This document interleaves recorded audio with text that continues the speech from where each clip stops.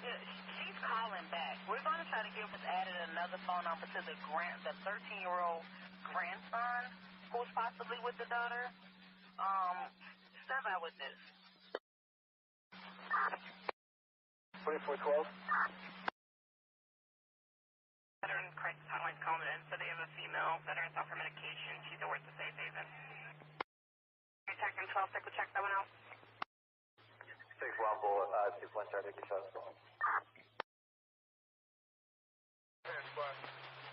Office still stands for talk? No. Offender in custody?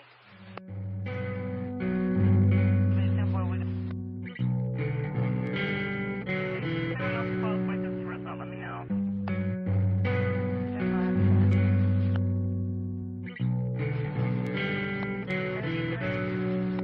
Sweet. I'm going to supervisor now. First attached.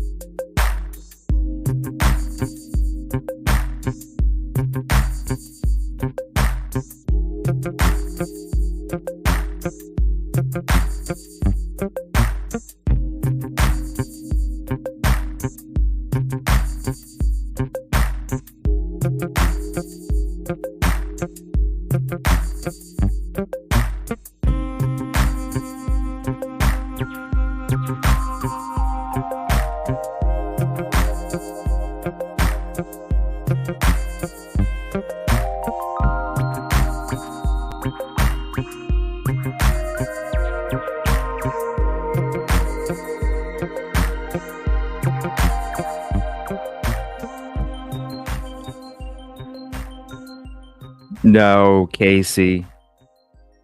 No, it's not. I've already have I've had plans to update the intro. So it's just the right time. It's just the right time. But we got some more updates to the intro coming soon, trust me. I want to say prayers to everybody. Man, woke up this morning, was looking at the weather. The rain chance didn't look too bad. Geared up, ready to go. Then we started watching these weather channels, man. If you are in Texas, Oklahoma, Kansas, Missouri, Illinois, Indiana, Ohio, West Virginia, a little bit of North Carolina, Tennessee, Arkansas, and some of Alabama, and just a Scotia of Louisiana, y'all are in a tornado threat today, and it's going to be really bad tomorrow. There was even the governor in Kentucky even came out and was prepping people about these storms. So please, if any of you live in these areas, please stay weather aware, stay safe. Ryan Hall, y'all, on YouTube, if you have to, go to the basement, go to a shelter. If you need to go to protection, please, at least bring your phone. You may not have power. At least bring your phone, and at least have Ryan Hall, y'all on while you watch the updates, because he does a tremendous job going through all of the alerts and the warnings and describing everything, and his timing is impeccable. So please stay safe. They said it's going to be bad today, even worse tomorrow. So today we called off the efforts due to not only the conditions out there, but also because I have to drive in that path that these storms are going to be hitting the most. I will show you guys here, right here. Please be safe. Please be safe. This right here in the middle of this is my path. I just can't take that chance. I'm not a local. I can't drive down there in 10 minutes. I can't do it. I wish I could. Unfortunately, I might even lose power today, y'all. So just just like we're in the middle of the dead zone almost here. All right? So just I don't know. I don't know when this stuff's popping off. I heard it's supposed to pop off here soon. Just please, if any of you are in these areas, let me scoot it over. If any of you are in these areas right here in the yellow and orange, please stay safe. Please stay aware. And tomorrow, they said it's supposed to be worse. So we'll see what happens tomorrow. I'm still going to get up early as hell. I'm still going to get all ready to go. Monitor the weather for a period of time. Discuss with the team. Because there are other people involved when it comes to doing this as well. So I want to make sure their safety is in mind as well. So anybody, just stay safe. Ticket 1, thank you, Diana, Mark, and Betty. Detective Ticket 2, Busby. What's up, Busby? Soulshine, thank you. 11:15. What's up, Casey? What's up, Purge, Fuzzball? Dre, what's up? Hopefully you're doing good. Criminal Med. Hello to you. What's up, baby girl? What's up, Barbara? Hopefully. Man, y'all, I mean, I don't know what the hell's going to happen today over here either. So, I mean, we've had some tornadoes come through here and it messed some shit up for a long period of time, but I don't know. If I got to go to the vehicle and do it, hey, we could do it. Good morning. What's up, Jazz? Crystal? Jenny? Mythical? Thank you, Jazz. I appreciate that. Gotta check out that new video from last night. Dispatch Crystal, Ticket 48. Gracie. Thank you for hopping in. You guys are funny. Janet, info? What do you mean, info? What's that? Info for what? The storms here? Check out Ryan Hall, y'all. Here, let me get his YouTube channel and I'll share the link. There's other storm people discussing it right now. This, and he was up late last night.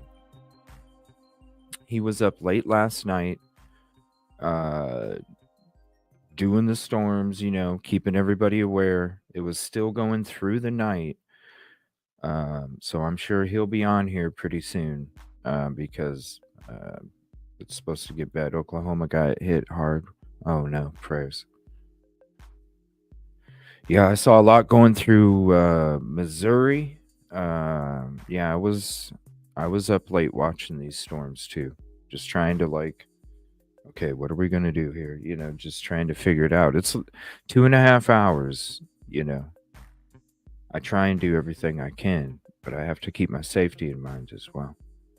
Thank you for becoming a member, Gracie. Give me 1 second. Throw that contribution call out screen up there. Thank you for becoming a member. Appreciate you. And thank you for your support. There's the playlist if you want to check it out. Ryan Hall is the best.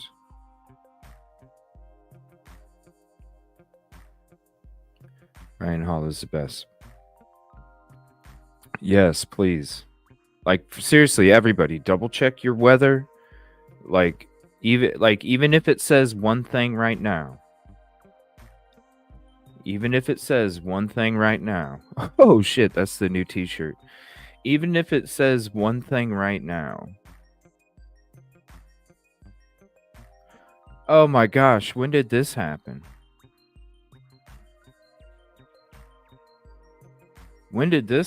Sorry, the new t-shirt's up. When did this happen? A woman who? Somebody else just recently?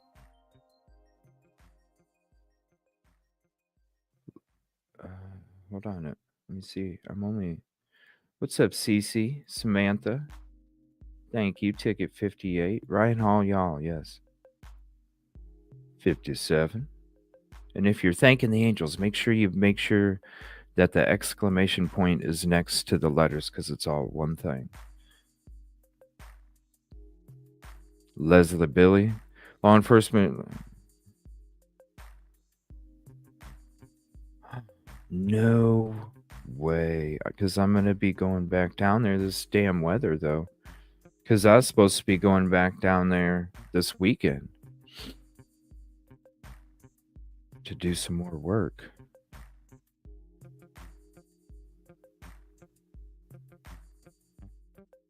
And I still got to take you guys through the Country Hall of Fame. Do me a favor, Casey. If you have info, send it to me, please.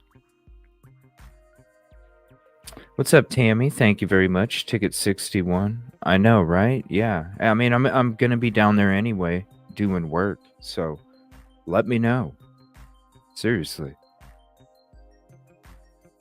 Please hit the like if you haven't yet. It is the free way to help.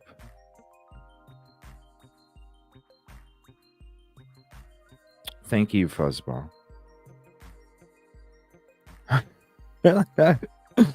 It looks like it looks like a steak until you smell it, and then you're like, that ain't a steak, yo. That's hot dogs. Because look, they can make this is the hidden meaning behind the hot dog steak, because it's fake. Just like tofu, okay? Tofu. They can make tofu look like a steak, right? Does it smell like a steak when you cook it? Not really. So you know it's not real. So anybody can take hot dog and form it into a steak, and you'll think it's a steak until you start smelling it, and then you're like, no, that's a fake steak. It's a hot dog steak. It's a fake steak. Oh, I know, right, Barbara? No, I'm not alive. Trust me, I have my tissue right here, and I've blown my nose probably 4 or 5 times before the show started.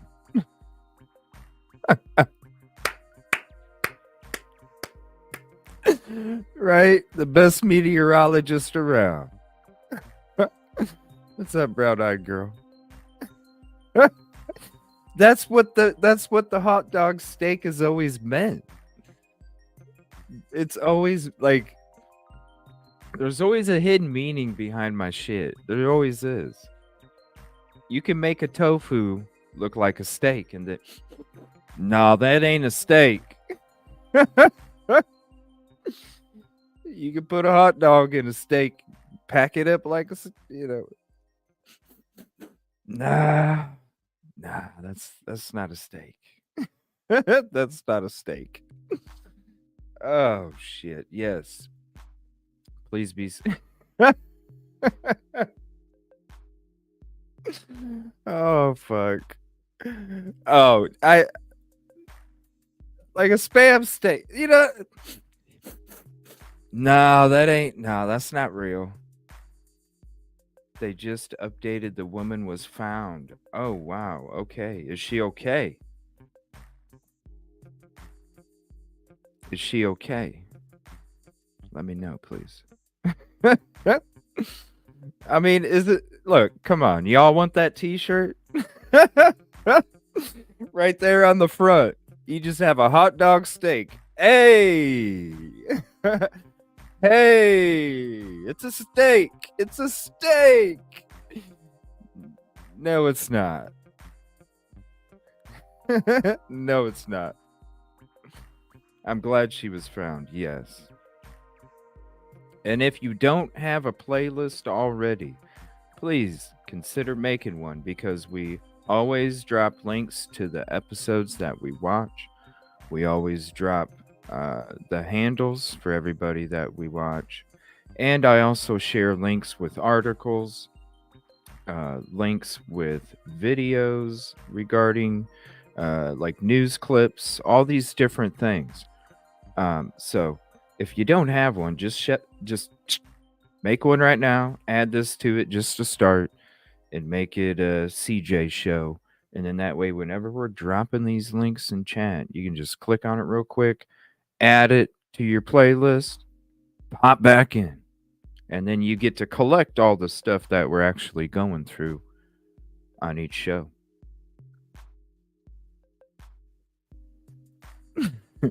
I would too. I would as soon as I made the logo, as soon as I made this, I was like, yo, I gotta have this on a fucking t-shirt. I gotta have it on a t-shirt. Good morning, Rosie. What's up? Hello.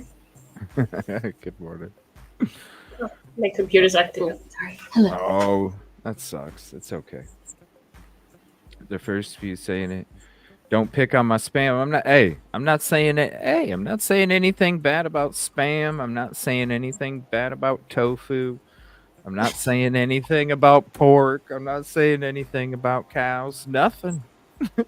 I'm just saying because if you made a steak out of spam, it wouldn't smell like a steak still. That's all I'm saying. It wouldn't smell like a that. No, that's fake. That's fake. That's doesn't the hot dog look so happy? Hey, hey, it's a steak. Hey, it's a steak. Tofu is gross. That's just my personal opinion. Yeah. Yeah. It's gross. Uh-oh. Prayers, Tiffany. Hold on. Just hopefully I just sprained me. It's fractured. Oh no. Oh no. Yeah, positive energy. Fried spam is great, Eric. You're damn straight. I love me some fried spam. I gotta have like barbecue sauce or some cheese or something on it though. I can't just eat it like I don't know. I gotta have a little something on it. A little something. What is it? Spam? Yeah. Oh. It's like a I don't want to be gross. It's what's the best way to describe spam, Chad? I don't want to be gross. Cuz I watch a lot of documentaries, okay? I watch a lot of documentaries and I'm not trying to like gross people out, you know? If you know, you know. So I don't want to say too Okay. Canned meat. There we go, Rosie. Canned meat. And meat. Okay. Yes. It does taste good. It's artificial. It does taste good. It does. I'm not going to lie. You got to fry it though. Like when you get it out of the can and you got to like scrape the fat gel off of it. You got to scrape the fat gel off of it. It's gross. Yeah. I mean, it sounds gross. You take it out and you smell it and you're like, that smells gross. Right? But I'll admit, when you chop it up and you fry it up, oh, it does smell good. There we go, right here. This is the best way to eat spam. Thank you, Eric. I like my fried spam with ketchup and barbecue sauce with toasted bread. I even like mixing a little bit of chopped up hash browns in with it, too. Okay. Yeah. Yeah. Maybe some veggies in with it. Yeah, you mix it. You gotta mix it up. You can't just pull it out of the can and eat it like an apple. No. Yeah. Okay. Okay. Just call it chopped ham loaf in a can. There we go. Potted meat. Yeah. Below. Okay, I can't even. Okay, we're going places I don't even want to go. I'm sorry, it's my fault. We're talking baloney. Okay, we're talking. Yeah, I'm good. Okay, let's get into the show. Let's get into the show. I'll eat anything. I'll eat anything that doesn't eat me first. Just saying. Hey, I mean it's hey, whatever floats your boat, right? Yeah. Whatever floats your boat. Fried bologna. Hey, some say tomato, some say tomato. I say tomato on that.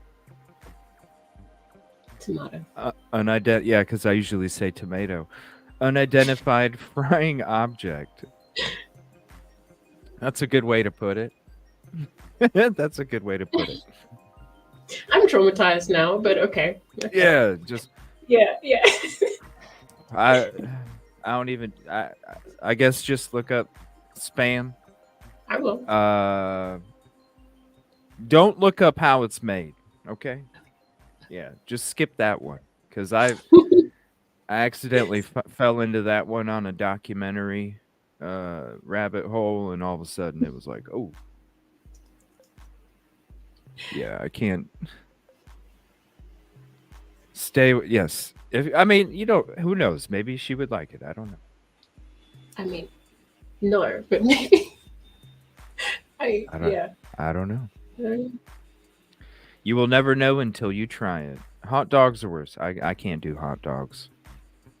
I can't do unless it's Nathan's. That's the only kind of, and it's got to be cooked on a grill. I can't. Other than that, and it's got to be damn near burnt too.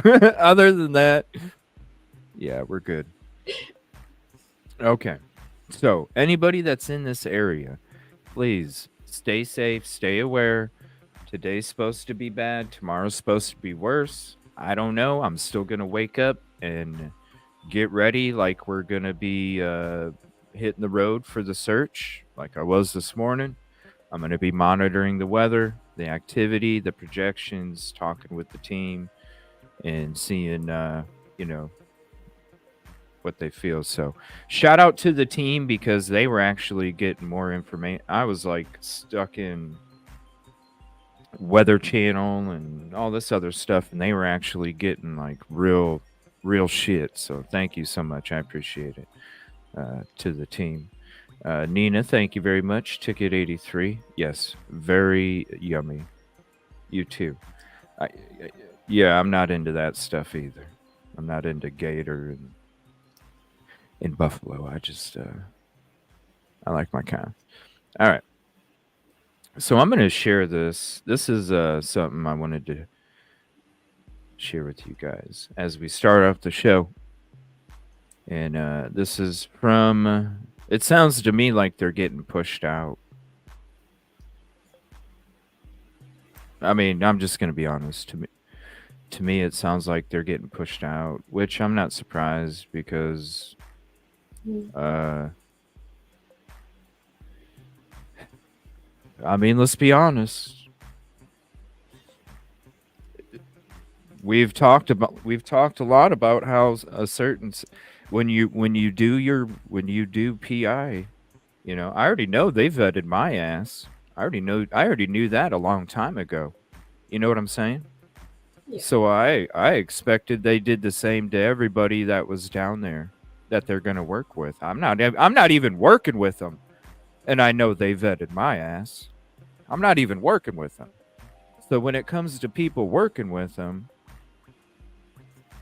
you know what I mean? You're going to vet somebody that you don't even know, but you're not going to vet the people that you want to go do searches and give them locations, right?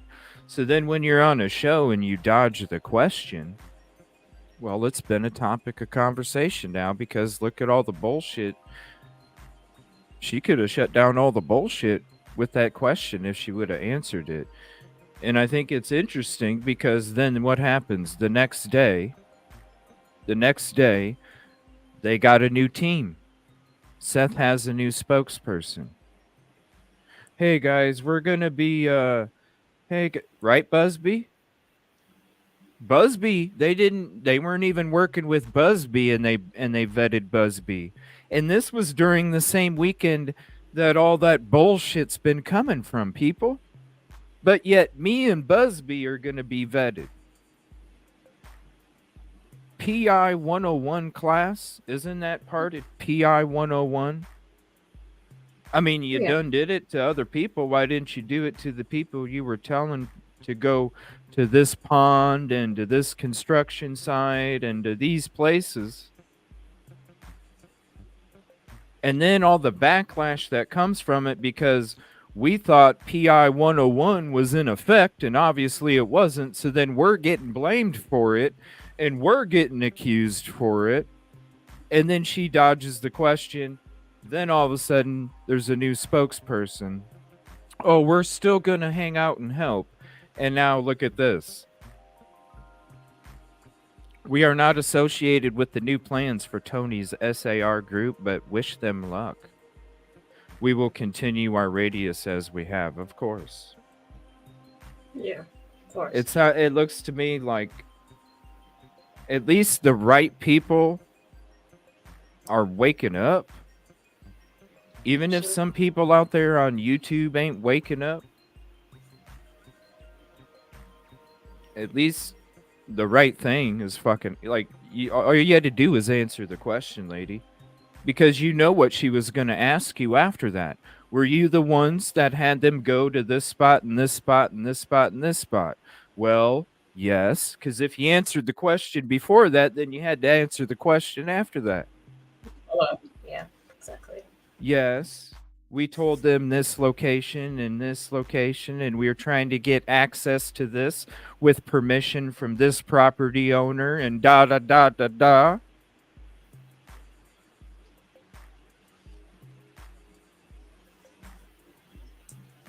All you had to do was be truthful. Instead, you got the I'm not going to comment on that. Whoa, okay. Let the dude at the bottom of the totem pole that you don't even work with continue to deal with the hate and the backlash because you can't be honest with the fucking public about PI 101. That's what it is. Leave me to fucking be out there and fend for myself and have to sit there and prove all this misinformation, slander, and defamation is bullshit. Thank God I have my videos to show what the fuck I'm about and what I'm doing.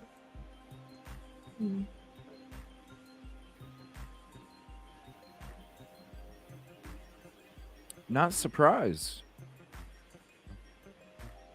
Yeah, we were vetted. There was other people that were vetted too. Hot dog steaks were vetted. Yeah, I'm not surprised either. Hot dog steaks were vetted. Hey, it's a steak.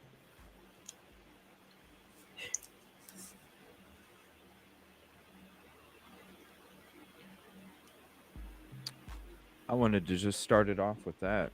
Not surprised. Now, here is a small little 34-second update on what's supposed to take place. Now, I heard there's supposed to be some, what is it, you guys? A press conference or some kind of update? Hopefully they don't use Riley Strain's boat search video as a clip to include on their press conference, you guys. Remember that? Tonight, we have a fact check on the search for missing Sumner County teen Sebastian Rogers. There's a picture circulating on social media that shows a boy who looks like Sebastian in North Carolina. So we asked the sheriff's office about it. They tell us they've seen the picture and they looked into it, but so far they have nothing credible pointing to any sign of Sebastian. The 15-year-old who has a form of autism has been missing since late February. Authorities have... Okay. Now I gotta ask, is it really true? Is it really true that they don't even know? They can't even like figure out who's even in the photo? They can't even figure out where the photo even came from? Am I hearing the truth or not? Seriously.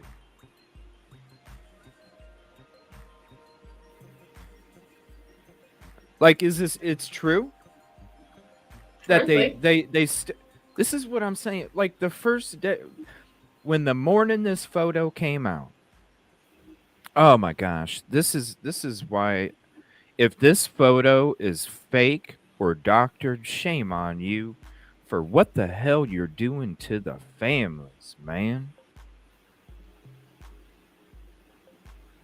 This is what I said when the photo came out. I said, hold on a minute, you guys.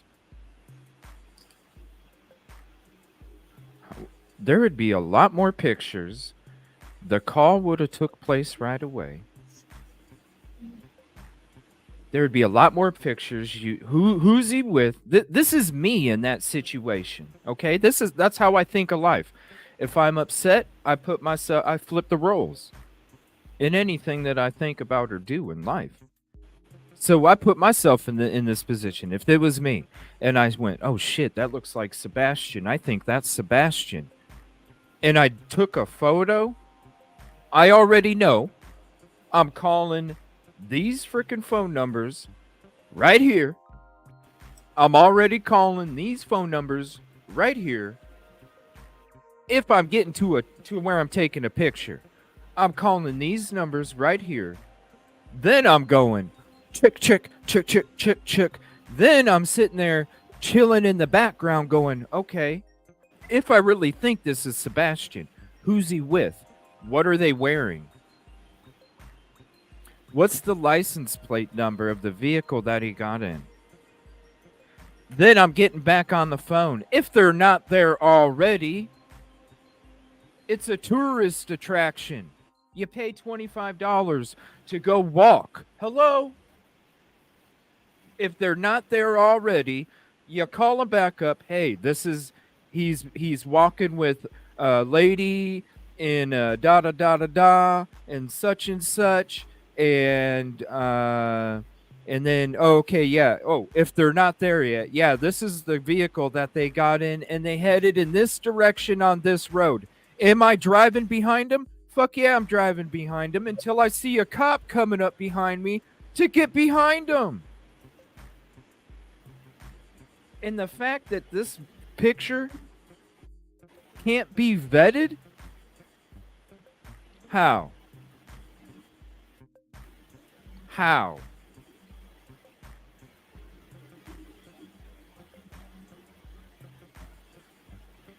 But I know they said they still haven't located who's in the pic. There's footage, right? It does Should look be. like him, Black Hawk, for real. When I saw the photo, I was like, yeah, that looks like him. And then I instantly went into, if that was me in that situation, this is what would have taken place. There would be no question of who's the person in the photo. You'd already freaking know. Boom. Boom. Because if they ain't showing up there at the attraction, you know damn well they're coming right up behind me because I'm saying, yo, we're on this interstate. I just saw this mile marker. Oh, we just got off on this exit number. We're heading this road, this direction. You know what I'm saying? You wouldn't even have to get to a point where you go, huh, who's in the photo?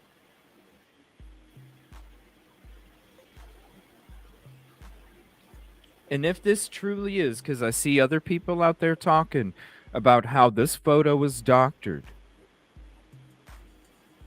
If this is a doctored photo or a photo from a frickin' misinfo sheep out there, man, I hope this shit doesn't happen to you or your loved ones, because the kind of karma that you're putting out is horrible. And you always got to think about, what would the other person do, think, or feel if I did this to them?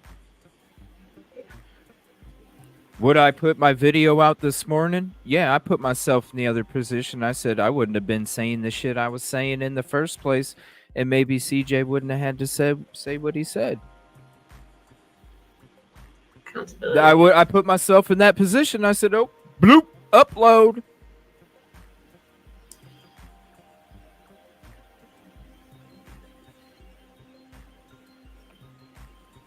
Don't be doing this and then this don't come.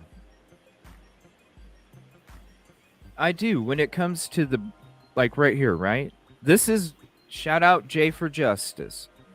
Shout out Jay for Justice. Because I was in her stream the other day, a couple days ago. She was talking about this part of the shirt, okay? So then you start looking at all the other wrinkles, right? Like this one right here. You start looking at it, and that's when I said in her show, I'm like, yo, it looks like dude ran through a dust pile. And he's at a scenic attraction. Grandfather Mountain. You get to walk a path. You get to see all the beauty of nature. I'm going to take you guys through there here in about a week. I'm going to take you guys through there. We're going to walk, you know, I know you saw some other shit, but guess what? We got the GoPro up here on the head as I'm taking you guys with me, and then you guys get to see the clarity of that as well. But when it comes to, like, right, spot on, Jay for Justice, shout out to her. I love her. Beautiful soul out there. This is true. Look at the thing. Like, what do you guys think about that? What do you think, Rosie? It's definitely weird. It kind of almost looks. I mean, I'm not good with this kind of thing, but it also does look like the lighting on the shirt isn't. It does look off. Yeah, it really does. It really does, and I agree about the dust. Yeah, 'Cause when like, I look at first saw- this. Sorry, when I first saw this, I didn't pay a lot of attention to it because I wasn't sure. The only thing I thought was like the narrowness of the shoulders was Yeah. fairly accurate. But I mean, looking at it, I really agree that there's something wrong, especially at the upper part of the shoulder, uh, near that other person's ear. The lighting's not quite right. It's something. The lighting isn't quite right. If you're not sub to Rosie, please go sub to Rosie. True Crime Overtime with Rosie. Reminds me of a shirt when someone see darker shades of blue. It's to me, it looks like somebody ran through a dust pile. Yeah. You know, and you're not like if you're out there with like family. Would did you go play in the woods before you're going in there? Did you go play? I don't know. I haven't been through there, so maybe when you're walking through there, you get shit splashed on you or something. I don't know. Maybe you walk through areas where this could take place. I don't know. Has anybody walked through the area? Maybe I don't know. I would think like people would, if there's that kind of effect going on your clothing out there, I would think people would be more Yeah. what's the word? Like exhausted looking, like I don't know. Like you're not expecting, I don't know. Oh, it's no problem, Nina. It is what it is. It's just jealousy.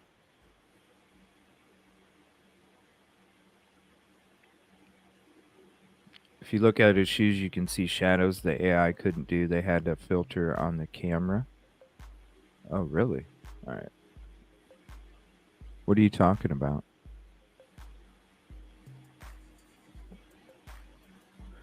What you talking about? What's up, Miranda 101? Thank you. EVN.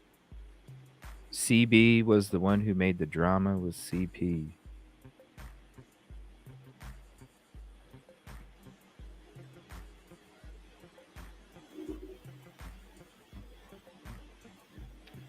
So what would be the point or motive to fake? That's what I'm saying. Why would you do this if it was? I mean, there's a lot of sick individuals out there. Yeah. I mean, hell, think about it, you guys. There was a lot of stupid, sick shit being falsified and all this shit in our direction, in our community, and to me. So who wouldn't? That same kind of soul would probably do some shit like this. You know what I'm saying? Yeah. For the money, for the clicks, for the views, for the attraction, for the show. Come on in, with the cane and the top hat behind the big circus top, What's about the shoes, though?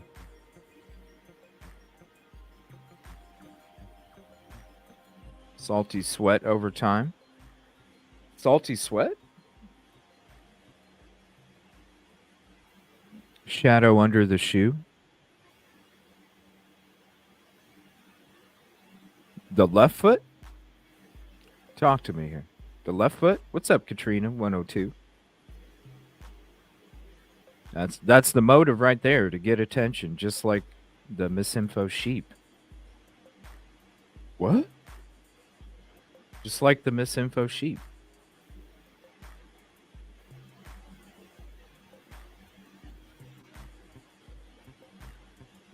I mean, I hope. And I hope it's Sebastian. And I also hope that they frickin' find out where and who, and you know what I'm saying?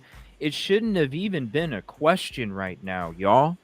If you're gonna sit there and take a photo of somebody you think is Sebastian, why are you not calling the phone numbers so that the police and the agencies can get? You don't think they couldn't have somebody show up at Grandfather Mountain within fucking, come on. Come on. We shouldn't. That's why when I'm sitting here and I wake up and I'm hearing all this stuff about there's still no confirmation. There's still no updates. I show you this news clip of how they're still waiting confirmation. Like, why are we why this is days later. This should have been boom that day. And they're getting off of exit 92. Okay, now we're on Broke Road, heading east. Okay, now we turned left. Now we're heading down, let me see, it's Highway 123. You know what I mean? Like, 100. If you really if you really think it's Sebastian. Oh, it's just right. Bloop. 2 numbers, 3 numbers. Then you take the photos. Because then you're waiting for LE to show up. There's going to be locals. There's going to be state. It's in another state, y'all. You don't think other agencies are going to be fucking right there? It just, like, if it's that, boom, it automatic. Yeah. And then the picture would have been released officially as well. Right. If this is fake, oh, shame on you. Yeah. Come forward. Why are you not? If you took this photo, why are like the people that this has got to be going around? I mean, hello, isn't News Nation talking about it now? I think they are. I mean, come on. If we can sit there and we can find a missing loved one that had amnesia and ended up in a homeless camp in another state based off of a frickin' photo. This is 2024. There is no reason that these families should be waiting any longer to find out if this is their fucking son.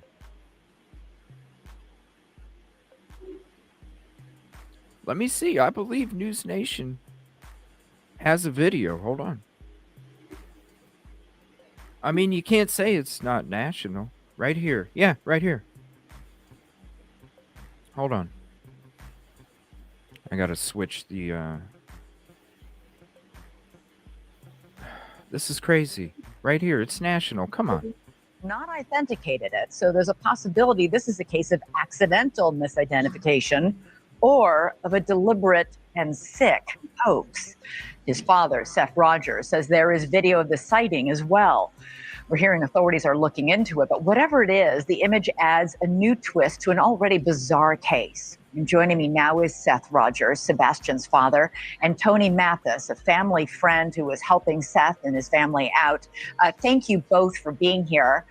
Seth, I've got to ask you about this photo. When you look at it, do you think it's Sebastian? I do. You're sure? Pretty sure. Oh, you see what I'm saying? You see what I'm saying? And then if this shit is fake or you don't come forward, I hope. This is why we go out and do what we do. This is why we discuss things the way that we do. Because we're trying to help another family in the future not have to be in this position, let alone our own. It's about sending out and doing stuff about the right energy, because there's too much of this yuck. There's too much of this yuck energy on this world, on this planet. We have to change the energy. This energy, man, I hope it's not fake. And if it's fake, I hope you don't ever have to be in this same position. Because I can guarantee if you were, you wouldn't have done that shit in the first place.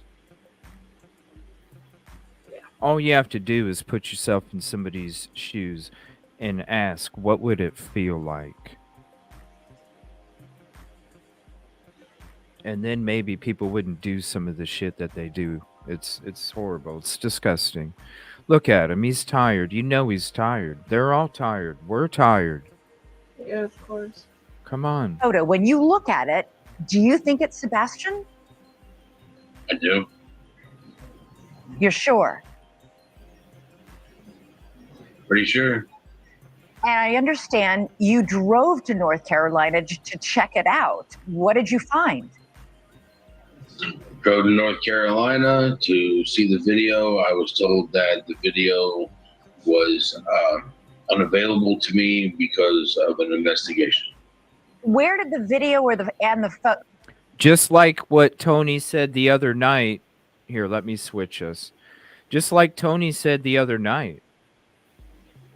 When he was saying, hey, the reason, let's be honest, the reason he didn't see it is because if he saw the license plate or who was in it or what kind of vehicle, you know he would, right? We know this. So when it comes to this photo, right? If it's not him, and it comes to this fake frickin' hoo-ha, maybe there's a reason why they haven't shown him the frickin' video yet. Because maybe it is a bunch of fucking bullshit meant for clicks and views. This is why I'm trying to be completely open about both sides of this shit. I know a lot of people believe one thing. I know a lot of people believe the other, but you can't dismiss either one at this point. Exactly. You can't. It's not easy to tell. It's really not straightforward. Because the people that are responsible weren't responsible. Because this shouldn't even be a conversation on any missing persons case. This should never happen on any missing persons case. This should happen on every missing persons case. Then the pictures. This. Come on, people. You got to do better. The photo come from? Do you know? My private investigator has spoken to the person who took the video. The picture was taken at Grandfather Mountain in North Carolina. And why would he? Your son is autistic. Does he know anybody in North Carolina? I don't know. And how far away is North Carolina from his home? How many miles? Do you know? It's about a 6-hour drive with no traffic. Okay, so no idea how your son would have gotten 6 hours away to a whole different state with nobody that you know. Nobody you know in North Carolina, no reason for him to be there. No, ma'am. Tony, first of all, let's clarify your involvement in this case. You are not being paid by Seth to be his spokesperson. You're just volunteering to help him, right? Correct. Okay, so what have you been doing? What have you been able to find? What aid have you been able to give? So I've only been officially with Seth since Friday. I traveled all weekend. We've set up some interviews. We're doing more talking back and forth and coaching as to how interviews should work, which interviews to take, how to make sure that we're prepared for the interviews. And quite honestly, we're just trying to cut out the drama in the case and get refocused on finding Sebastian. That's just, you know what? Perfectly said, Tony. We're just trying, with all this dumb shit. We're just trying to cut out the drama in the case and get refocused on finding Sebastian. Get refocused on finding Sebastian. You know what I mean? That's why I put the thing in the fucking chat again. How many times do they have to say it? My heart aches for Seth as a mother of 2 boys. I just can't imagine. I know. When you put yourself in somebody else's position, somebody else's shoes, it's not hard. It's not hard.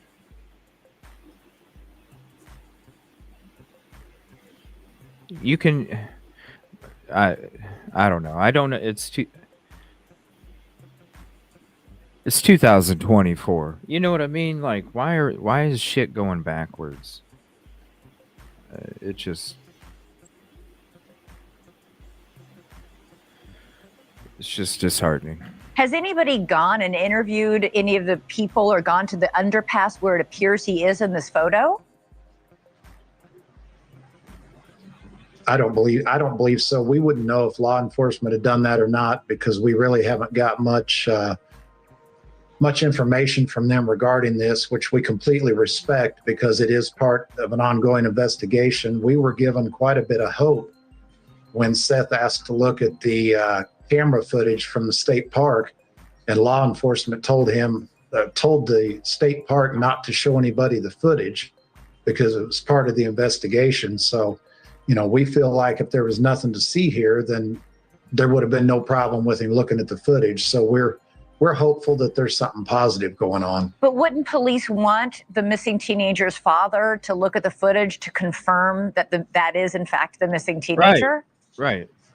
So walking and interacting with people, listening to the voice if there's audio, you know what I'm saying? It's an attraction that's off the side of off a major interstate that gets traveled highly. They're gonna have freaking video and audio all along there for protection for their own freaking property and for others. I'm sure there's spots where people can fall if they're not careful. I'm sure there's things that could take place. You know what I mean? Like, Yeah, of course. there's going to be video. There's going to be all this stuff. The reason they didn't let him see it is because they probably had video. Because you're going to ask, if you're watching the video, your last question is going to be, okay, what vehicle did he get in? And they probably had video of that too. And they probably didn't, it might have showed a license plate, model, the type of plate, what state, whatever, who knows. People would have figured it out. That's what makes me wonder. You look at like we were going into a little bit ago with the shirt. Shout out Jay for Justice. Then you go into what you would do if you thought this was a missing person. None of that washes either. And then you add together with that, they're not being shown video and there's no current updates on this information or any information. You mix that all together and that smells like a hot dog steak. It really does. It doesn't smell it doesn't smell like a Nathan's hot dog. It doesn't smell like a steak. It smells gross as shit. Something don't make sense. Something's off. Something's wrong. For sure. Something's off. Let's hear. Well, I ran Seth through this scenario the other night. Let's say that there was footage of him walking and getting into a car with a license plate, and Seth caught a glimpse of that license plate. I think Seth could tell you what he would do if he got a license plate number and thought his kid may be somewhere, and you can answer that again, Seth. I'd be knocking at their door, probably aggressively. See what I'm saying? So I mean, go ahead.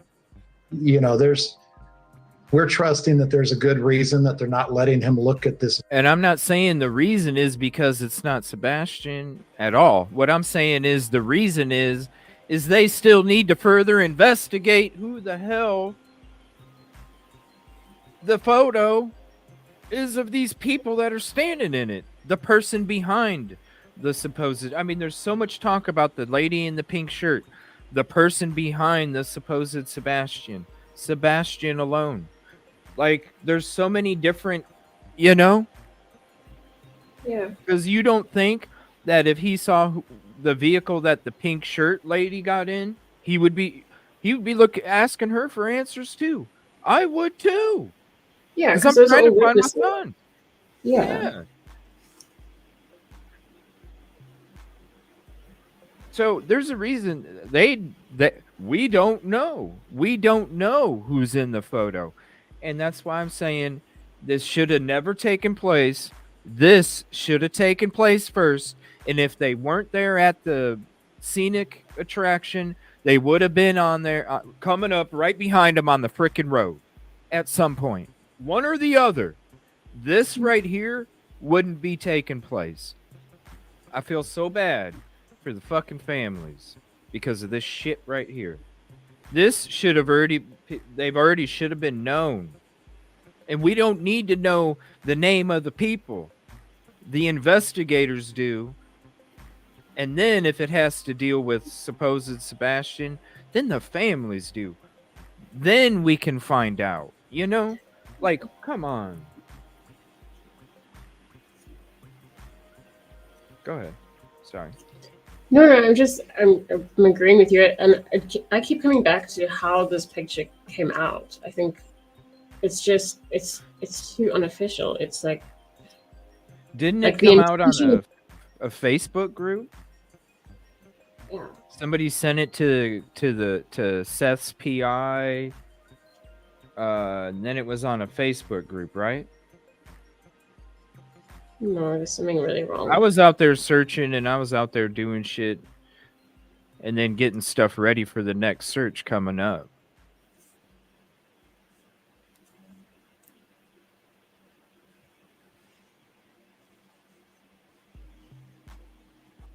But as far as I think, I'm pretty sure that it supposedly, now it says, yeah.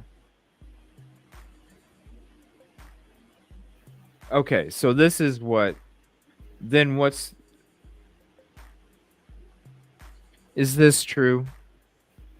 She called it in and they didn't respond to it. But right, Casey, who knows at this point? Exactly. Because it's a, hey, I called it in, you guys.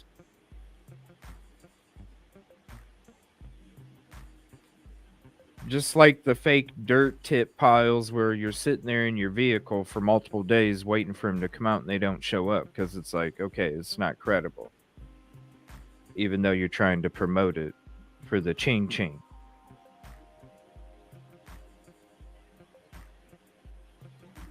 You don't think it was, Grace? She don't think it was, I don't think this was done with bad intentions. So, I mean, I know the post came up and we showed it in a show. I don't think so either, right, Katrina? Are you really? Yeah.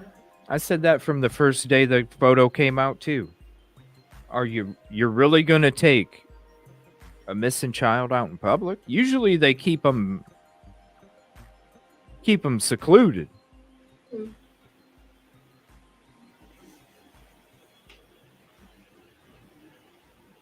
These people got to come forward. I don't understand.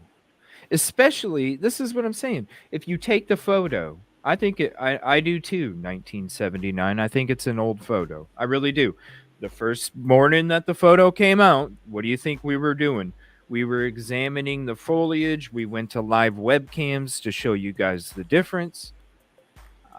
To me, I was saying it like February or something. February, early March is what I was thinking.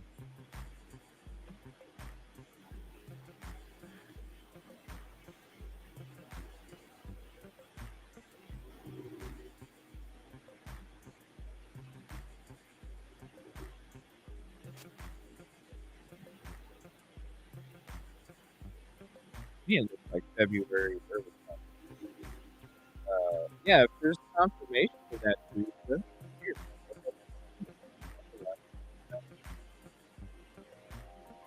Go ahead and send me the link of that confirmation.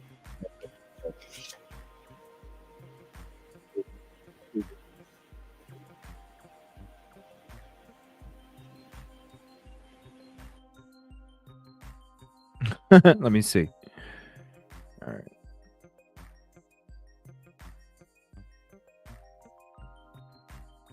All right, here we go. So here is Here's the latest post here. Let me zoom this up for you guys because I know it's shrunk because of the screen share. It says,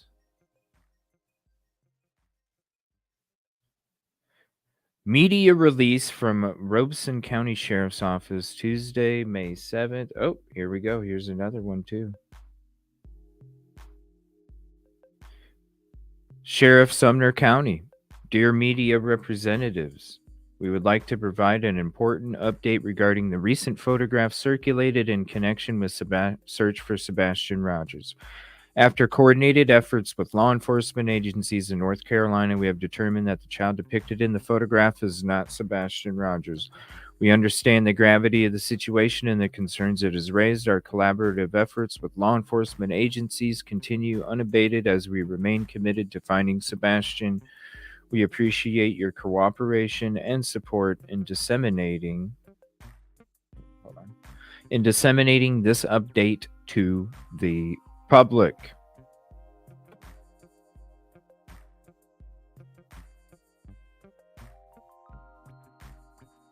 Appreciate you. I just needed confirmation, Teresa. I just needed confirmation. Just like shout out Casey, shout out the mods. All you guys just blooped it right on me. Thank you.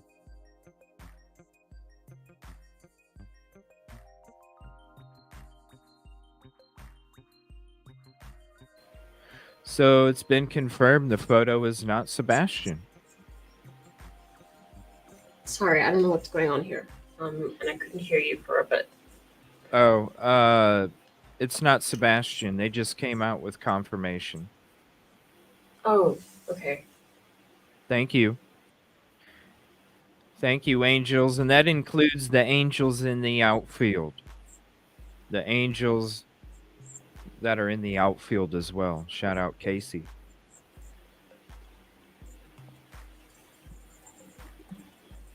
Wow. Angels in the outfield. You see what I'm saying, Jazz? Like, this is why I had it be a topic this morning. Because I'm sitting there and I'm like, this is about energy, you guys. I had to deal with energy bullshit last night. I woke up and I'm seeing this conversation about, and I hear this stuff, how it's not, I'm sitting here going, come on, people, you got to think about the family here.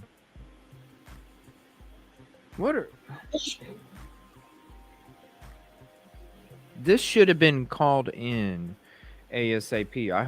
Hopefully it was. Whoever said that they called it in, hopefully it was, because that right there, to sit there and make,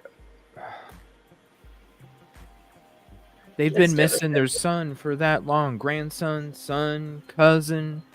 They've been missing their family member for that long. And all of a sudden, there's that false hope, that confetti. That confetti. When I talk about not letting misinformation dominate, this is what I'm talking about. The energy that all of us create together, the positive, the peaceful, the progressive energy that we produce together makes a fucking difference. You see it in our chats. You go to other people's shows, you see all the ugliness that's being typed about this person or that person. You come here, it's like it's a freshly manicured garden, and everybody's a flower in this garden. We have a fence. We got a fence. But you're walking into a well manicured garden of all these beautiful flowers, and each one of you are a flower in that garden. This is horrible. The whole family, every one of them. Yeah. Every one of them. Even the community, even the neighbors that have children that have to sit there and go, oh my gosh.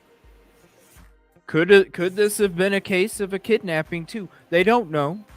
They have to sit there and live their life a certain way, and this is, oh gosh, he might have been seen in North Carolina. Oh my gosh, then the kidnapping thing becomes even more real again.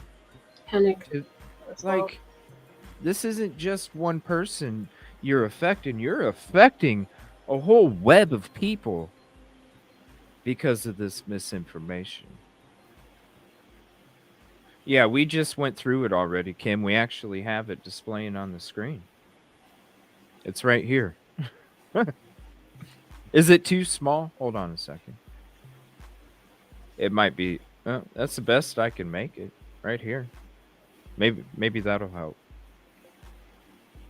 It's legible. I can read it. I mean, I can zoom in too. That's the best I can do. Here, right here. That's the best I can do. So, remember,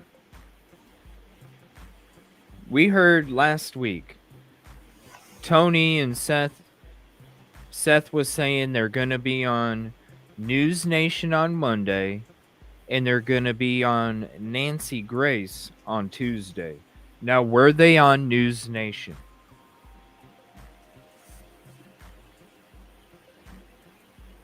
Were they on News Nation? Because I was sucked into weather last night, and I might have missed it.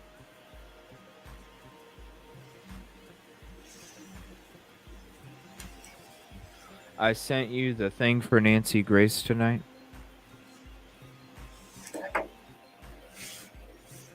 Is there a way we can watch it? Is it on Facebook? Well, I doubt she's going to have the video now, because look, this is part of her headline. Dad says it's him. Well, I bet she's going to be changing up her headline now, because it's not him. Right, Fuzzball? Over here, when we say it's about Sebastian, it is about Sebastian. It's not about drama. It's not about talking shit about other people. But it is about correcting misinformation.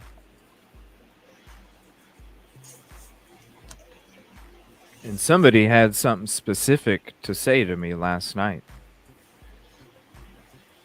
Yeah. That's why that thing's hanging from the trunk lid, and that cop is going, damn, that hot dog steak stinks.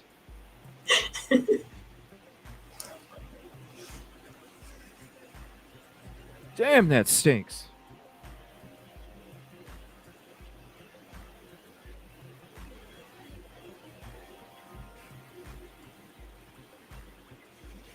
I mean, I feel bad. Like I was saying in the beginning of the show, imagine what this does to any family members out there.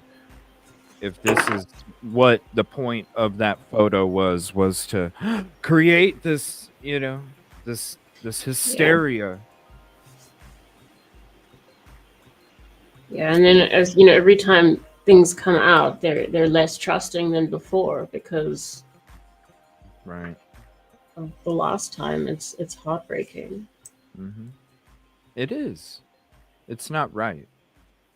It's not fair. It's not right for the families. This is not just them, but other, like I said, the neighbors that have children too, or have grandchildren that come over to visit, and they are in fear of their child being kidnapped.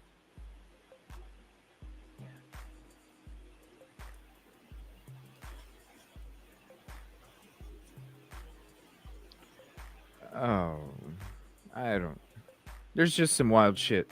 This ain't the only thing we're going to talk about today. We're going to have a game show later tonight. So if you guys enjoy the game shows, we'll be having a game show tonight. And we're going to have like an extended show today where we're covering different cases. Mica Miller, Sebastian, Riley Strain, Koberger, We're going to try and just cover a whole bunch today. I wanted to start off with this. It's kind of interesting. I don't know. It's this intuition shit is weird, because I wanted to start the show off discussing the photo, discussing Jay for Justice shout out, what she was talking about. When it comes to the first day the photo came out, and you heard me saying, "Yo, this is what we're going through the foliage." You know what I mean? Like, Yeah. we needed to start it off this way today, and it's kind of interesting how we get to the end of it, and at least there's confirmation, because another minute where they have to I'm sure there was a lot of hope and they needed it, and it's crushing right now, and I just want to say I apologize to them for having to feel that. It's got to be crushing to have a hope for so long and then the hope be dashed with this information that just came out. It's got to be, I can't imagine. Can't imagine either. I can't imagine. Yeah, we'll be having a game show tonight. Where was it posted? Angels, let us know where. I think it's Facebook. What's up, Nina? I don't know. The Angels. I just go, oh, okay. Where is it at? Okay, boo.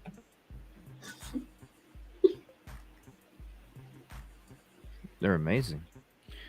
All right, so I'm not going to watch that video because now it's confirmed. Yeah. Give me 1 second. Since we're on the topic, let's see. I'm going to go back to my... again, severe weather in multi-state area today. Please stay aware. Please stay aware. And Ryan Hall, y'all, on YouTube, if you do have to go to the basement, go to shelter. If you have to go to shelter, skip out of our show, go to Ryan Hall, y'all. Have Ryan Hall, y'all, up on your phone when you're in your shelter, so you can at least know what's going on with all the warnings, up to date, and he's even quicker than the Weather Channel. So shout out to him. Now, there's a couple. I love shouting out Evil Exists. Evil Exists was so supportive of us and has been this whole time, even through all of this other misinformation bullshit that's been put out there that we had to correct as well. But there's a couple videos Evil Exists put out, and I'm going to highlight Evil Exists here. And I'll share the links with you as well. Now, this is about a new video, which is a real video, and then another sighting, okay? Since we're on this topic, I'm going to show you the video at the bowling alley, but then I'm going to show you the other video where it's another sighting. And this one, you guys, the one that we just saw, okay? The one that we just saw. This one right here. This looks like Sebastian, and always has. As far as I can tell. No, I'm not the family. I never saw him look down at a present. I don't know. But to me, I was like, wow, now this next sighting, you guys, what are we doing? What are we doing? Are we finding a sock from one of the most polluted areas in Tennessee by the river? Or you'll just have to see for yourself, and you're just going to go, I hope not. Sebastian Rogers is still missing, and I can't help but wonder when an update will come from law enforcement. They have that photo, and apparently video footage of a boy resembling Sebastian in North Carolina, but still no word on whether that boy is Sebastian or not. They are probably working on locating this boy to make sure of his identity. Chris is still speaking out online, while Katie remains silent. Seth has a new spokesperson, who not many are happy about. Some are even calling him a fraud, and saying that he only joined the Find Sebastian group to get in touch with the parents. He is also the spokesperson in the Caleb Harris case. Anyway, we should always remember Sebastian. He is the main focus, and still somewhere out there. I don't believe he walked away from his home. I believe something happened to him, and there are people that know exactly what happened, but won't speak out. Anyway, today I want to share 2 videos with you that I found on Cleminati's channel. If you don't know her channel, it's linked below. The first one is of Sebastian at a bowling alley. I don't think it was on the day he vanished, even though he went bowling on that day too. He seems to be enjoying the bowling and having a fun time. The second video is of him at some game, also seems very happy and dancing around. My heart breaks for this child after information keeps coming out from neighbors, etc. Just absolutely sad because I think he went through more than we know.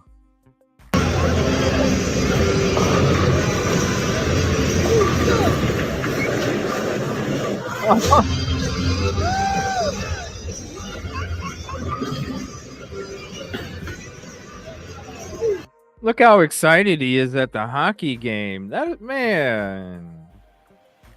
Look how Yeah. excited he is at the hockey game. Found on Flaminati's channel.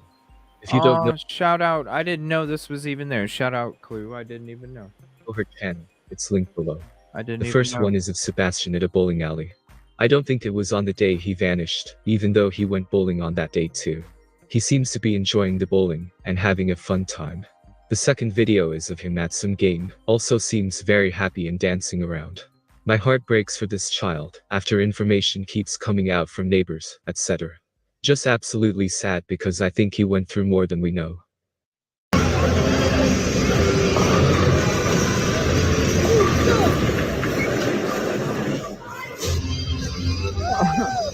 Nathan.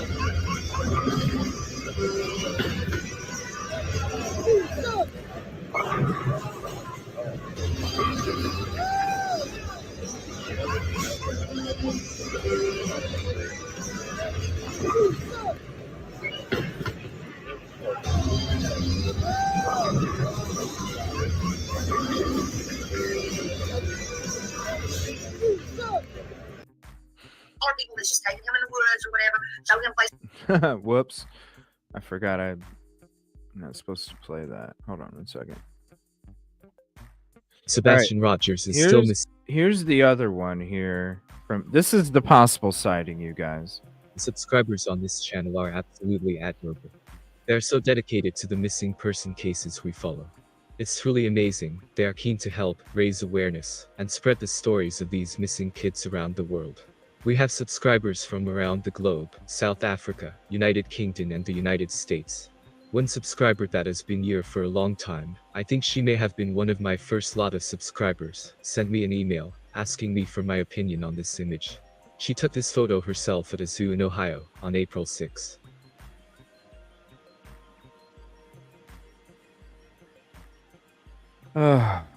She said, April 6th.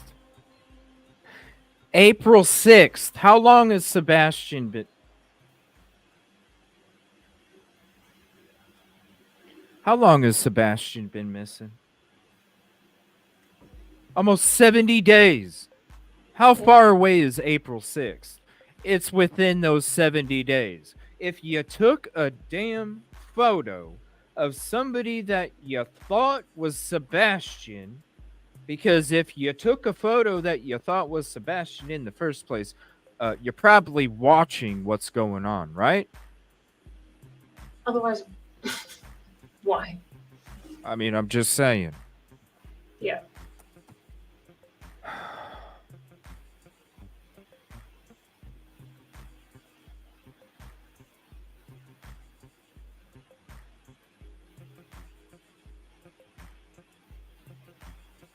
So I wonder if Nancy Grace is gonna switch from the other photo to this one. I don't know. It just. So when I saw this morning, before I did my show, I'm just like, oh my gosh, we got to talk about this photo, and then we're gonna talk about this photo. It's the same thing, y'all. Smell. Can you smell it? Yep. Can you smell it?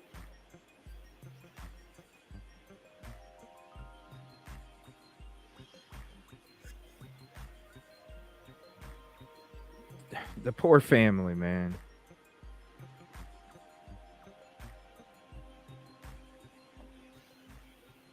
But Nina, here's the thing, and I'm not saying you're meaning it this way, but here's the thing. Yes, it's a good profile of the nose, but here's the thing.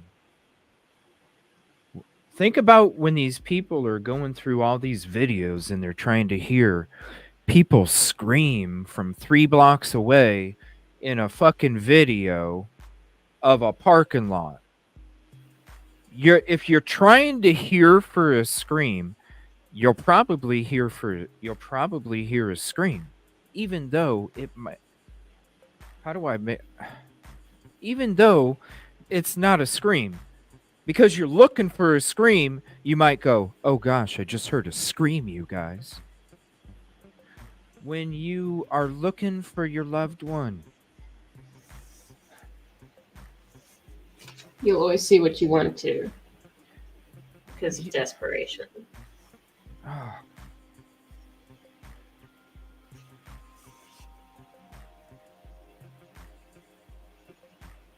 because we are the ones that are going, and I know they are too, but we don't look past that. We're the ones going, yo, April? This took place in April. And if you took the photo, because you already knew about the case, that's why you took the photo, and it's this long.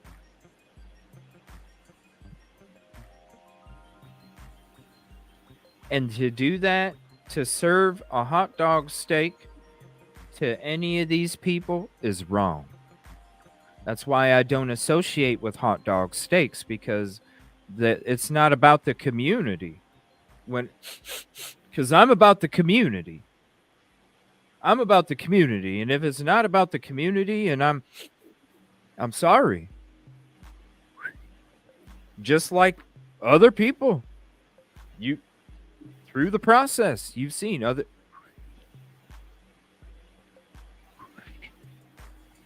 If it's not about the community,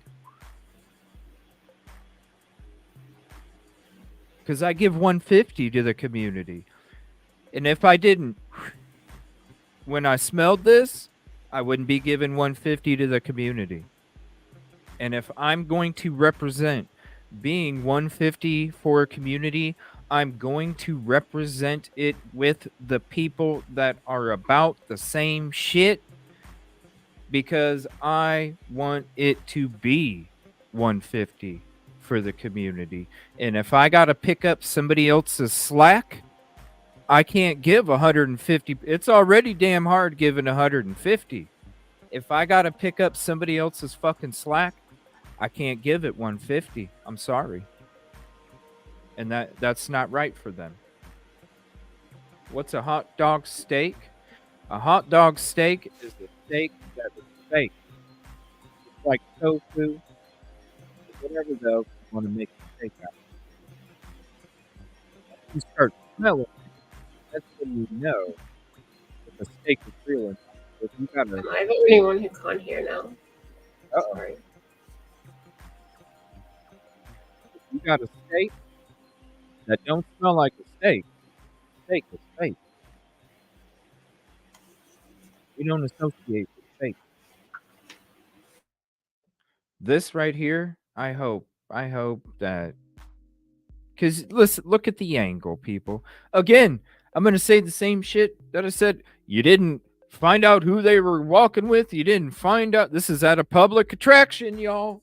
You didn't find out who they were walking with. You didn't find out what vehicle they got in. You didn't call it in. You didn't do all these different things. April, these poor families. I hope that this boy had some special needs, possibly on the autism spectrum. She wants to do the right thing, and let Seth take a look at this picture, even if it's a 1% that it could be Sebastian. There's another one. April, and it's May.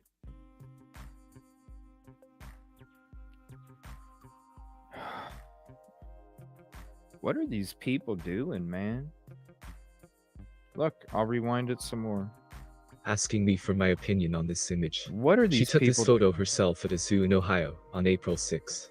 She said this boy had some special needs, possibly on the autism spectrum. My gosh, she wants people. to do the right thing, and let Seth take a look at this picture, even if it's a 1% that it could be Sebastian. She doesn't want to not share it. Now, I know a lot of you are going to ask if she gave it into. Once, this is the This is this is horrible, man. Do you guys hear like do you smell the hot dog steak? Listen to what's being stated. Even if it's 1% that it could be. Listen to She what said this boy had some special needs, possibly on the autism let's feed into the narrative. Let's feed into the story. Let's feed into the narrative because why? spectrum. She wants to do the right thing, and let Seth take a look at this picture. Even if it's 1% that it could be Sebastian, she No, it's the exact same thing. It's just, on repeat of the picture.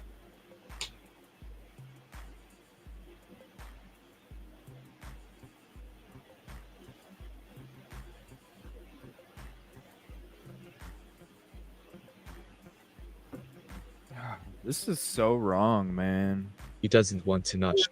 And I'm saying it's wrong because it's a fucking month later. And who knows how long the other one. Shared. Now, I know a lot of you are going to ask if she gave it into law enforcement. Yes, she did. She called TPI, and they advised her to email it to them.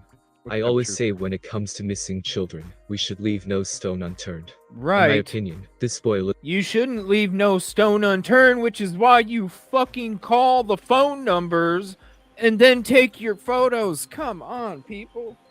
Yeah, exactly.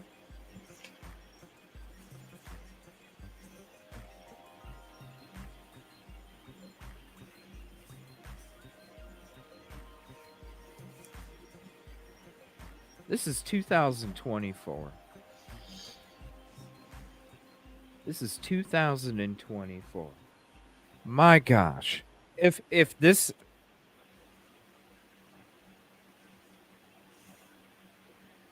if there's anybody out there that's watching this show that comes across this show at any moment in your damn life, you end up on this timestamp. Do me a favor. If there's a missing person out there and you think even the 1%, because you don't leave any stone unturned, if you think even the 1% that this might be a missing person, whoever it is, call the authorities right away. Right away.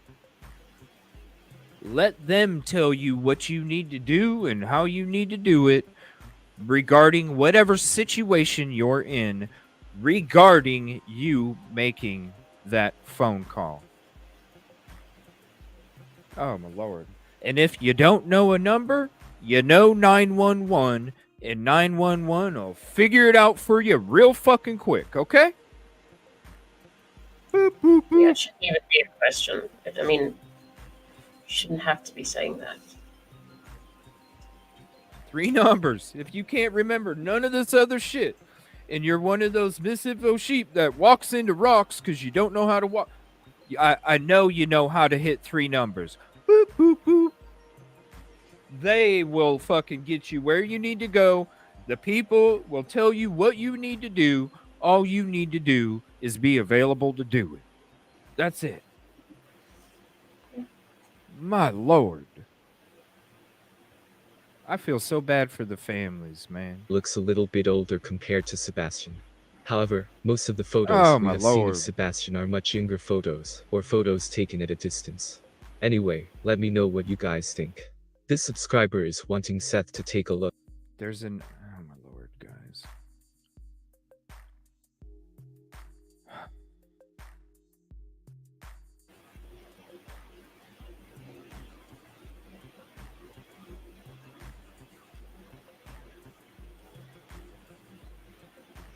And then, who knows...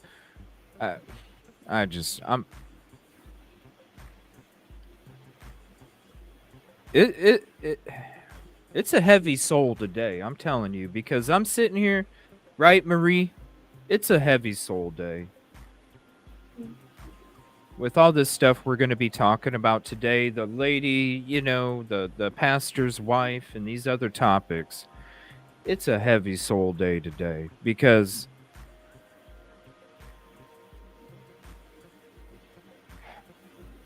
You're thinking about what the families are feeling with this news right now that just came out about the other photo.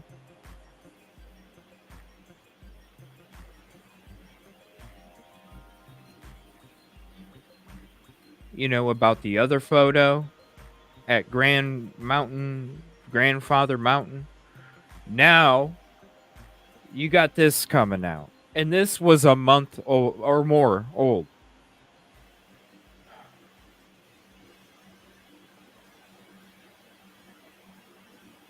They're already on a freaking emotional roller coaster that nobody should have to go through. Why in the fuck are you making the roller coaster go way higher and way farther down than you need to for them? Do the right thing, people. If you don't know how to fucking do it, call 911. Everybody, I called it in. I called it in. I called it in. Really?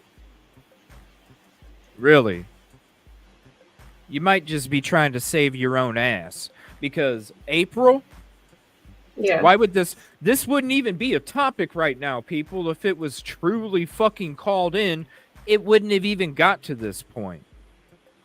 They wouldn't had to have investigate the other photo, and they are not going to have to, you know what I mean? It would have already been investigated, and it would have said, boom, right away. Guess what? No, this is not the photo. Right there. And making that call is so much easier than snapping a whole lot of photos as well. I mean, my gosh. This is horrible. And then I just, all right. I wanted to share that. Shout out Clue for the video. I never saw that video.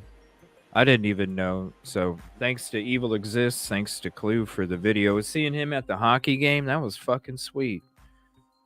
You know? The bowling alley. Yeah. That was awesome. I mean, how excited he got at that hockey game. I'm like, that was so awesome. Yeah, it was hard to see. Hold on, I'm looking to see if there's any breaking news. I think there's a press conference for Mica. Yeah. Does anybody? Let me see. I'm trying to see something here. Let me also check.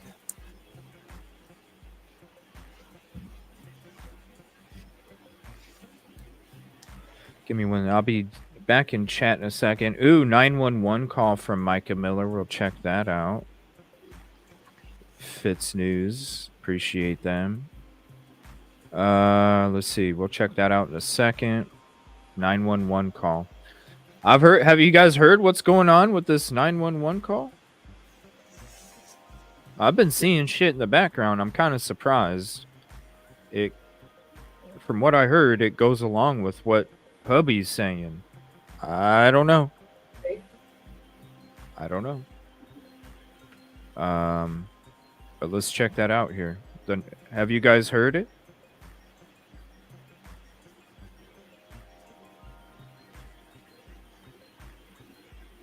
People are saying no. Oh, I didn't know she hates me. Who hates you? I don't know. Kenzie said she hates me. I don't know. I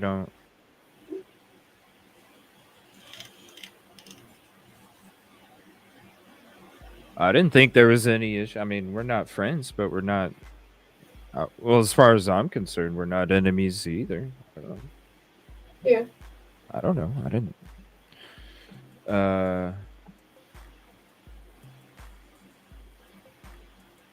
Oh. Okay. Let me see. Let me go to this video. This is the 911 call. Let me double check the Sebastian folder real quick. I want to make sure we went through, and it's live updates. We'll be having live updates, whatever happens. So, like I said, we'll be here for most of the day, and then we're gonna have a game show tonight. So if you want to hang back while we play some games and you want to be a contestant and chat, hang out, come back tonight. You could be on The Price is Right and more. Let's see some. Ooh, Jay for Justice had this video about it. Tony Mathis spoke on Justin TikTok. Did you guys want to listen to that?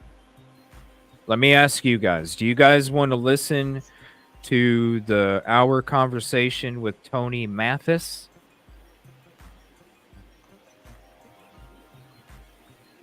Or do you want to go to... We can go in any direction the whole day. We can come back to Sebastian too. Do you want to go to the conversation with Justin on TikTok? Or do you want to switch to some Mica Miller for a little while? And, you know, let me know. Type it in chat. Do you want Tony Mathis or Mica Miller topic? Type it in chat. Let me know. I'll just sit here for a minute. Is it a trigger warning for the call? Okay. I will make sure that. Yeah. All right. I'll make sure that I post that. Let me do something a little different. Vote in chat. Let me know. And while we do that, I'm going to add something to one of my layovers here for a trigger warning, because I want to do it this way instead so it shows up better, because it kind of blocks it when I'm highlighting the channel that we're watching, and then it kind of covers up the trigger warning. So let me do this. Redecorate. Right. Let's recreate this here. Okay, I'm seeing a lot of Mica.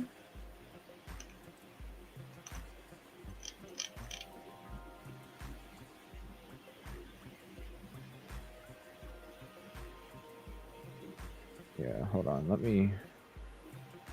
I'll keep an eye here for you. Thank you.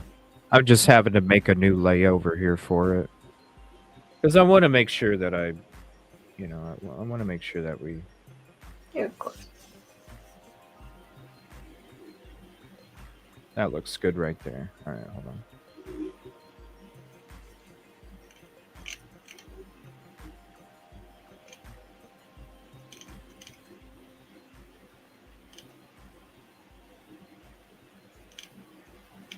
All right, that looks good.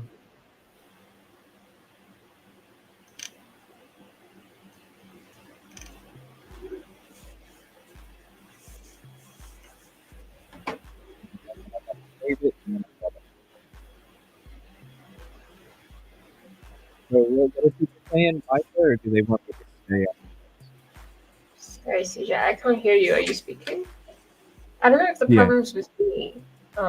Maybe I should go out and back, Okay.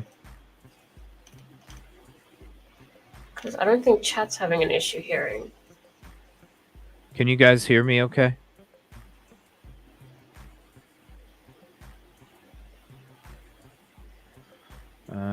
Let me see here. Let me upload this real quick, and then I will get to what you guys are typing in chat. 1 second.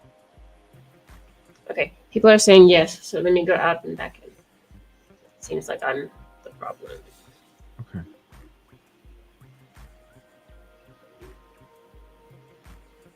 There we go. We'll get that for the graphic content. Let's see. And we will add a little bit of this. The following program contains graphic images. Viewer discretion is advised. All right, so we'll have that ready for you guys.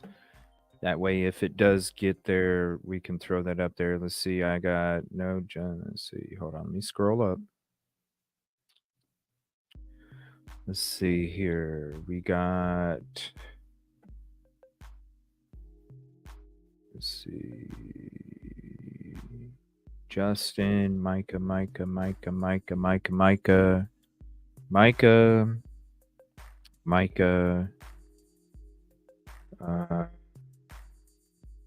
Let's put this up there too. Thank you, Angels. Appreciate you. Making it ticket 142. What's up? Ramona says Mica. Ooh, thank you.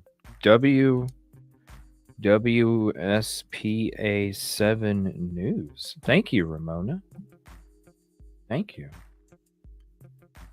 If anybody sent me that link, let me know. Okay. We can go back into the Tony's stuff after a bit if you guys want. All right. You guys have chosen. We're going to go with the 911 call. If you've already sent it, let me know. Let me see. I'm going to try and look it up here.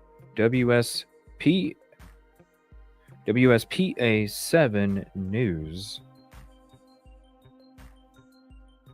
And let's subscribe. All right. And did it just come out? WSPA7 News. Let's see.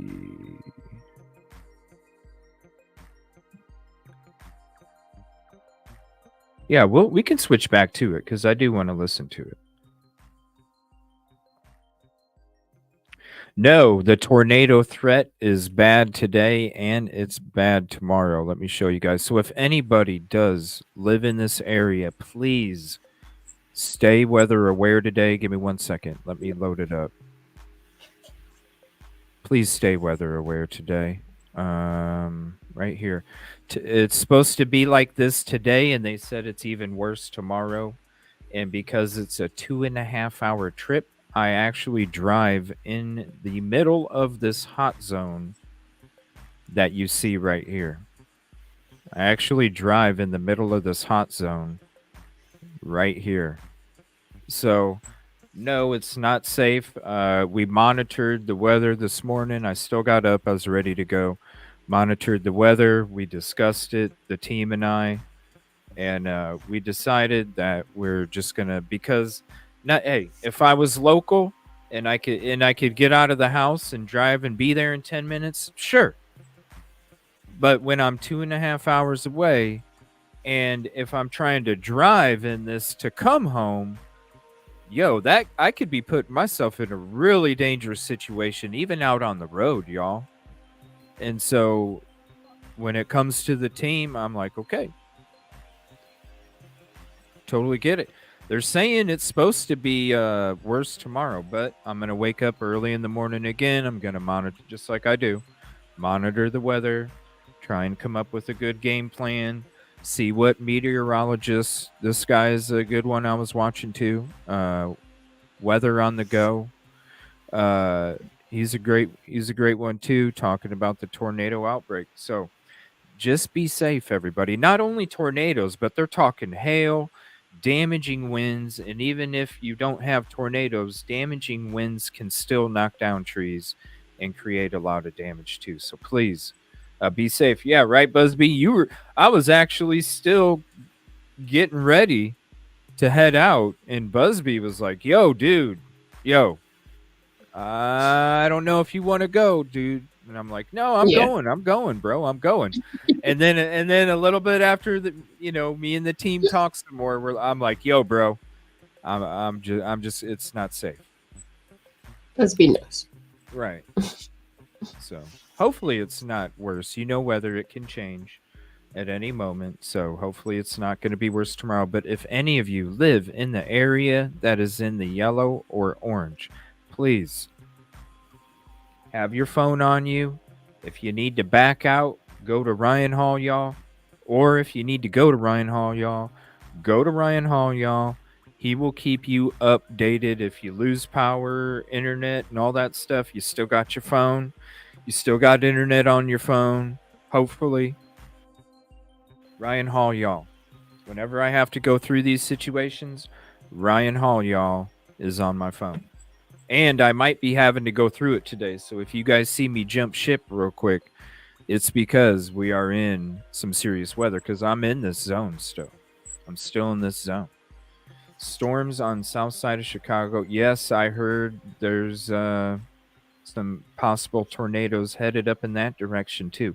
It's going to be crazy today, you guys. So please, Just like true crime updates, keep us updated about the weather. So, because we have people living all over the country, please keep us updated here as well because it does help.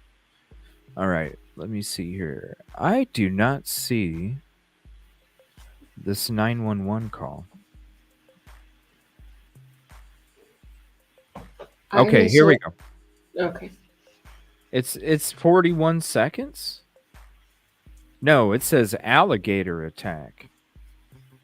No, I'm not seeing it. I'm not seeing the 911 call. I only knew about it because I think Grizzly was streaming it, so I don't know where she got it from. Thank you, making it. Yeah, is max velocity. I'll have to check that out. Thank you. Because sometimes Ryan Hall, y'all's not on. Everybody check that out too. Max velocity. Go sub up to max velocity.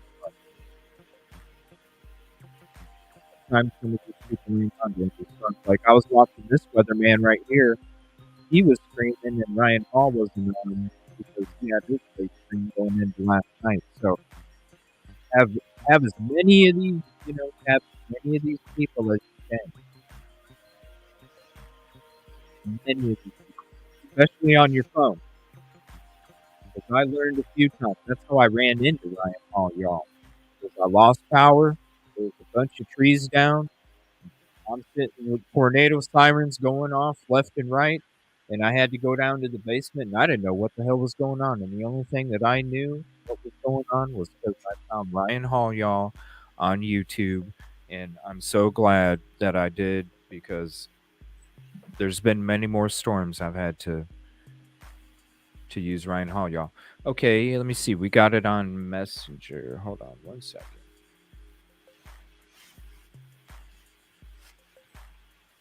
Okay, let's see here. Oh, yeah, that's the one that I got. Somebody said it was WSPA 7. But I'm going to go ahead and share this because this is where I was going to go with it. Fitz News. I love Fitz News ever since we started doing the Stephen Smith case a year and a half ago and did all the work we did for that. They were so awesome with all the information and everything. They are top notch. I know I shouted them out the other night, and I'm going to shout them out again right now. It says Fitz Tube on the handle, but it's Fitz News because they're different sources. So let me hit that for you right there. All right, I'm going to mute the music, okay? And again, guys, because people are already warning me. The following program contains graphic images. Viewer discretion is advised. Because people are already warning me. We're doing that. So do me a favor. I don't know if they have the words up. Just hit mute. That's only 2 minutes. Come back in 3 minutes. You'll see the warning graphic content. Go like that when it's ready, okay? So this is up right here. We're going to go into this.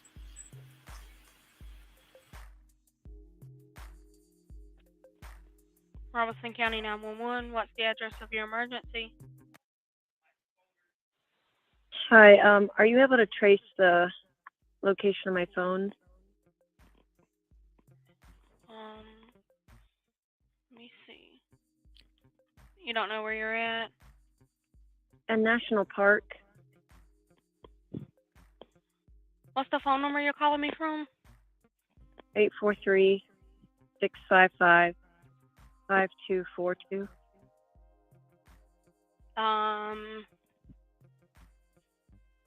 Where's the park located at?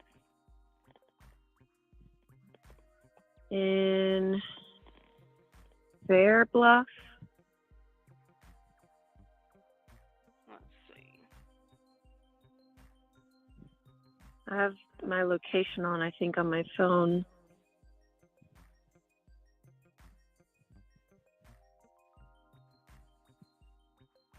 Find My Phone is on.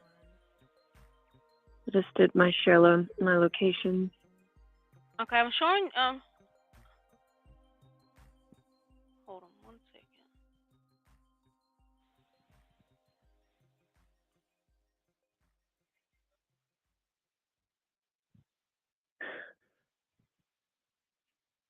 Oh, she's crying.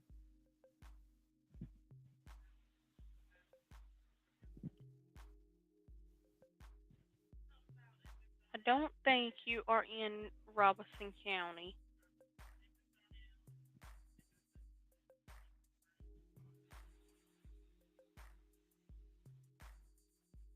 Yeah, the Lumber River State Park. In Yeah, that's where I am. okay.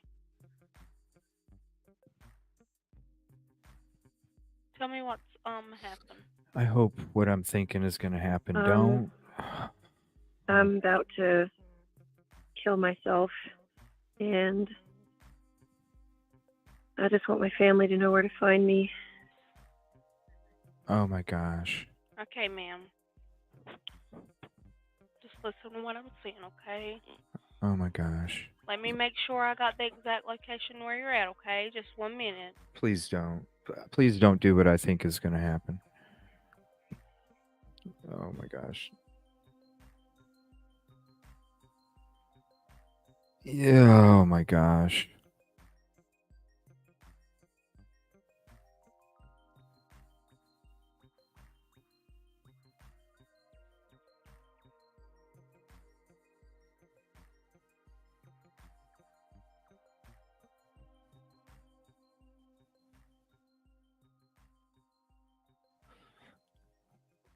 Why'd it cut off?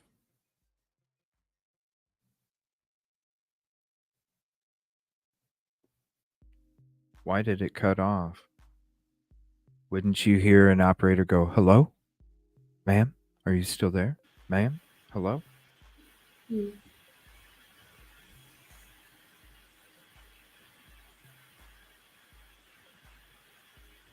But why wouldn't that be? If that's what happened, oh snap, why would it, you know what I mean? Like, because normally, yeah, if there's a disconnection in a 911 call and you just hear that, my reaction would be, hello, ma'am? Are you, ma'am? Yeah. Ma'am? Not just, it just stops.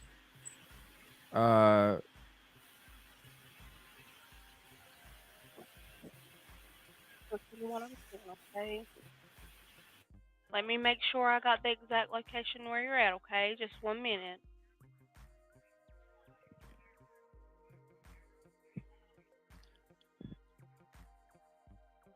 I'm sure she saw disconnection, but don't you still go, ma'am, hello?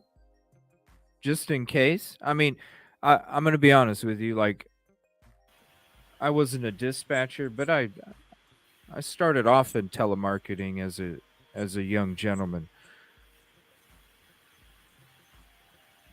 I knew when the call was ended, and I still went, hello, ma'am, hello, ma'am, hello, sir, are you still there? Even though I could tell on my computer screen, call dropped. You still, there's protocols involved. You have to do certain things to verify and make sure that 100% that person that just said that was not on the phone, because a computer can malfunction. Yeah. You don't, as an operator, just hang up the call. Oh no. You make sure they're still not on the other line, because your computer can lie to you. Your ear can lie to you. What doesn't lie to you is a response or not. That don't lie. There's protocols with it. Yeah. Yeah.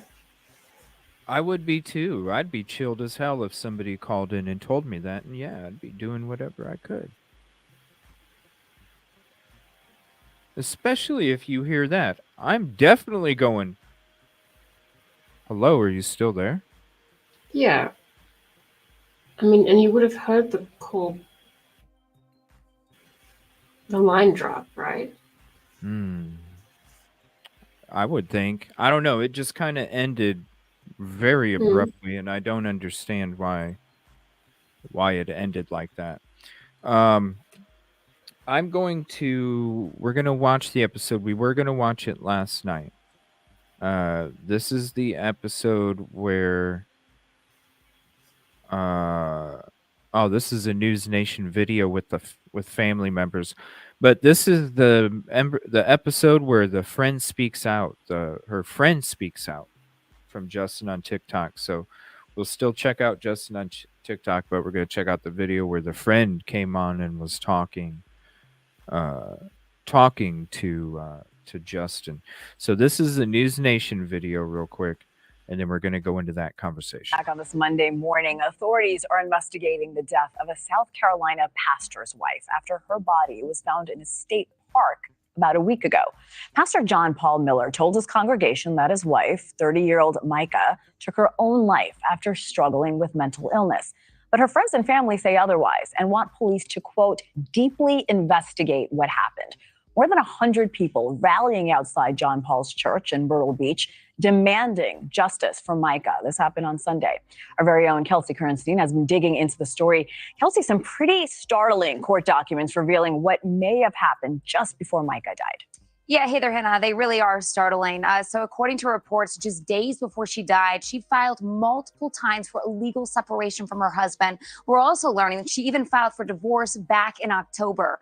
Then Mica posted on Facebook about abuse just weeks ago. The video offers advice for people who may be in an abusive relationship. And some believe that this video is proof that Mica was in one herself. God hates divorce. But why? According to everybody I've asked and the scriptures that I've found, it's because it hurts people. But does abuse hurt people? How do you think God feels about that?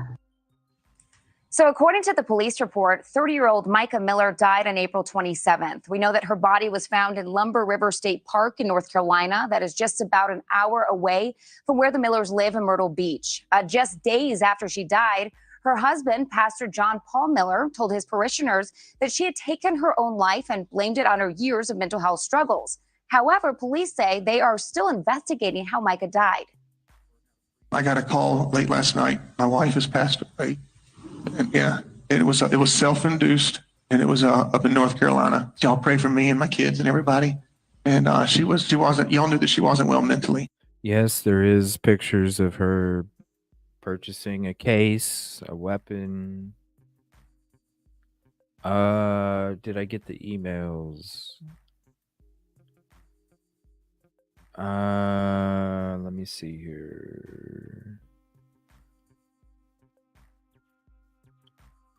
Is it about the Sebastian stuff? Let me know, criminal, if it's about the Sebastian stuff. And then she needed her medicine that was hard to get to her. And this is interesting, too. A Facebook group called Justice for Mica pointed out a statement from her obituary that they believe was odd. It reads, she would praise her husband after every church service, telling him he was the best preacher in the world, in parentheses, even if it wasn't true. She also told him he was the funniest preacher in the world, in parentheses, even if that wasn't true either.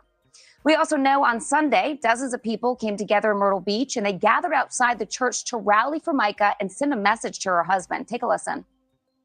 I came out today to support her family, to support her story, because her story is important and it needs to be heard. I remember one time passing by just saying hi, and it was like the biggest smile on her face, saying hi back.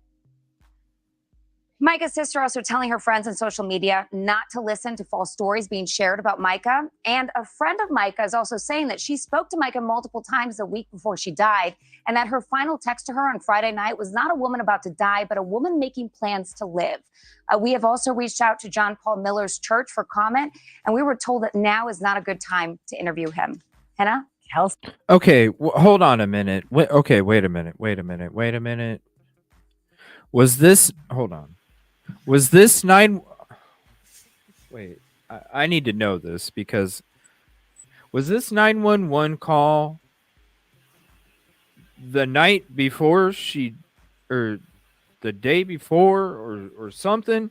Or was this another time when she was just doing that because maybe at that point a long time ago or before, she didn't know how to get away from the abuse?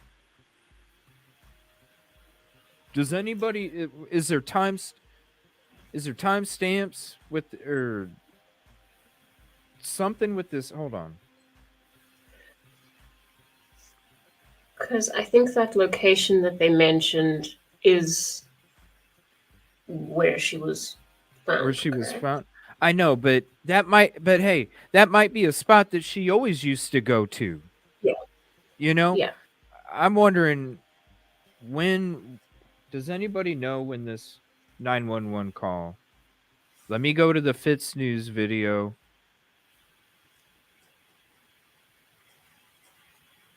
Where did it go? I added it. Hold on.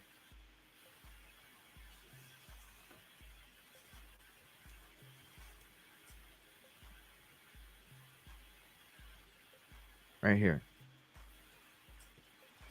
Let me see if it says something. 911 call. No, there's nothing. Was this the night before?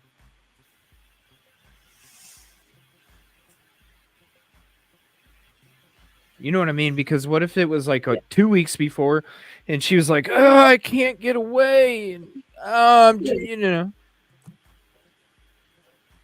And then it's making it out to be like, "Look, she bought a gun." Well, who says crazy psycho hubby didn't say, "Go frickin' buy it," whatever he would say he made her do all this other shit, and he had this control over her. Who says he didn't have control over her to create the narrative for him to say, "Go get yourself a gun, go get it, go get this stuff." So then it looks like I don't know.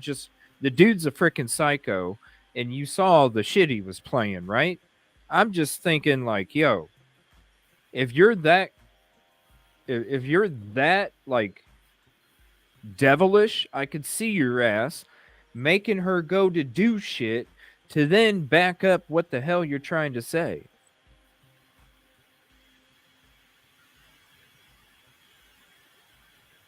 Whoa.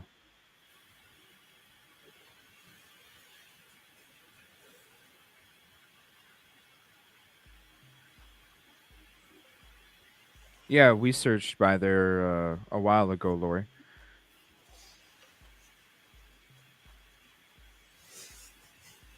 If anybody hasn't checked out any of our searches, we have a whole bunch of them. Actually, I do need to add yesterday's to the playlist.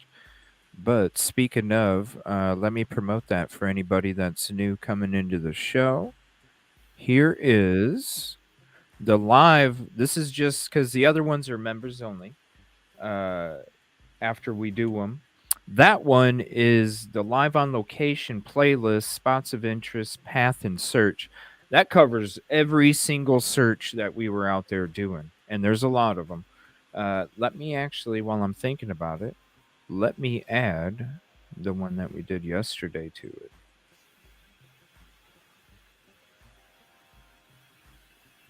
Because I totally forgot about it. Let's see. Sebastian Rogers, right there.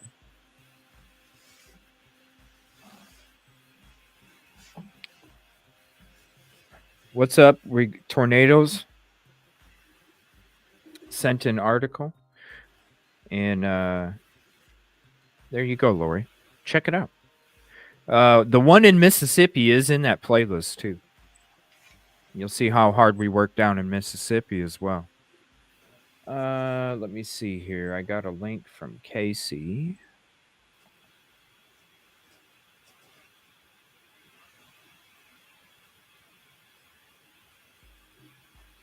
Okay, it says, and again, let me put this out there. Suggest this so it all fits.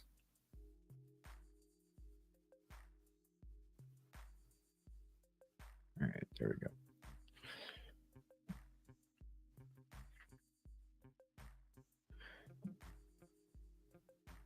Oh, there's a video too. Hold on. Let me play this.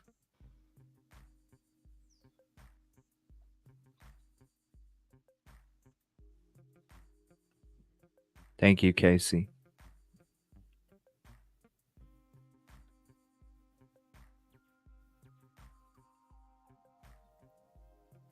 We'll get to that combo in a minute here.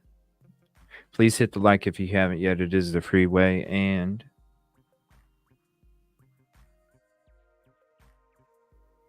oh, I thought they were going to say something.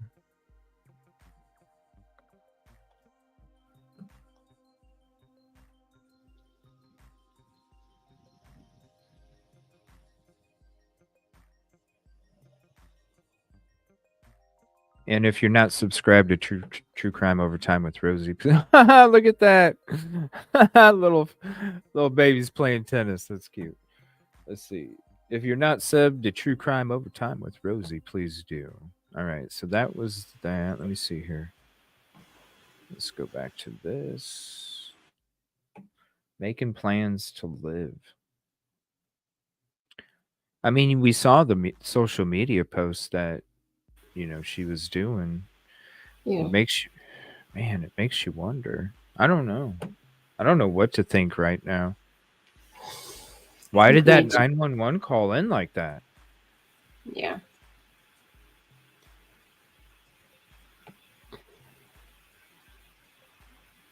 Let me see here. All right. So this is Gavin Fish. Is Gavin Fish like a...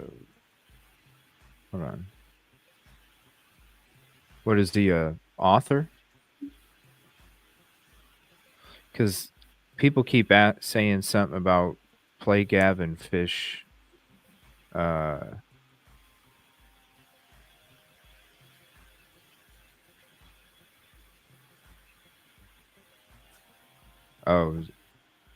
True crime deep dives or something. People are saying something about watch his video about the ruled self-induced police report. Let me see here. This is Justin on TikTok, and we're gonna check out that episode where the friend speaks out from Mica Miller. It's a little over an hour.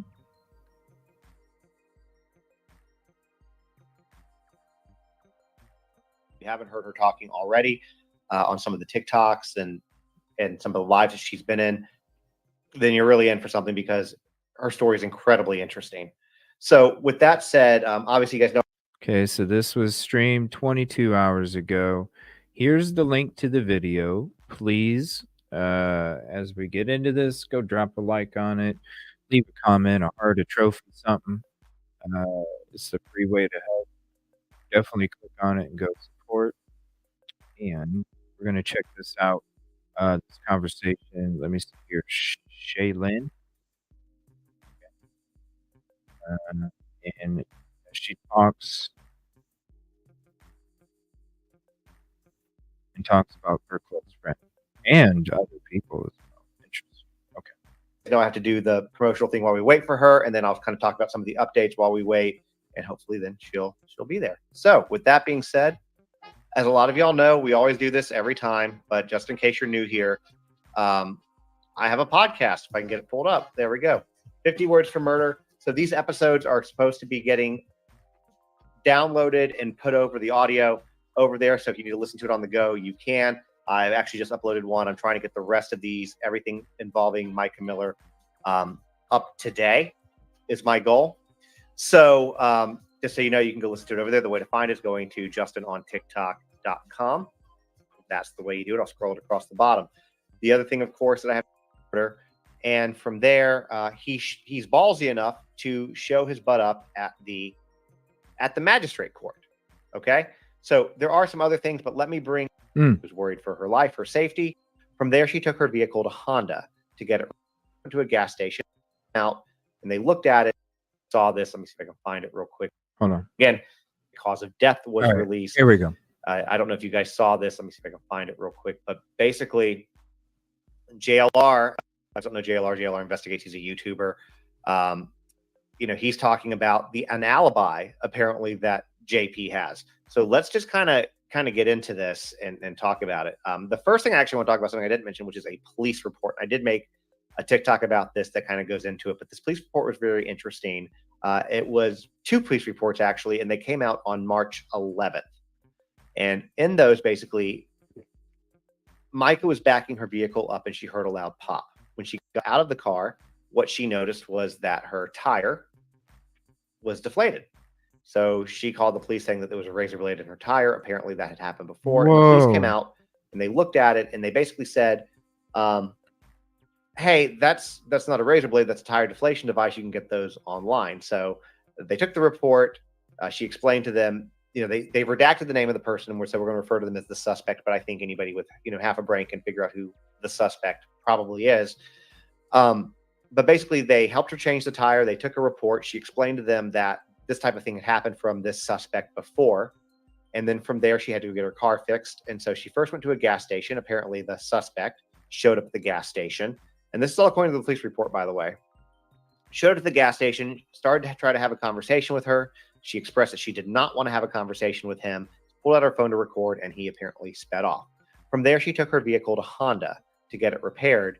And while she was there, he showed up to the Honda dealership and basically left, called her. Then she called the police. Our guest just arrived, so I'll bring you guys on in just a second. Basically, she called the police when he showed up because she was worried for her life, her safety. And from there, the police came out and stood. And while the police were there, he called from a caller ID, no caller ID number to the police, told him, and this is in the reports again, hey, stop calling this and we can issue warrants for your arrest.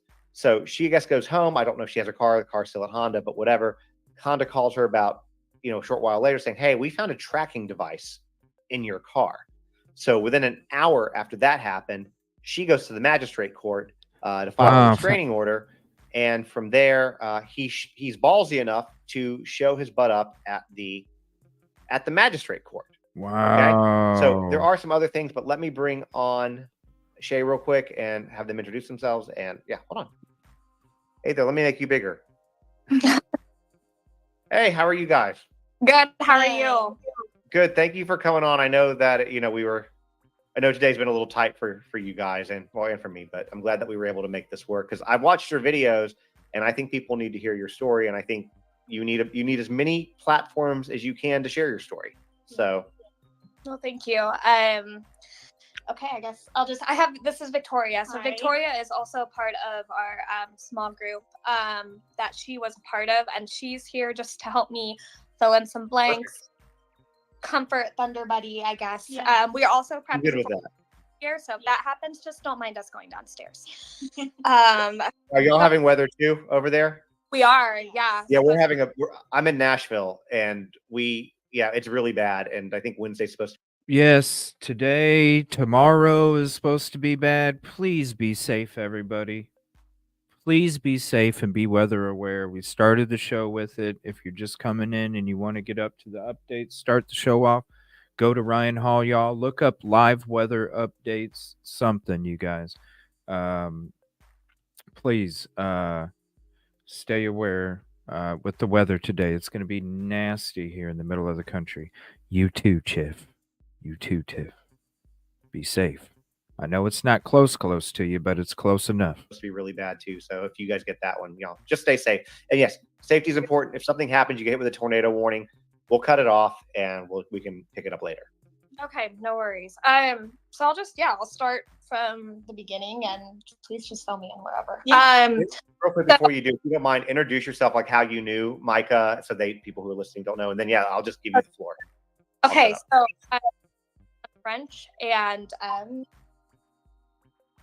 Shirley. And we know Mica because in January, I would say December, January, around that time frame, Mica had come to our church and joined our worship team and started coming to our small group when she was saying that, she was having a trial separation and separating from her husband. And so she came to our church and that's how we know her and got to know her for about 3 months.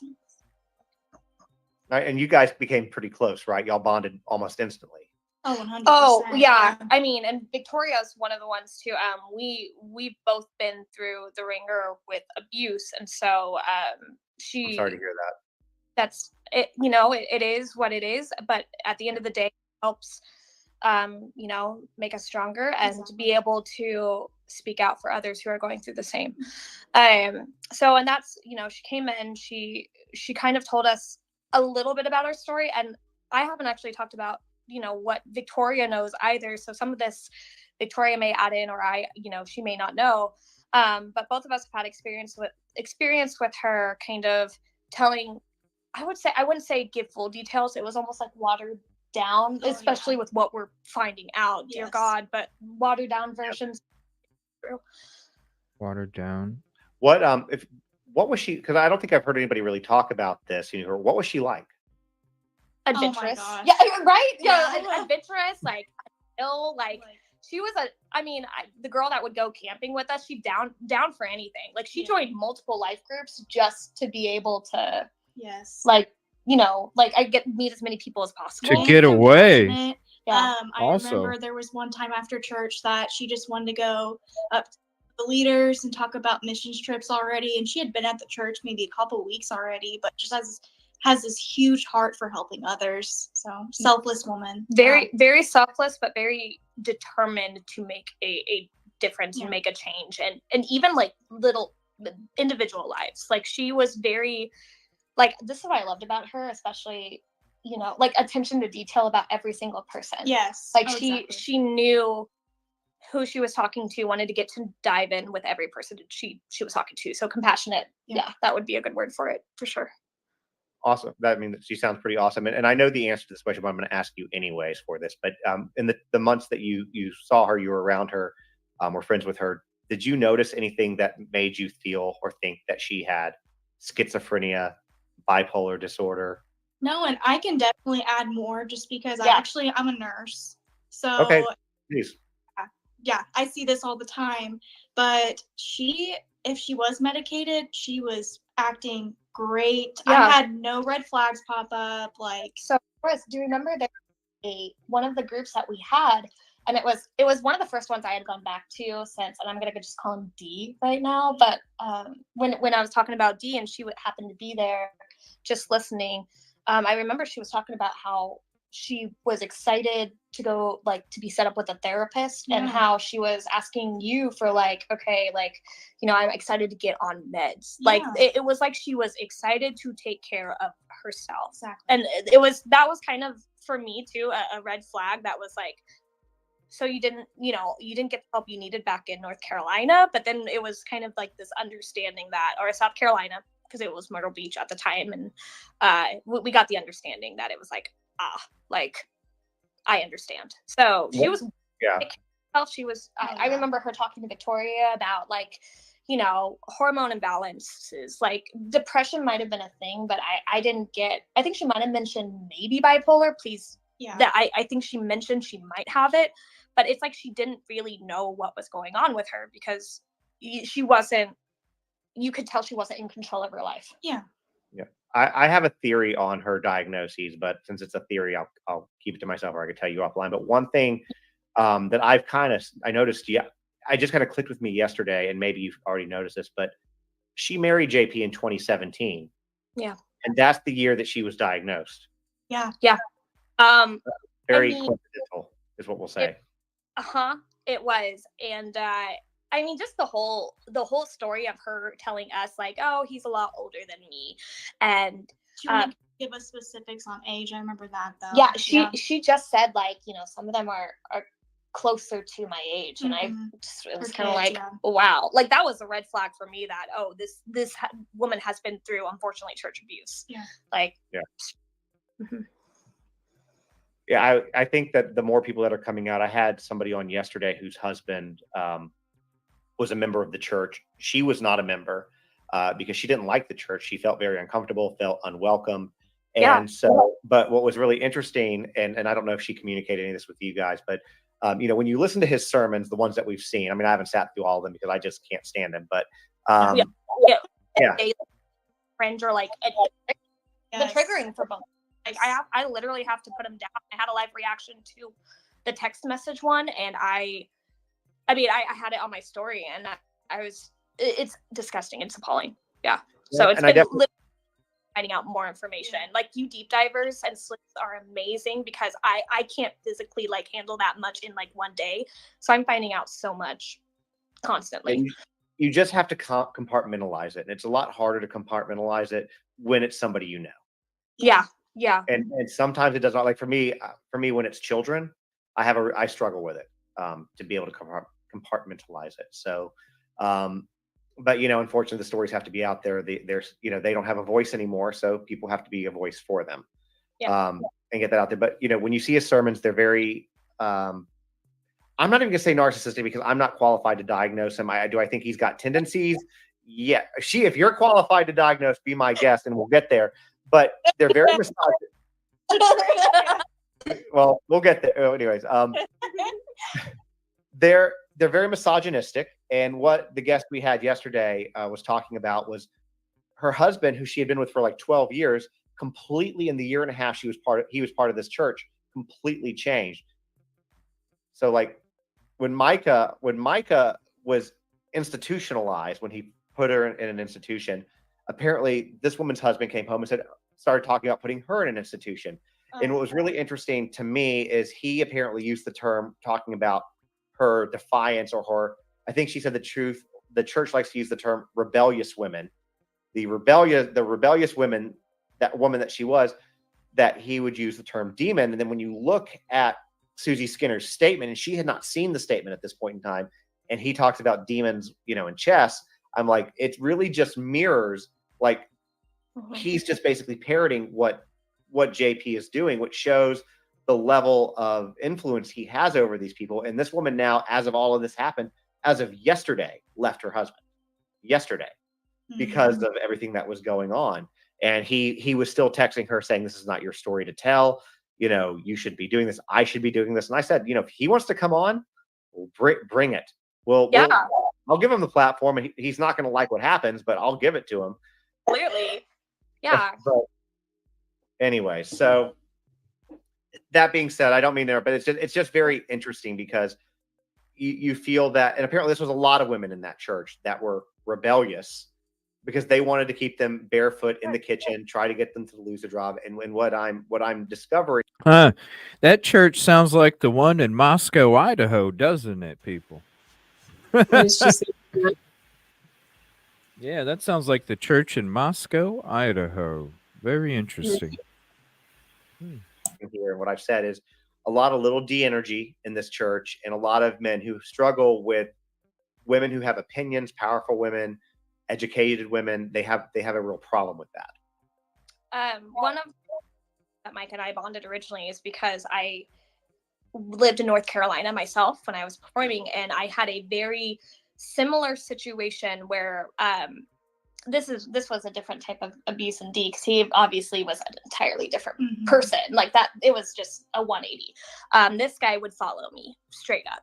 And so all the stories about being followed and having other people keep track of her, that hit home. And I don't know if there is some, the Southern religion or I'm not going to brand it, but there, when you put fear into religion instead of love, it can turn people into nasty, humans. And that's where they come in.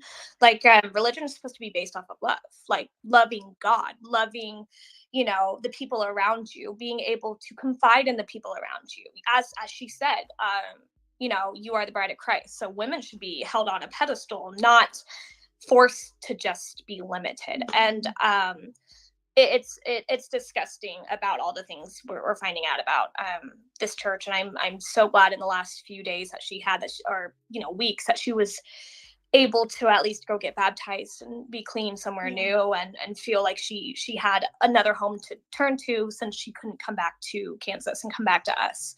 I think the thing that I question about all this is, did she go back on her own? Like, we don't know. Like, so just going on We'll talk about the text message because I think the text message says a lot. And I wish I had a copy of it. I can maybe while you're talking, I can try to pull it off your TikTok. But all the females got a different message than the males. I was gonna say, oh God, yeah, and we can tell you one of the males' message. But it is not our story to tell. We just know the message was sent. Yeah. But so kind of going on, she was with us for a little bit, confided in some of us, like, we trauma bonded hard with a lot of people. However, I got a text, and Victoria's may be different. My text was, and I put it out there, like, good news, like, I get to go home. Like, my husband basically, like, I've been reconciled. Thank you for the reading word. that. I was just like, someone really got onto me for my wording on my video, and I was like, I'm sorry, I have anxiety, and that was in one take. So I got out what was able, the upstairs man made me get out. So that's, if I'm misleading anybody, I'm not trying to. I'm just a really anxious girl at this point because I found out a friend died 2 a.m. via TikTok. Yeah. Like, Victoria's the one I called. So anyway, I got a text that was good news. I've been reconciled. I'm leaving home today. And my text message goes on to, like, we all looked at each other, and it was, I'm going to just say it out there and shout out to Mindy because I love you. But Mindy was like, girl, blink twice if you need help. Yeah. We joked about it, and she obviously needed help, but all of us got some sort of text. What freaked me out is how, if she didn't send that to me, at the end it was like, wow, I really enjoy watching you worship. You really shine out there. Was JP? Did JP come to our church? Did he come to get her? Like, I have so many questions that obviously family needs their space right now. I haven't, besides sending this text message and information, I have had no contact because they've been planning for a funeral. So that's, I want them to have the space they need. But besides this text, like, I don't have anything. It was very questionable. It was very odd. And you can kind of read it. Like, it's basically saying, like, I hope your husband sees your worth. So I would not be surprised if I'm one of those 18 demons that he's talking about, and good for me, because she needs to, love, not fear. Yeah. So what did you? I mean, and real quick, because all the stuff I put up there on the screen, let me scoot this. Actually, let me change it to this real quick so you guys can get a photo of that. Give me 1 second.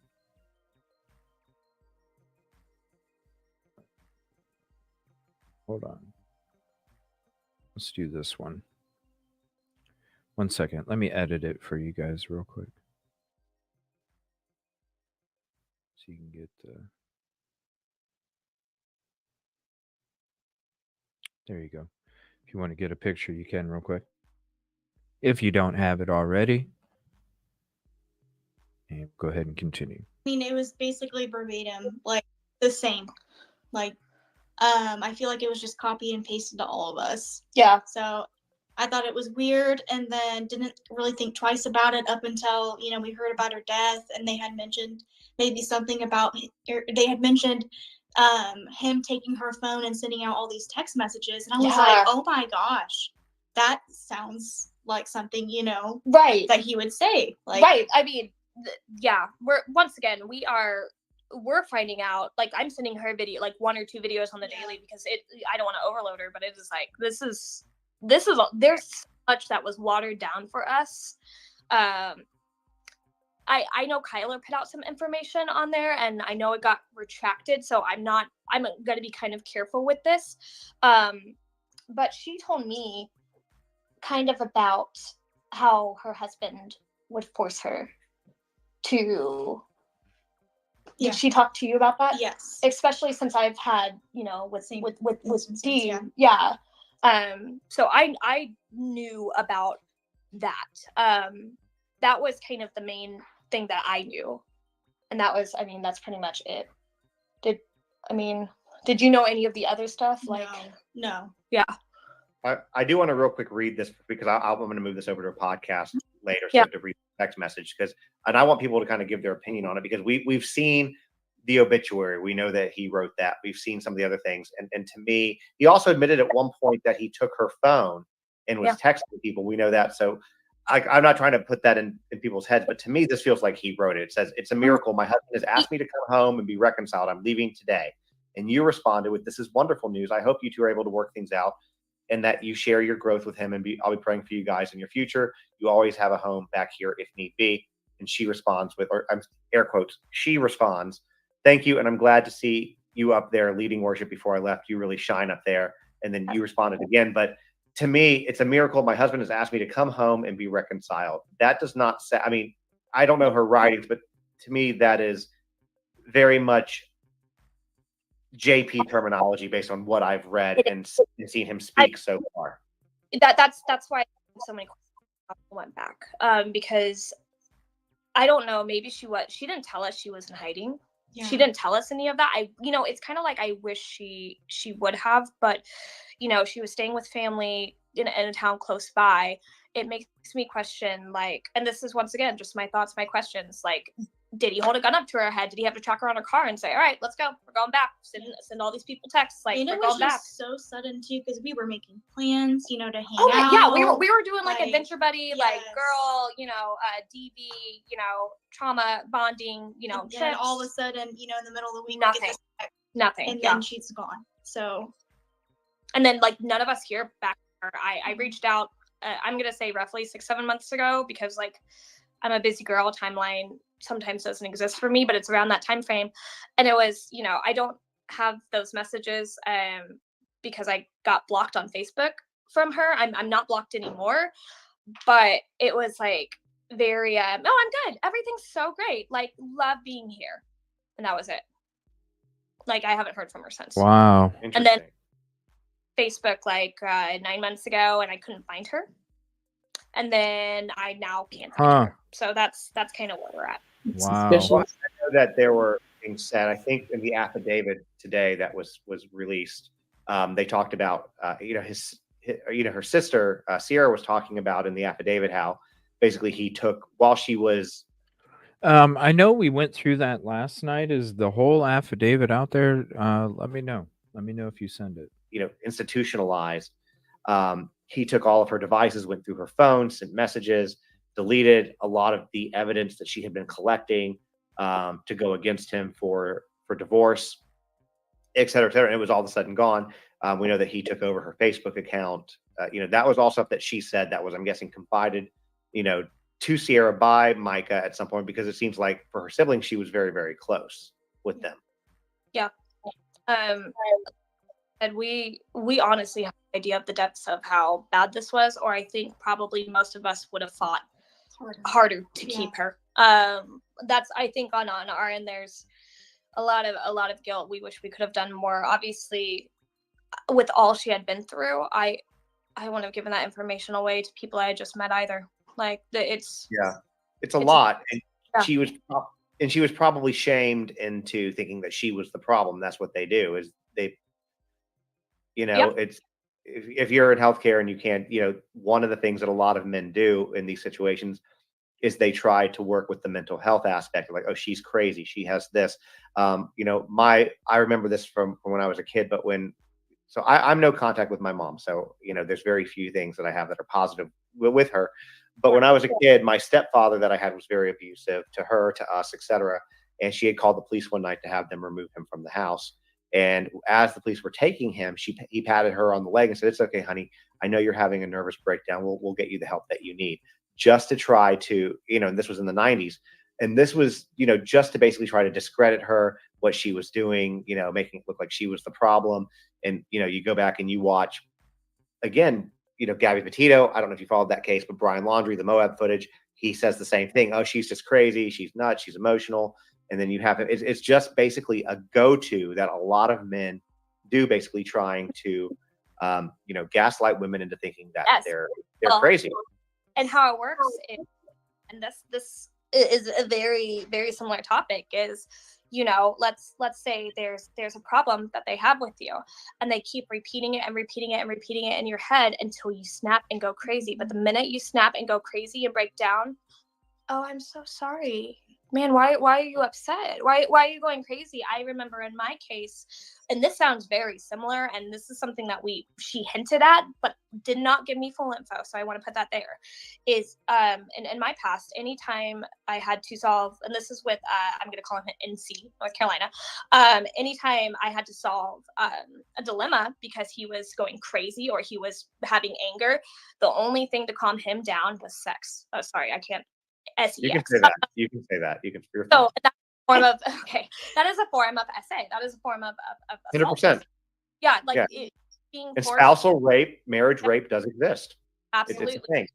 And that's I can very much see that, because she's just so sweet, and she was so curious about life, and so she was smart. Like she was so smart. So you had to have a guy that was very smart, emotionally and mentally manipulative, to make her think that she was less. And all it takes is just repetitive, you're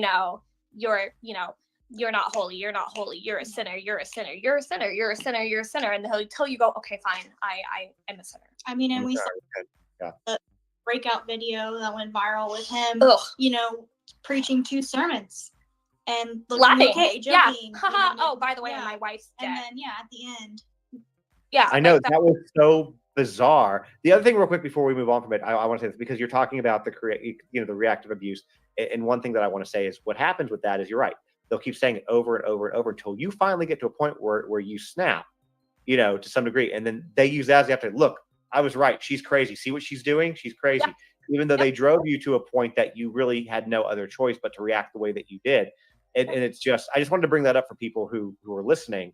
But yeah, but going back to the sermon, you're absolutely right. It was weird. He preached 2 sermons that day, kind of puts it as an afterthought, says that it's suicide before it's been released that it's suicide. And it's just, and I've said this on several different lives. I'm not going to say in every single instance, because there's always the exceptions, but typically speaking, if a woman is going to take her life, it is not in that manner. No. Here's I note, and this is once again just came up. I honestly don't think he cared about her more than just being an item, because one of the things was, when she moved down, she was getting ready to serve on worship team, and she goes, hey, I actually asked my husband to mail me my innards. So that would be like your earpiece that we would use, to sing and be able to keep track of beat. And, you see the giant headphones that we have. And his complaint about sending them was the shipping cost. Wow. Come So I on, remember dude. that very clearly. Wow. And I was like, wow, this man, obviously, she's What's up, typically? she's an item. Wow. She's not a human. You can't Like, even, you're because of the mad- shipping costs? And like, you're not worried about her spiritual growth. You're worried about of sending headphones to Kansas. Like, that's not okay. Wow. And the thing is, he's not hurting for money. So the cost really isn't there. But it's kind of a point to what you said. Again, I can't diagnose him as a narcissist because that's out of my whatever, but he has the tendencies. Narcissists are incapable of love. Yeah. They are incapable. They can't love their spouse. They can't love their children. They can't love their dog. They can't. They're not capable. So it wasn't really about the headphones. It was about control. It wasn't about the shipping costs. It was about control. Oh, you need these? I'm not going to give them to you. Mm-hmm. My fear, I mean, like, this guy has access to a private jet right now, or did. I don't know if that's the case anymore.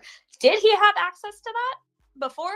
Like, what I'm more worried how she went from Kansas back home, and maybe she, what is that? Is it Stockholm syndrome, where you run back to your captor? Yeah. Okay, it might have been very Stockholm syndrome, like, and she might have feared her life and went back, or maybe, I just, there's so many questions, I think, that as we're discovering just how bad it is, that we're all asking ourselves. And yeah, definitely kept a few sleepless nights on this end. So yeah, I would imagine so, because I think that when you're in the position that you are, which it's obviously none of it is your fault because you didn't know what you didn't know, but I think that you always have, kind of a sort of like survivor's guilt where, like, well, I could have done this, I should have done that, we should have asked this question, but you can't because you don't know. Yeah. You don't know. And for her, again, she was, I would imagine, based on what we're learning, what comes out and at this point, it's every hour we're learning something new. Hourly. Like legitimately every hour we're learning something new. And, you know, I think that we're seeing a preview of some of what she dealt with. You know, you look at the affidavits her siblings put out. You look at the police reports that came out from March 11th, which I was talking about, I think, right before y'all jumped on. But, you know, that type of behavior isn't normal. It's scary, and it's designed to put you in fear. So she was in fear, which is why she wanted a restraining order. And he just kept coming around. And when, you know, so the term that you were talking about earlier, you didn't want to label it, but I'll label it. Toxic Christianity is what we're going to call it. Where people use, you know, it's not a reflection of Christianity, obviously, as a whole, but there are people, and I'm sure, obviously, you're well aware of it. JP, his church is part of it. There are other televangelists that are, but they use their church, they use their power, their position in the community, as a way, as a means to control, to manipulate, to make a lot of money. And they all do it, you know, to commit horrible, you know, atrocious acts, and they do it, you know, under the guise of God, saying like, you know, okay, hey, yeah, this is for God, this is for Jesus, this is what we're doing. And then they also, you know, and I said this, you know, previously, I've said this a lot, but churches are a wonderful place, and the charities associated with it, to launder money. Yeah. And you're already tax-free money at that point. Yeah. So, you know, that's how you can afford. And apparently it's coming out that a lot of the charities were fraudulent. You know, and it's just money. It's just money. And then there's the whole thing. I haven't even gotten into JP's dad yet. I've not done any videos on that because that's a whole different rabbit hole. That is, yeah, that's a For whole real? other can of worms, and that it would not surprise me that there was family involvement. That's why I'm curious if that's why he feels so confident and sure of himself, because this was not a one person thing. So once again, those are my thoughts only. That like after like this is obvious. Like you had people watching her. You can't tell me that He did. He admitted that too. He admitted that in a sermon. So that's not even hearsay for she said it or the siblings. He said it in a sermon. And the fact is that people think that that's okay, and they didn't, you know, get up and leave right then. I think says a lot about the congregation, a lot of the power that he has, but also, you know, and I've made this comparison a lot. If you followed the Alec Murdaugh trial, which was also in South Carolina, very well connected, lots of money, and the crimes were ignored until it got to a point they couldn't be ignored anymore, and the feds got involved. Yeah. And then it kind of blew up. So, and this is kind of the same thing. If you can get, you know, federal authorities involved in this, I think that a lot more is going to come out from it. Yeah. I think the only, you know, I really urge all churches to take note of this, take heed of this, and really recognize the women in your congregation, recognize the power that they have, recognize their true gifts. I think, especially from my experience, that is so important right now, is that especially for Christians, we need to change this culture. If we're going to praise love, if we're going to praise hope, if we're going to walk the walk of Jesus, we need to act like it. And that is treating everybody equal. And unfortunately, there is a lot of male power and male dominance. And somewhere in that in the transcripts, there is a authority base, and that's not the point.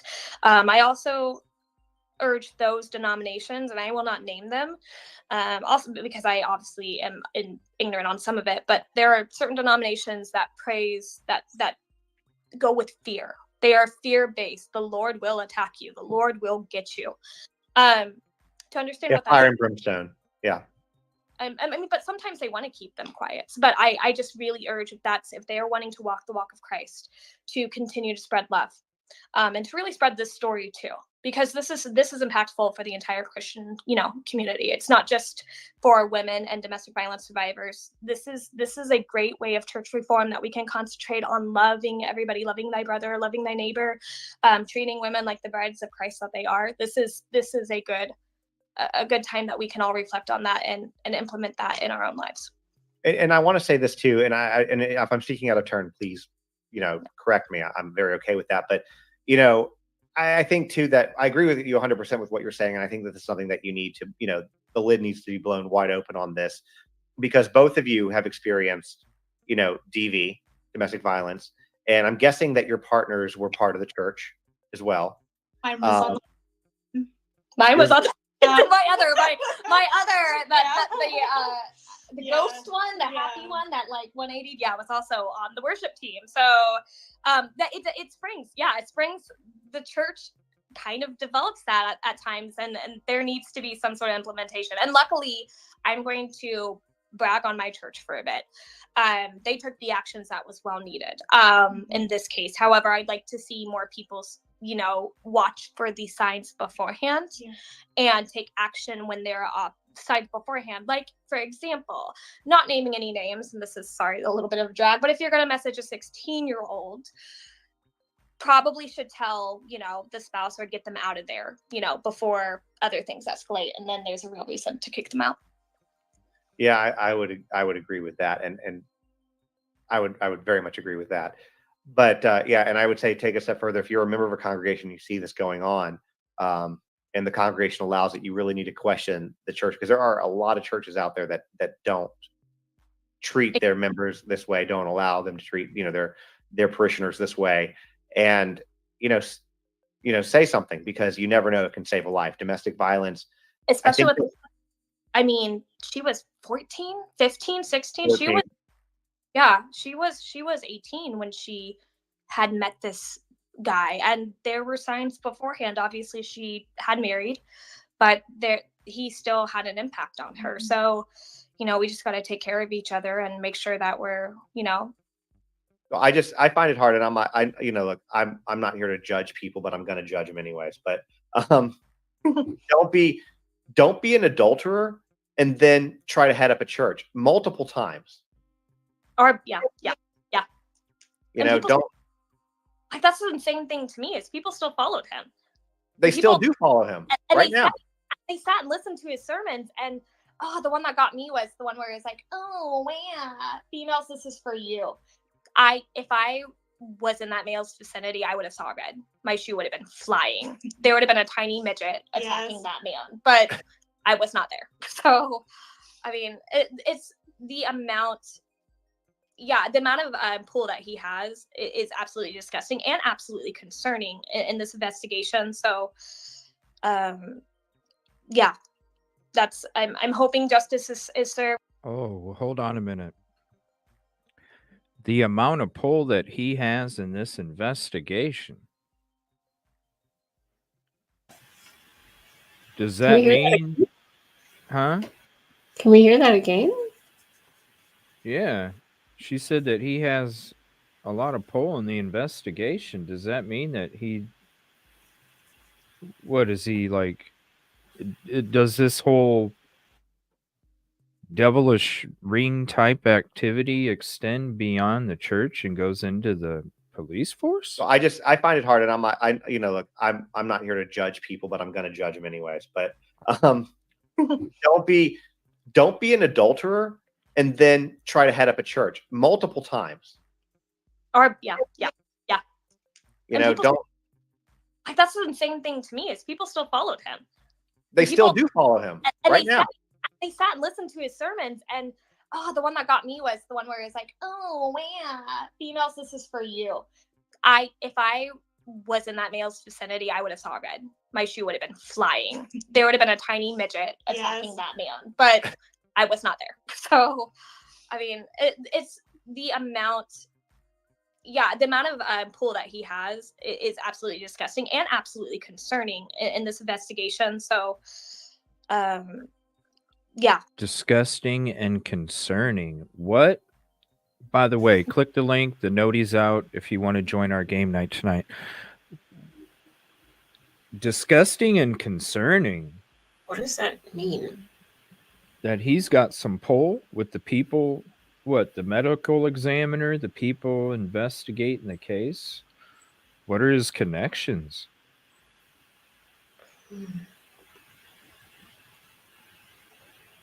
Let me see here. I'm making a note here. Yeah. Hold on. I want to get the exact words here. Attacking that man, but I was not there. So, I mean, it's the amount. The amount of pull that he has is absolutely disgusting and absolutely concerning. Disgusting and concerning.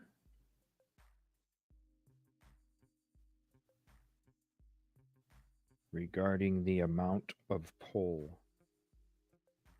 in investigation. Need to look into that.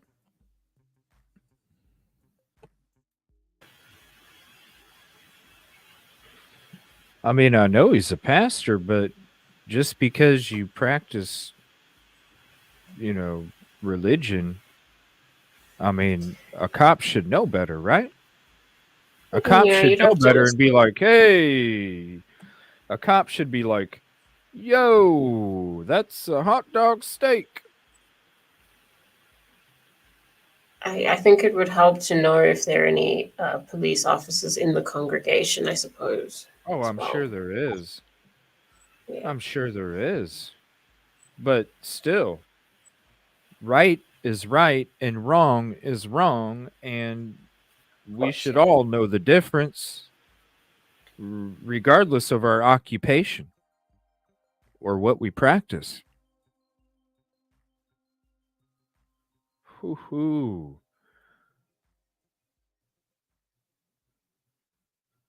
Yeah, but this is the thing. If they're doing their jobs, they'll smell the hot dog steak. And where's his pole at? Where's his pole if LE smells a hot dog steak? His pole is gone. So after a hot dog steak is being cooked and we're all smelling the hot dog steak, how come they're not? And the only reason they wouldn't be is because why? Because they are involved. Exactly. Dirt. Jeffrey Epstein shit, yo. Jeffrey Epstein shit.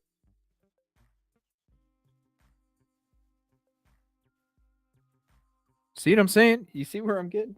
Like, and Katrina knows. Dirt. Like LE should already been before the dirt even was created. Hey. Hey. See what I mean? If he has this much pull after a hot dog steak is being smelled, it's because they didn't say, hey, that's a hot dog steak. Not good. Oh, boy. I need to see what this dude's connections are. In this investigation. So, yeah. Good point, I'm Katrina. hoping justice is served, but Good there point. are a lot of things that are, still in the dark, and a lot of concerns, it won't be handled properly. So, if anybody does, have any information, give it to the family. Okay, that's what concerns that it ain't gonna happen the proper way. That to me says, hey, they didn't smell, or maybe they smelled it, and then they went from smelling it, and then they turned into one of these sheep. Bloop. That's the dangerous part about these. That's the dangerous part about these hot dog steaks. If you eat them after midnight, you turn into this. Don't eat hot dog steaks after midnight. You'll turn into this. Man, that is not good. Anything at all. Like, I sent my text. I know people have been saying go out to the FBI. I want I could give any information to anybody, but is it going to go to the right source? Yeah. And so just making sure that you're following the steps to make sure it gets to the right people so we can do the most help for Mica. Yeah, absolutely. And I know this is far from over, despite the Robin, how are we not being about PPP? I'm confused. Can anybody in chat let me know? I don't know. Rosie, do you have an idea how I? No idea. I don't know. I don't know what are you talking about, Rob? No clue. Sorry. Does anybody in chat know what Robin's talking about? I don't know. This is a live stream. This is a live stream, so I don't know. I'm just curious. Robin, can you be specific, please? I mean, I'm confused. I'm looking in chat. I'm seeing confusion in chat, so I don't know what are we talking about, Robin? I got plenty of time today. I know where's I don't even see Robin typing anything, but I see everybody else having a question about it too. I don't know. We got time. Robin, go ahead.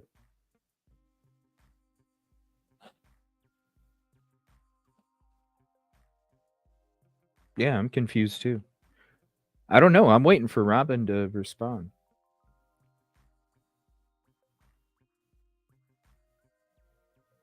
Oh, is there more misinformation? We're sitting here talking about we're talking about the connection between the shady pastor and the what these ladies are saying about the disgusting and concerning amount of pull that he has in the investigation. I don't know what you're talking about, Robin.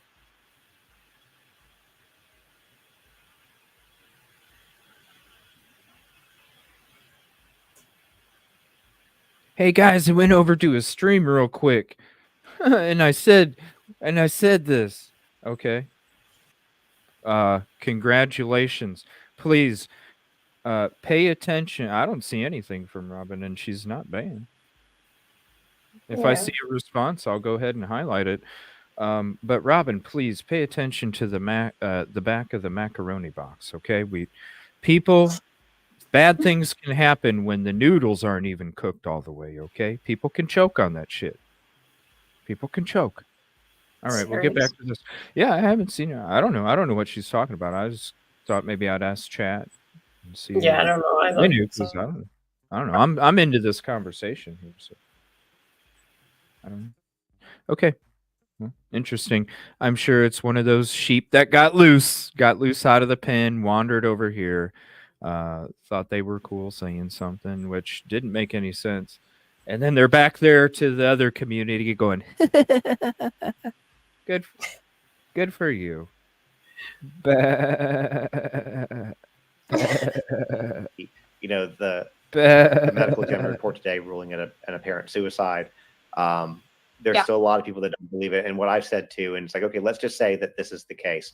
Let's say that she, on her own free will, chose to put a firearm to her head and pull the trigger. Well, I would still argue with anybody that he still drove her. He still is the catalyst to it. You know, years and years and years of this. I mean, that's a cult leader. He, same thing. The thing that I am so happy and proud of her, and something that is so true to Mica, is that binder. Yes. That binder. And so I'm praying and I'm hoping, and I ask others, to lift her up in this, that comes to amazing proof that even if she did self-inflict, that this man drove her to the point, or this man was right there making her hold that gun to her head. That is not our jurisdiction at this point. If she did it, I could see, this is my personal opinion, him being right there telling her to do it. Yeah, I could see that too. And the thing is, even though that just sounds absolutely insane, this guy, this point, but at this point with this case, with the things that are coming out, the verifiable things that are coming out, it's not far-fetched. No, absolutely, it really isn't. No. So what else have I not? I know we kind of went all over this, which is great, because I think it's been a great conversation. But what else do y'all want to share that I haven't asked, or that y'all think is important? Honestly, we are only a small part. I just want her family to know that we in Kansas at her church, we are grieving. If there's any way that we can help, we would love to help. We didn't, like I said, none of us knew until we found it on social media. Like, that was a 2 a.m. viral post that I saw my friend's face on. Whoa, they didn't know until what? Because they were blocked, and all the stuff that her husband was doing with her stuff when she was. Yeah. They didn't even know. Verifiable things that are coming out. Imagine It's finding not out far that way. fetched. Huh? No, I'm just saying, imagine finding out in Right. a viral post. Like it's somebody you don't even know. Like it's somebody that you wake up one morning and you find out that, oh, so and so passed away today, and you're like, whoa, but yeah, a friend and somebody that reached out to you and was able to share those things, and then all that other stuff that took place, the controlling shit, and Yeah. man, the people that have just these poor souls out here living in this mental captivity amongst other things. Yeah. And then it's horrible. No. Absolutely. It really isn't. No. So what else have I not? I know we kind of went all over this, which is great because I think it's been a great conversation. But what else do y'all want to share that I haven't asked or that y'all think is important? Honestly, we are only a small part. I just want her family to know that we in Kansas at her church, we are grieving. If there's any way that we can help, we would love to help. We didn't, like I said, none of us knew until we found it on social media. Like that was a 2 a.m. viral post that I saw my friend's face on. And if there's anybody that is putting a memorial here, would love to organize that or help with that. If you are located where we are, I'm not giving away that location just for our because this guy is insane. But I just, I want everyone to continue to lift her up in your spirits and seek justice. Even if this was self-inflicted in the end, this guy obviously has so much behind him. I would like to see him behind bars for life. And there's so much proof otherwise that he should be. Even if he doesn't get charged with murder, there are, I'm quite sure, multiple other charges. Yeah, I mean, hopefully. But with the amount of power that these people have, it is concerning. So keep supporting her, keep putting what you can out there. Spread love, not hate. And just within your church communities, appreciate everyone there, not just understand that religion and faith and God is about loving everybody and not just a certain sex or a certain age. So that would be the only thing I have left to really say. Well, I appreciate it. Well, the other thing too is I added in the description where to find you on TikTok, but if you want to tell them where they can find you also to follow if they want to, if you want followers, it's up to you, to share the story. If you would like to know something so embarrassing, I actually don't remember my TikTok handle name because I did not plan to go viral and to make a video. Like this was it was just came to me. Okay, well I'll tell you. I'll put it up for you then. I mean, do I see future activism in my life? Yes, maybe. But for now, I just want justice for Mica, and please follow me. I'm going to be spreading content that is true, that is family approved at this point. Why do you have? Oh, she has it for me. It's Shay, and how many E's are in there? There it is. 3 E's 09, and then that is my TikTok handle, also under Shaylin French. Yeah, I put it up there so if anybody can see it. Perfect. It's We'll go there next. 3 E's EEE 09. 09. It's okay. Hey, it's my name. I ended up becoming Justin on TikTok accidentally, and now I don't even like my handle, but I'm stuck with it because I'm too far gone. But I had to change mine because I didn't expect to go viral when I did, and it had a lot of identifying information, and I was like, oh crap, I need to change this. So yeah, so don't be shy on your username. This is what I got now too, so you're good. Cool. Well, yeah, thank you so much for having us, and happy to talk, happy to come back if you all have any more questions. Shoot them my way. You can message me. Please be patient because obviously I did not expect to have 100K, or 1,000 followers in 2 days. That wasn't the goal. But if you have any questions, not legal questions, but any, or need any help, feel free to message,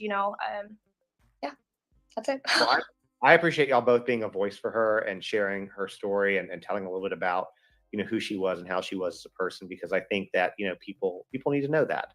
Yes. Yeah. So I appreciate that. And I'm probably going to stay on if y'all, you can listen. I can put y'all back there and talk about some of the things that happened today.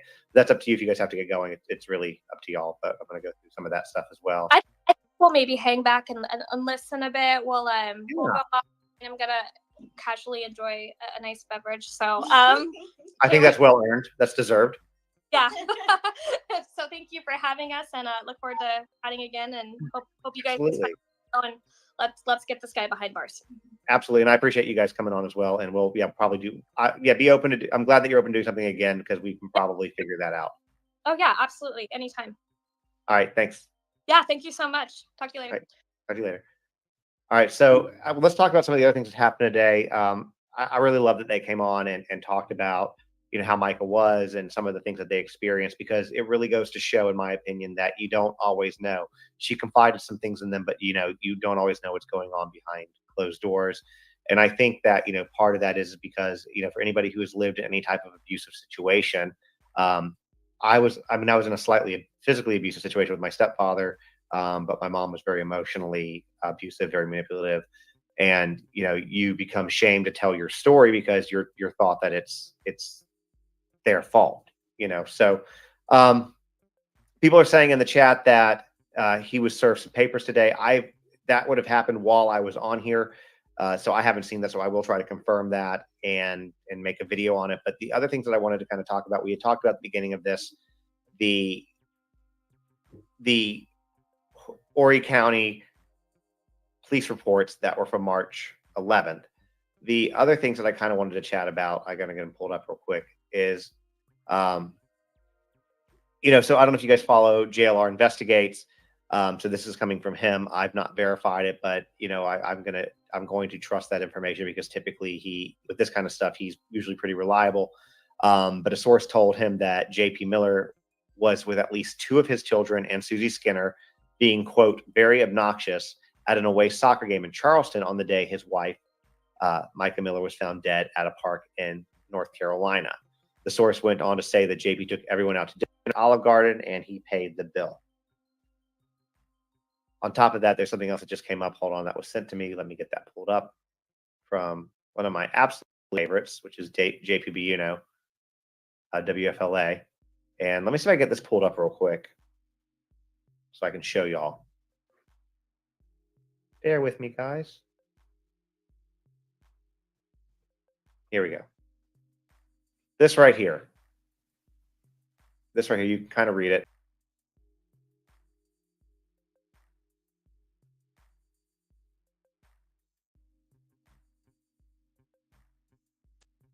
Oh, 1 second. I got to go back. StreamYard just did a weird closeout of the video.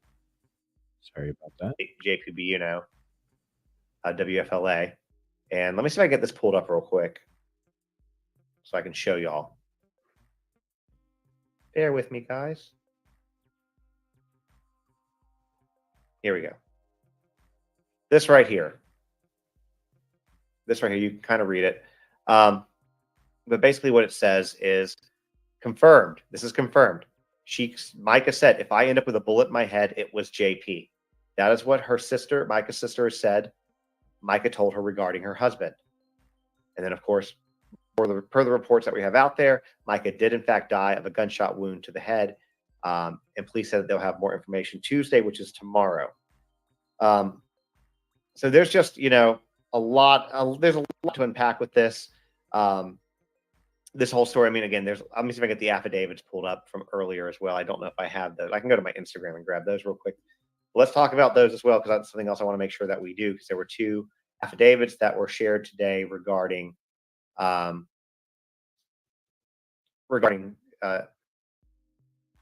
and her family. So give me just 1 second to get to that, and we'll see if we can find it. All right, here we go. Let me get this shared up stage. We'll share. Make sure that we're good. Okay, here's what we want. So basically on this, if you can kind of read it, this is from Sierra Francis, who is Mica's sister. And look, I'm just going to kind of break it down. You can go read these things on my Instagram. Just on TikTok is my Instagram name, but I'll kind of just break it down for you and what we're kind of looking at here. So this one, the first one is basically talking about who she is, special administrator for her sister's estate. She talks about their relationship, who they are, etc. Basically to give a little bit of background. But here, starting at number 6, it says, I know my sister to have expressed the abuse and violence against her by her husband to others, including family members and members of the church congregation. Mica told me that there were people following her, keeping track of where she went. She thought that Mr. Miller hired people to follow her. Mr. Miller later confirmed this during a sermon. Mica confided in me that Mr. Miller was moving, sorry, my camera's in the way, moving assets that were in his name. This is important too, such as his vehicle, changing the deed of their house to the church, and transferring interest in Crocodile Rock, which is a very popular piano bar in Myrtle Beach that he had ownership in, an ownership stake in, transferring that to one of his sons. Then in February of 2024, Mr. Miller removed my sister's personal items from their home that they shared while she was admitted to Waccamaw Mental Health Facility and left them at the apartment of this woman, Diana Neosi. My sister was not aware that her personal possessions had been removed from her residence until she was released from the hospital. Then prior to her admission at Waccamaw, Mica was gathering, and this is very important. Number 10 is where it starts getting important. Prior to her admission at Waccamaw, Mica was gathering and sorting evidence. She had to, I didn't mean to go there. Sorry, let me try to get back to that. I need So some I'm trying to get to these things sunglasses like that. Second. Those are cool Sorry, guys. I'll pull sunglasses. it up a different way. Basically, well, okay, so it's not showing me properly, so let me just do this. I know what it kind of says on the outside of it. But basically what it was started to say in this was that while she was hospitalized, before that she had been gathering evidence. She'd been gathering a binder of information to basically help her, aid her in her divorce. Okay. While she was in the hospital, he took her phone. He removed all access to her iCloud, access to a lot of her accounts, deleted all the evidence that she had gathered that he could find on any of her devices. And basically we're using her devices for communication. He made sure that even when she was out and she got her device back, that he still maintained communication from at least one of her accounts, but basically deleted everything, didn't want any of it to be found. And that's kind of what she discovered when she got out. So, hello. And he's admitted in sermons, you can go back and see it if you want to listen to this man speak. He admits going to her phone. He admits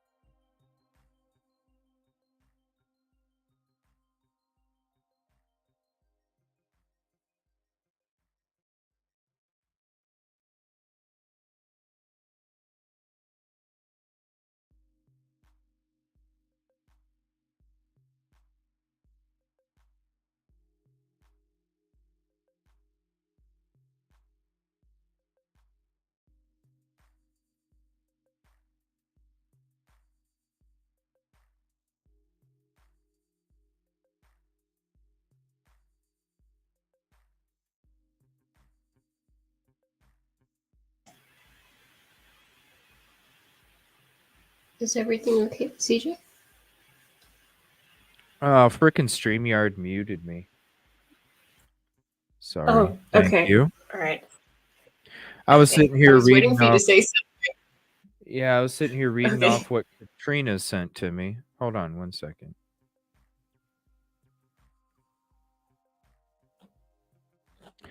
It says when Mica was 14 years old, she lived in Myrtle Beach, South Carolina, and started attending youth group at Solid Rock Church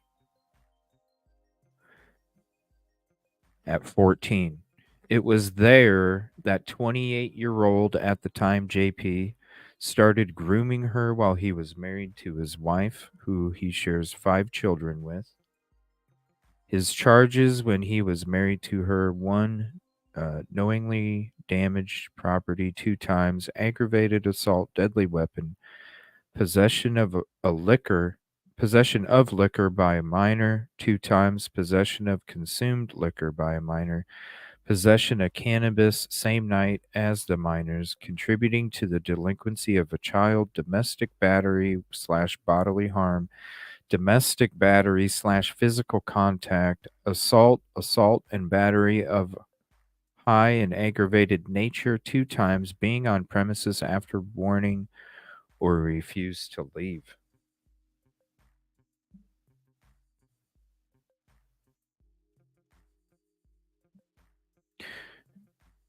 Interesting.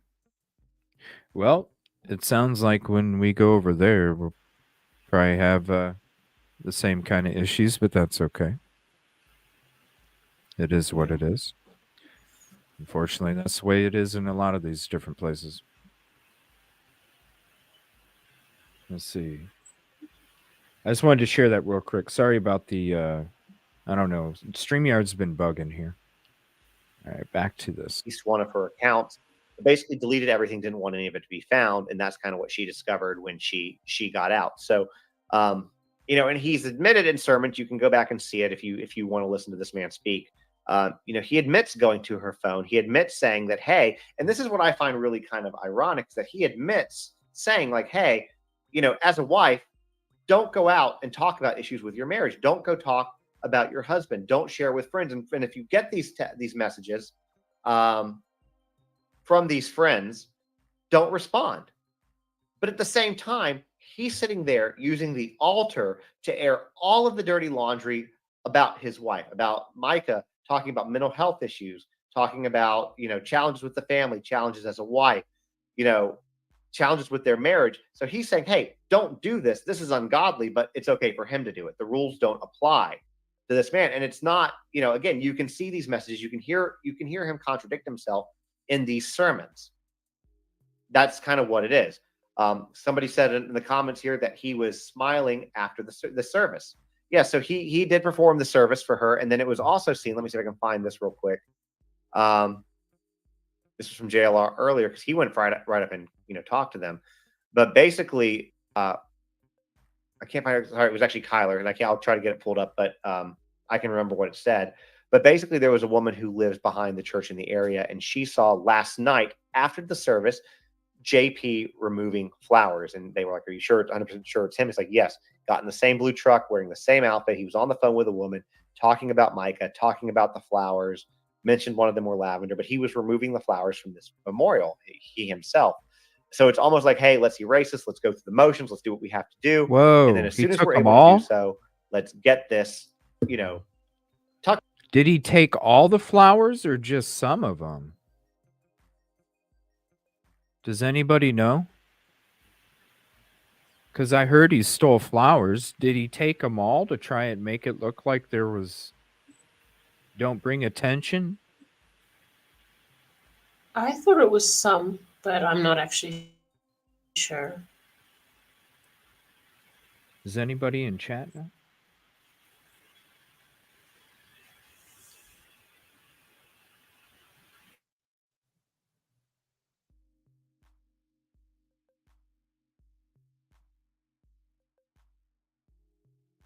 Threw them in the trash can?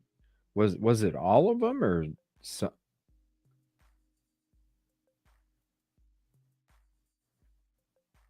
It wasn't all of them. Is JLR, does he have, did he get video of it or something? Or if there's video of it, let me know. I know JLR was there. So that no one should start a memorial, all of them. He threw them away in front of people. What?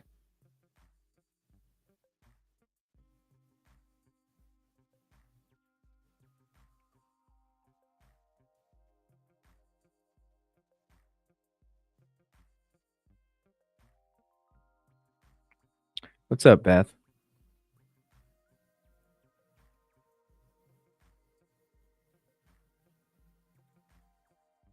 Thought he removed them all. Did JLR get it on video? I want to see this shit if it... I'm looking now. I'll let you know. Because he was out there all day, wasn't he? I think so. Oh, I don't care who's talking shit. They've been talking shit on me for a month already. What's gonna change? It's what I was saying when it came to the frickin' the hot dog steak. What's new? I said you'll continue to hear we're we're no drama. You know, we're no drama. We don't talk about other people. We're all about Sebastian.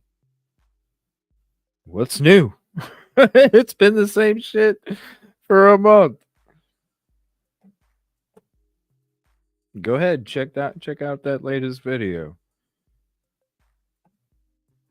You can see how middle schoolish it is. Middle schoolish. I can't wait till it's done So so I can whip CJ's ass. Right. Please. Please. I can see a video of JLR talking about it happening, but I can't see that he got it, that he got footage of it. I don't think he did, but he Okay. has a video about it. Yeah. Talking about it. Okay. All right. Thank you, Rosie. Tucked away, back away as much as we can. Now, on top of that, another thing that occurred today, because again, it's like every hour, y'all, that we're getting new updates. In fact, I have no idea. We learned that there might have been, documents served to him while we've been on that live. So when I get off this live, I'll try to look into that. But every hour, we're learning some new information. So earlier in the day, there was an email that was sent out that we got wind of, at least, that was sent out to the church members. Basically, that was relieving JP of his duties for a time of healing and guidance and reflection and stuff like that. So yeah, it's just, there's a lot, y'all. That being said, so guys, this case, there is so much more than meets the eye to it. I'm very interested. Obviously we know that very likely the medical examiner from North Carolina who ran, the report, released the report that the cause of death was, a single gunshot wound to the head. And that's what we know at this point in time. I doubt that he's associated with the church, but my understanding from that area, and I'm not saying that this happened. But my understanding. Oh, our RN54 Barbara, it's not crackling him. And I know I'm horrible at it, but I don't give a shit. It's those misinfo sheep. The misinfo sheep that ate the hot dog steaks after midnight. The shit's, you all saw Gremlins, right? The shit is dangerous, you guys. Don't eat hot dog steaks after midnight. It is not good for you. Because then You're gonna have to get like a warning banner for it. Because after that, all you're doing is going, bah. It's not good. It's not good. I'm looking out for you. I'm looking out for you. Thing is, from that area, it is very easy to pay things off. The other thing I'm going to say too, and again, I'm not being accusatory. I'm just giving you an example. I'm just going to tell you a story real quick of a different case, and you can do with this information what you want. And so basically, according to what JLR found, he has a very solid alibi. He was in Charleston. He was with his family. He took a bunch of people out to Olive Garden, meaning that he was nowhere near Mica at the time of his death. Now, with that said, let me just share a completely unrelated story to you all. Back in 1996, Tupac Shakur was murdered. Okay. And recently there was a man arrested for it. There's going to be a trial in November. His name is Keefe D. He was a part of the Southside Compton Crips. He was a shot caller. He was in the car the night that Tupac died. There are only two people left alive who were in either of those vehicles. One is Suge Knight. The other is, who was Tupac's manager, the owner of owner of Death Row Records. And the other one was Keefe D. Dwayne Keefe, Johnson. And so he's been arrested, but for years he has talked about, again, this is his words, not mine. He said in tons of interview, that Sean Combs, aka P. Diddy, Puff Daddy, whatever you want to call him, paid him $1 million to take out Suge Knight and Tupac Shakur. P. Diddy was in New York, I believe, at the time. Okay, nowhere near the event that happened in Los Angeles or in Las Vegas. Nowhere near that. Okay, we're talking about Tupac now. Speaking of pit bulls, y'all, my fucking angels are pit bulls. And thanks for putting that up there again, Katrina. Seriously, y'all, you got to listen to that shit. Can't wait till the case is. It's all about Sebastian. We're not a drama channel. We don't talk about other creators. It's all about Sebastian. But when it's over, I can't wait because I'm a whoop CJ. Like I said last night, I don't know what your vice is, bro, but whatever the fuck you're smoking or drinking, yo, it's got you thinking all fucked up, bro. Yeah. It's got you thinking all fucked up. Oh, hold on 1 second. Hold on 1 second. 1 second. Hold on. I gotta check this out.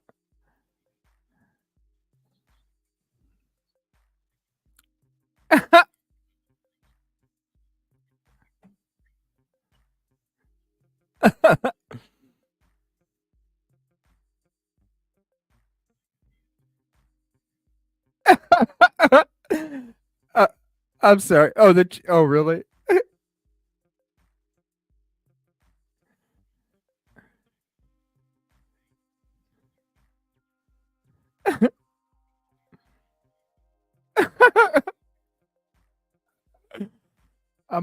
Hey, hold on. Let me listen to the next 10 seconds. Hold on.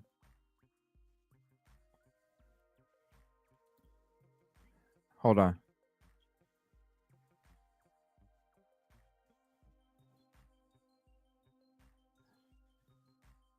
Sorry, I'm listening to another screen recording.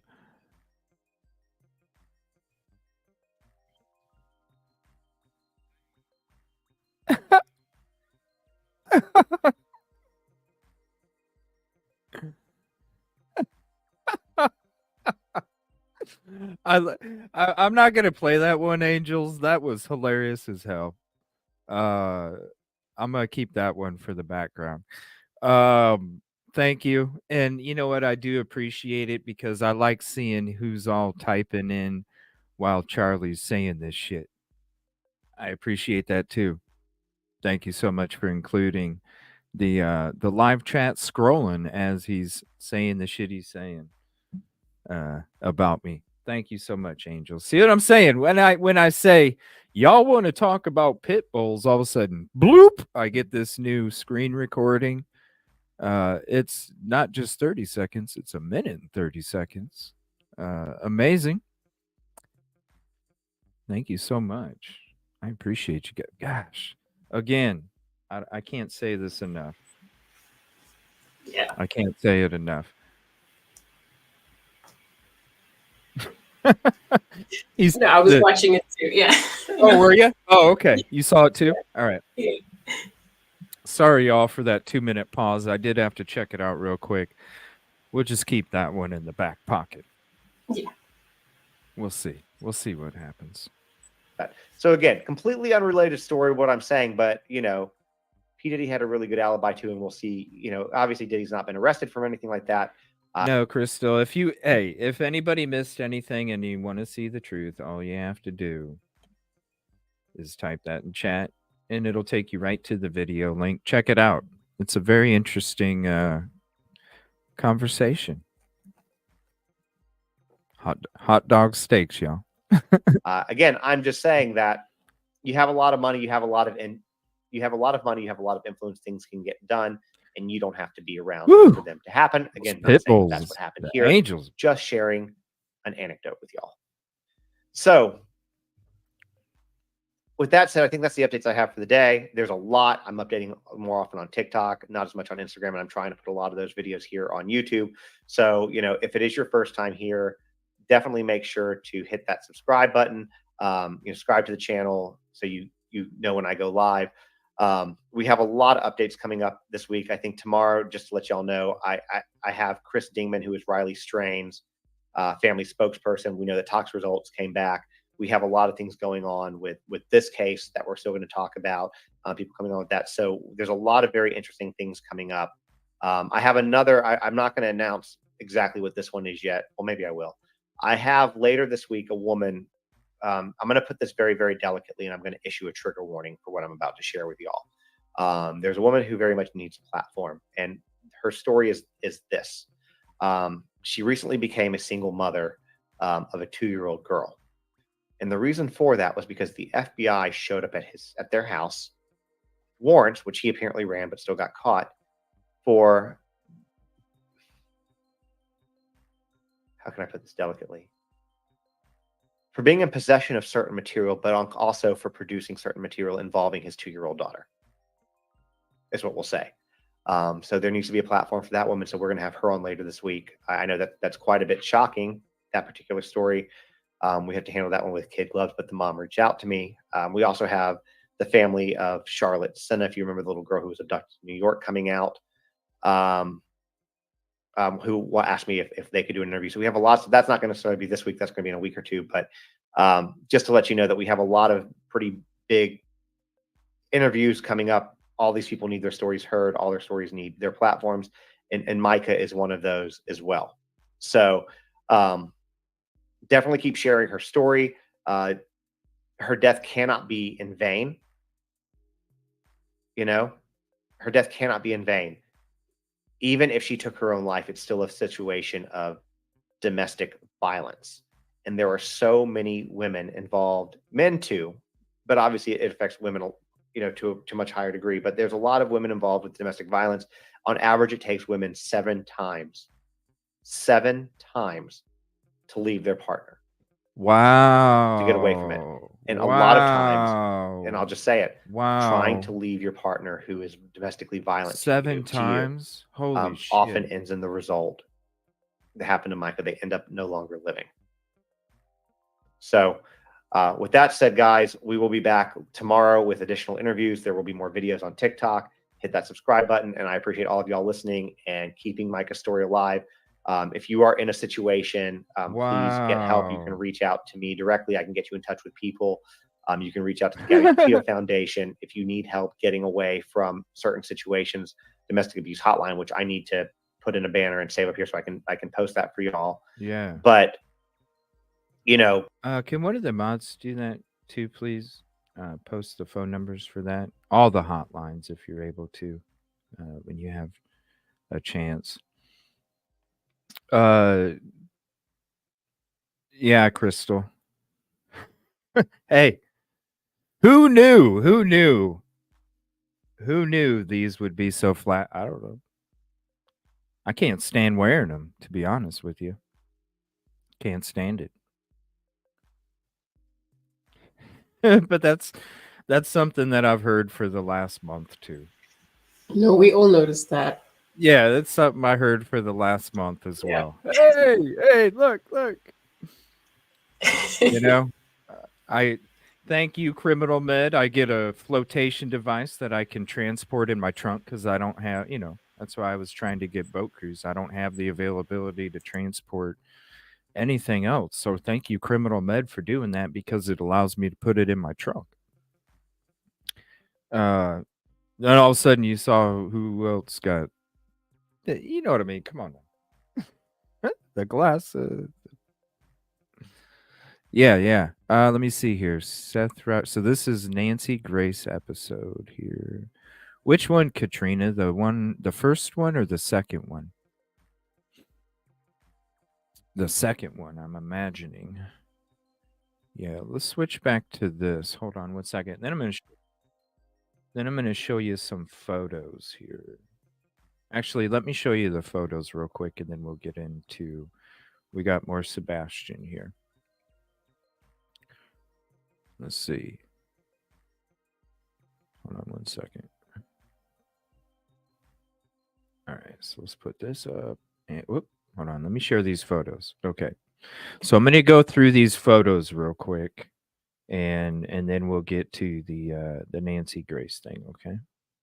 All right, so I'm just going to go through these photos here with you guys so you could see. Take screenshots, okay? I'm going to leave them up for 15 seconds. You can take screenshots if you want. Let me get rid of this banner. You can take screenshots if you want. Go ahead and take a screenshot. I'm going to leave them up for 15 seconds. We'll switch so you can take, each one. Here's the next one.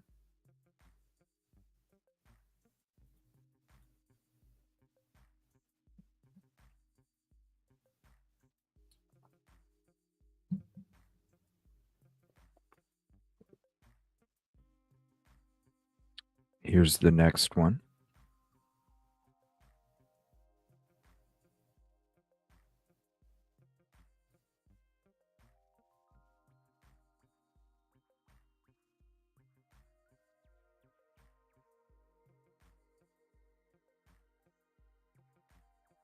Here's the next one.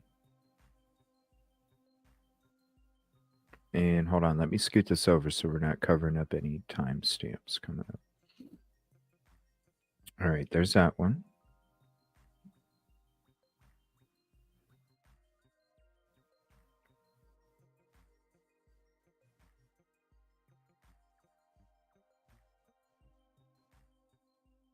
Here's this one.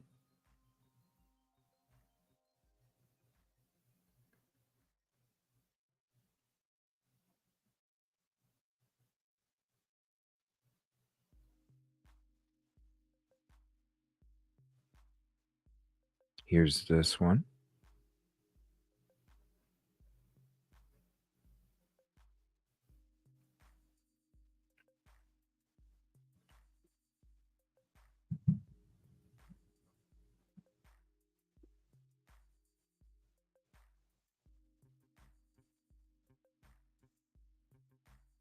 Here's this one.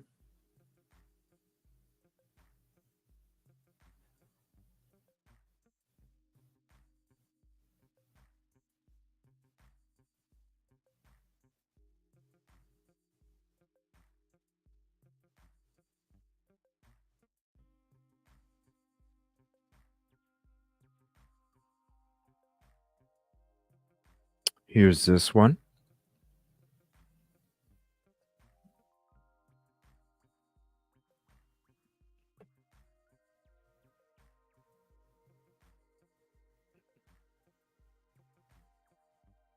And please stay weather aware.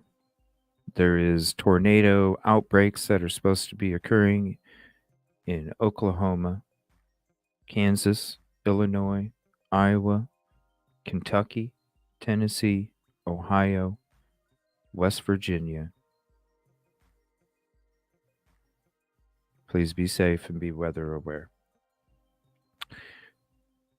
And I want to say I'm glad that there's locals out there searching. They should be, unless there's a tornado warning or, a lightning storm or something. You know what I'm saying?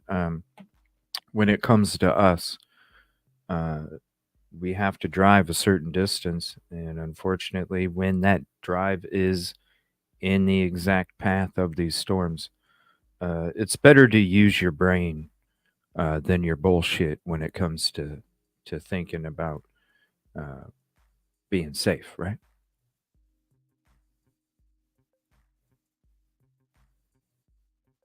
All right, here's the next one. Brain always wins over bullshit, y'all.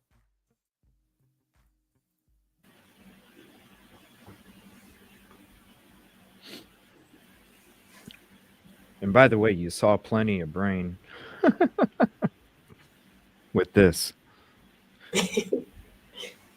Saw plenty of it. If you ain't seen it yet, you definitely got to check it out. Plenty of brain. Yes. All right. I'm going to share this group too. This is a group on Facebook. We really need to. I'm going to really need to because I'm going to be closing down the Discord stuff and just going to be keeping it for my team membership communications. I'll still take your links to Discord, but we're going to be doing a Facebook group at some point. I think it'll be a lot better, be more interactive, have more personality and style. Okay, so So this is Sebastian Rogers' video. We're back to Sebastian. Nancy Grace, did he pass his polygraph? And this is from 32 minutes ago. Shout out, Angels. Thank you so much for dropping this. Moment when I put Sebastian's father, Seth, on the hot seat on national TV and asked him, would he be willing to take a polygraph? He said yes. He did take a polygraph. Straight back out to Seth Rogers. Joining us is Sebastian's father. And now joining us is a renowned polygrapher, Kendall Schule, former head of the entire FBI polygraph program in D.C., former special agent with the FBI in D.C. He is at Kendall Investigations. Also joining us, Tony Mathis, who is helping Seth Rogers as he walks this very, very rocky path. First of all, let me just get this out of the way. This is a yes, no, Kendall Schule. Did Seth Rogers pass his polygraph? Yes, he did. Okay, Seth Rogers, tell me about going and taking the polygraph. We want to hear every single word because I've got a stack of nasty online posts about you failing, about you not going, blah, blah, blah. A lot of trolls chiming in. Let's get to the truth of that polygraph. Seth, what happened? I showed up early for the polygraph. Mr. Kendall contacted me and told me that he'd be there well before the time that we had stated. So I showed up and I sat in the chair and let him attach those things to me and took the polygraph. Have you ever had a polygraph before? No, ma'am. And what kind of questions did the polygrapher Kendall Schule ask you? If I had ever wanted to harm anybody, if I ever wanted to hurt my son, if I had ever hurt my son, if I'd ever had anything to do with his disappearance. Question. You said they hooked you up. What do you mean by that, Seth Rogers? They put things on my hands. They wrapped cords around me. They had a blood pressure cuff on me to measure my blood pressure, measure my heart rate, my breathing rate, things like that. How long did it take? It took a minute.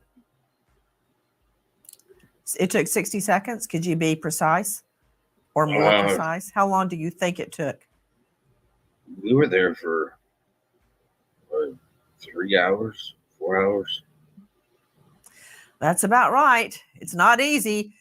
Okay, sit tight, Seth. And again, thank you for being with us. Out to Kendall Schule, as I told you, former head of the entire FBI polygraph program in D.C. Kendall, thank you.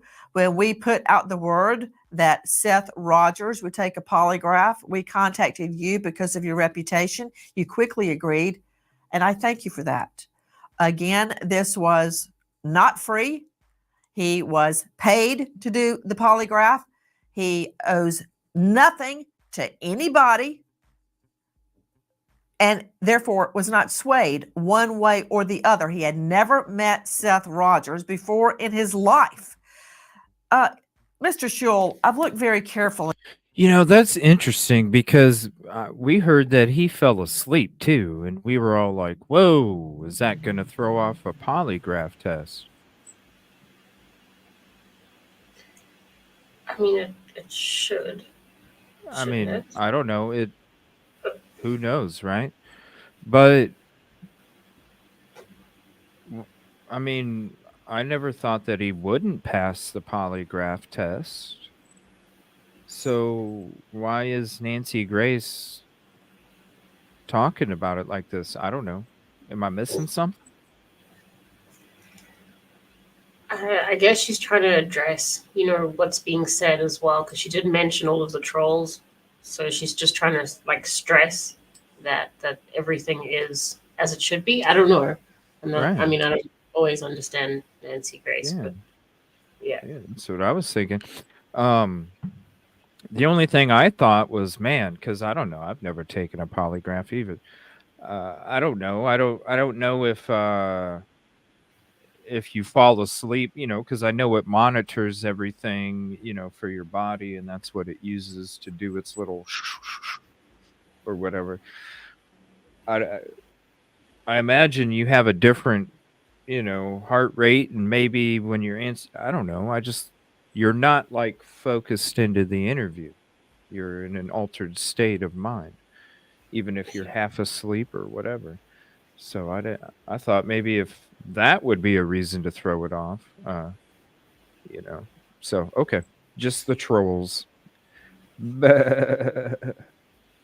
At your polygraph report right here. Number one, you start off by saying it was conducted using a comparison question format that meets U.S. government standards. What is a comparison? Yes, let me switch to that real quick, you guys, because I need to share this. Okay. Uh, I cannot play it, like the audio, but please, this is Ryan Hall, y'all's current freaking episode right now. They're going over Kentucky, Missouri, uh, right above Nashville. If you guys are in any of these areas, please, I wasn't bullshitting this morning. Hey, good. I'm glad, because you know what? If you're 10 minutes out from searching, I wish I could be, right? Bravo. To sit there and say that because I'm here doing a studio show, that I'm not giving my true effort for Sebastian, or how somehow your threat actually like made me scared. I don't know where you get this shit. Like I said, whatever your vice is, whatever you're smoking, you're drinking, it's got you all fucked up. The reason, I mean, there's shit going on, y'all. Would you guys be safe with me driving in between while all this is going on? Whether it's when I'm down there or when I'm coming back up home, because you guys know I drive every time I go down there to help. I mean, come on, y'all. So please, if y'all are in these areas, please, please, please, please, please click on this, sub up to Ryan Hall, y'all. Stay aware. Kib Kitty, Decatur, Michigan, tornado warning. Please, please, please be safe. I'd rather have you be safe if you're in these areas than watching what were the interviews and all this. You can come back to us and replay at any moment in time. Please stay safe, stay aware. If there's anybody in chat, just thank you, Kib Kitty, for doing it. If there's anybody in chat that knows information and wants, please let us know. But I'll have this live up while we're going. That way I'll keep sharing the link with you guys. Please stay safe. Here's the link for you. And please help keep us updated too, because I am I'll show you guys the picture. I am right in the smack dab middle of this zone, okay? And this is from early this morning. I am right smack dab in the middle. This is the path that I have to travel.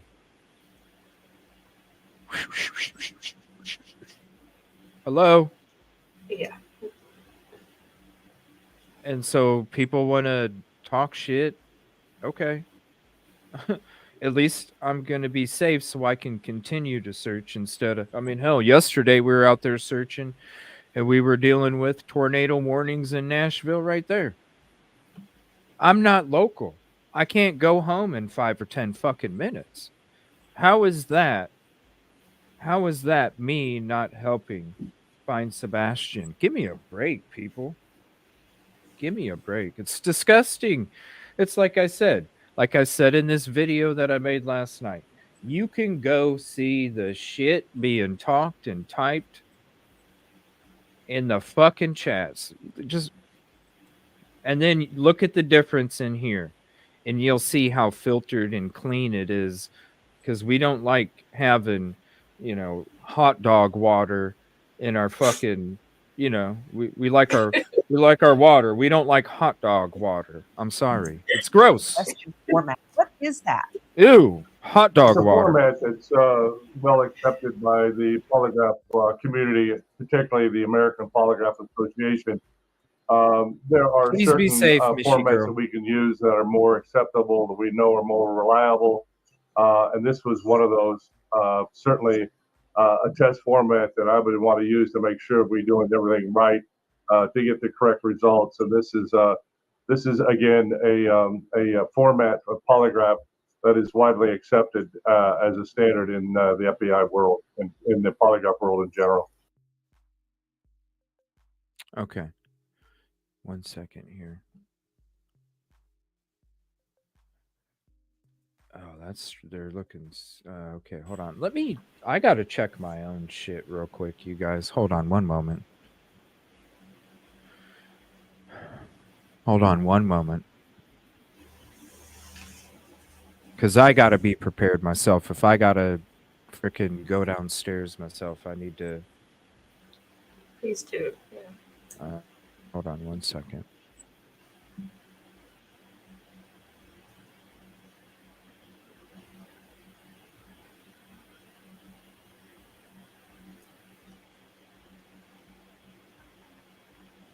Okay, so far it's. Ooh. So far the nasty is up north, but it's only 4:30, and you saw how late into the night all these tornadoes were happening last night. All right, it says that I'm.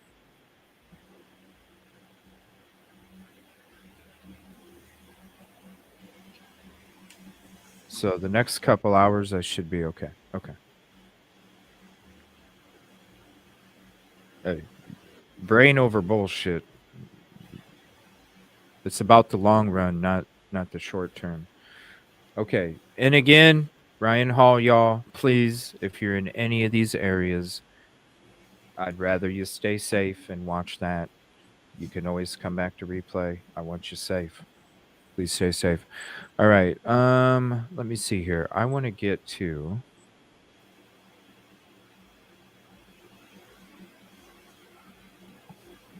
the toxicity out there, man. It feels like it's getting worse. It's gross. Yeah. It's gross. Let me see. I was wanting to play. Where was it at?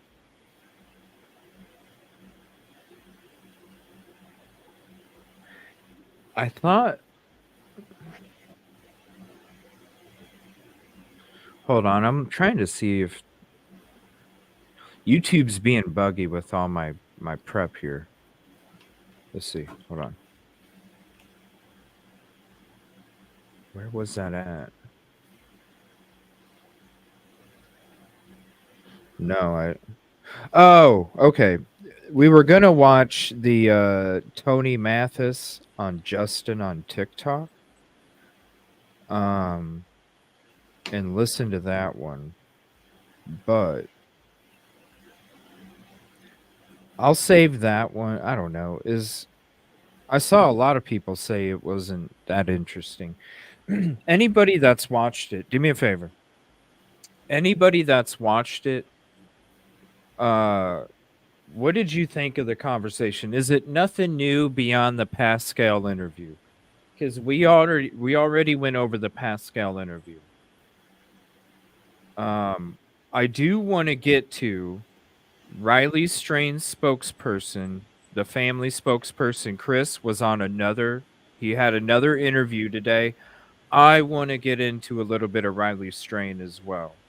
The case, okay? So it's a great interview. Let me see.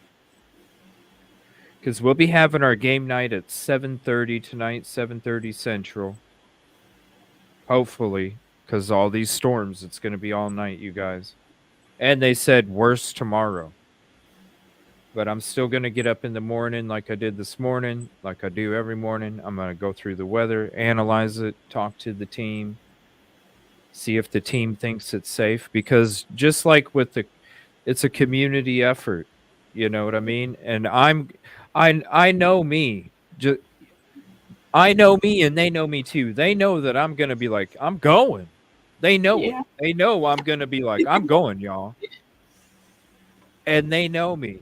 And they go, no, CJ, listen, here's a bunch of links. Here's a bunch of videos. Here's a bunch of photos. Here's a bunch of all this shit. I'm like, okay, guys, if you guys want me to stay, I'll stay. I know that about myself, okay? I know that about myself. I know that I'm like, people are right. They're like, sometimes he's just stubborn and he just goes about it. And it's Yeah. true. I am. I'm stubborn and I go about work, you know, and sometimes I get blinded by my drive. I do. But at the same time, I'm realistic too. I listen to other people and their opinions and what they ask or desire. And I try and make it about a collective thing because just like even this show today, you know, I'm asking them, what do you guys want me to talk about today since I'm going to be here? Since I'm going to stay home, what do you guys want to talk about? Do you want to talk about these cases, just this one, multiple, da da da? It's all about community. So, let me know. Is it the same as the Pascal interview? Because I don't want to take an hour's worth of the show to hear what we've already heard before. Because I do want to get to Riley Strain's family spokesperson, because I know I need to hear what he has to say, because we got more work coming up for them this weekend. And honestly, if I don't know, we'll see. I don't know if this tornado stuff's supposed to. I know the next couple days. Go to the Riley interview, the Riley family. Let me know. Everybody type in chat. Let me know. I want to see what the what the majority is.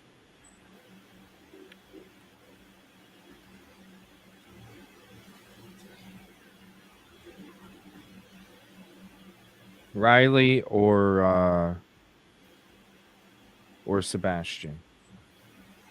And then we can only do one or the other, and then we can save the other one for later because I have to have a little bit of time in between the game shows so I can eat and get some things prepped up for tomorrow. I'm gonna work on some maps and stuff some more. Mostly Riley? people are saying Riley. Okay. Yeah, let me sit here and see. Riley. And I need to have Kaylee back on the show here soon because I do want to have an episode where it is focused at least on Riley half the episode because I do want to get into she's doing a lot of good work with the video editing and stuff too. All right. Keep cutting that grass. Be safe out there, Katrina. I don't know. I heard storms are coming your way Thursday, Katrina. These storms that are hitting all of us over here are coming your way on Thursday. Be safe. Okay, so let me see. We got North Carolina has severe thunderstorm warnings. Let me just call these out real quick. North Carolina, severe thunderstorm warnings. And at the bottom, there is a ticker. You can see it. Joseph County, Michigan. Michigan, Cass County, Michigan. Van Buren County, Michigan.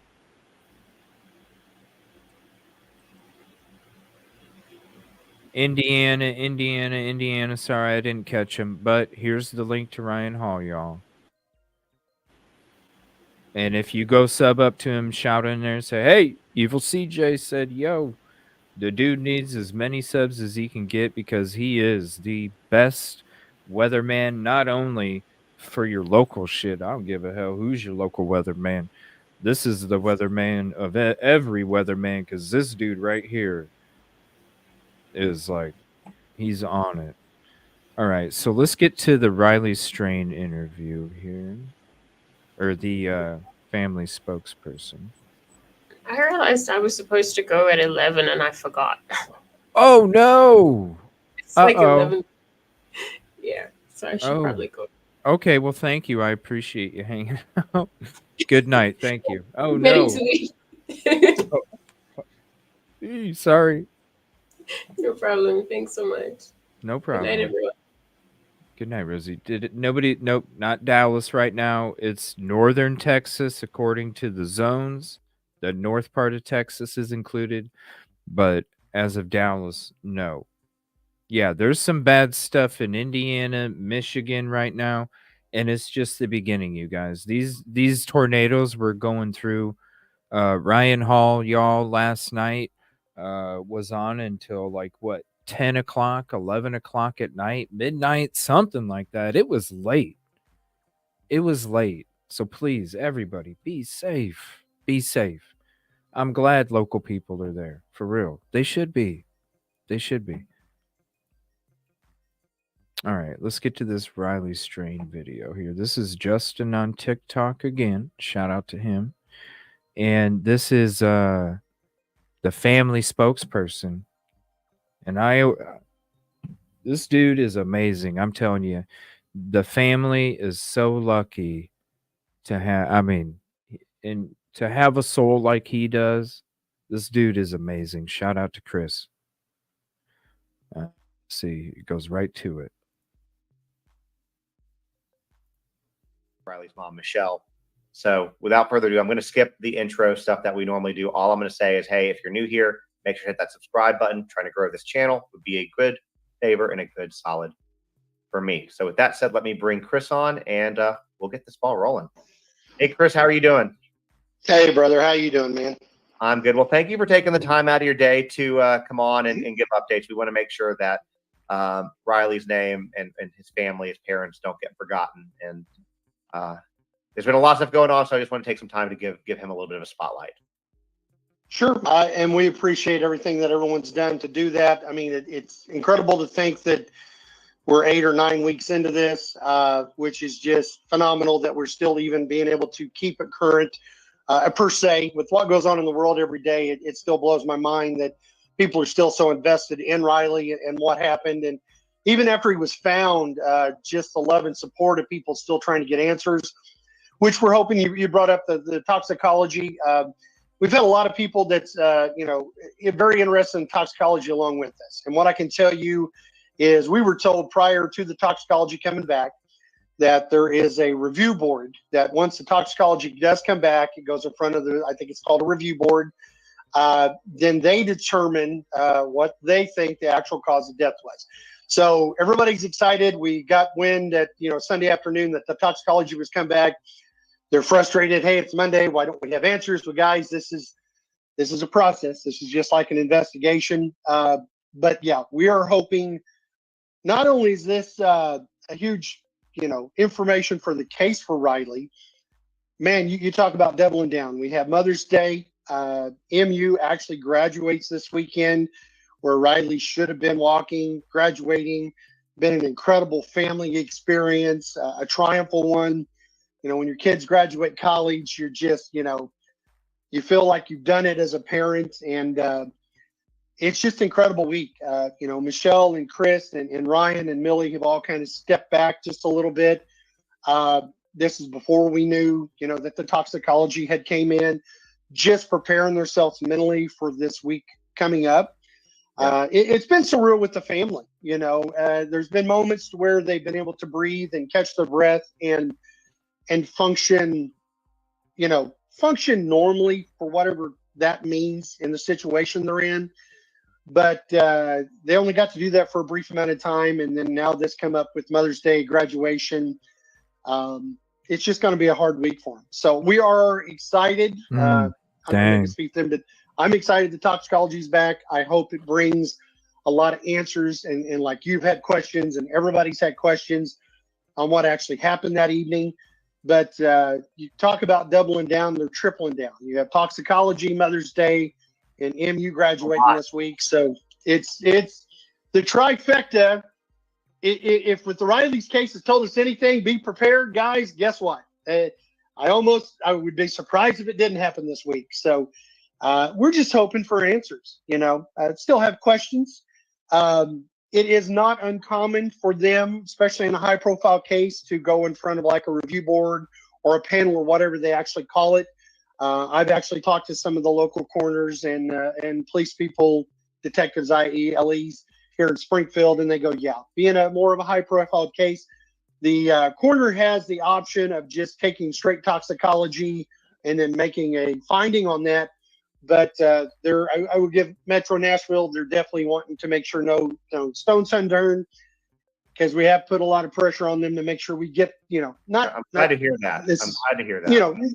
Yeah, not necessarily just the answer. We want the correct answer, and also the family's toxicology. I've not had a chance to talk to Ryan or them today, but most generally the second autopsy was actually done the same weekend that Metro Nashville did.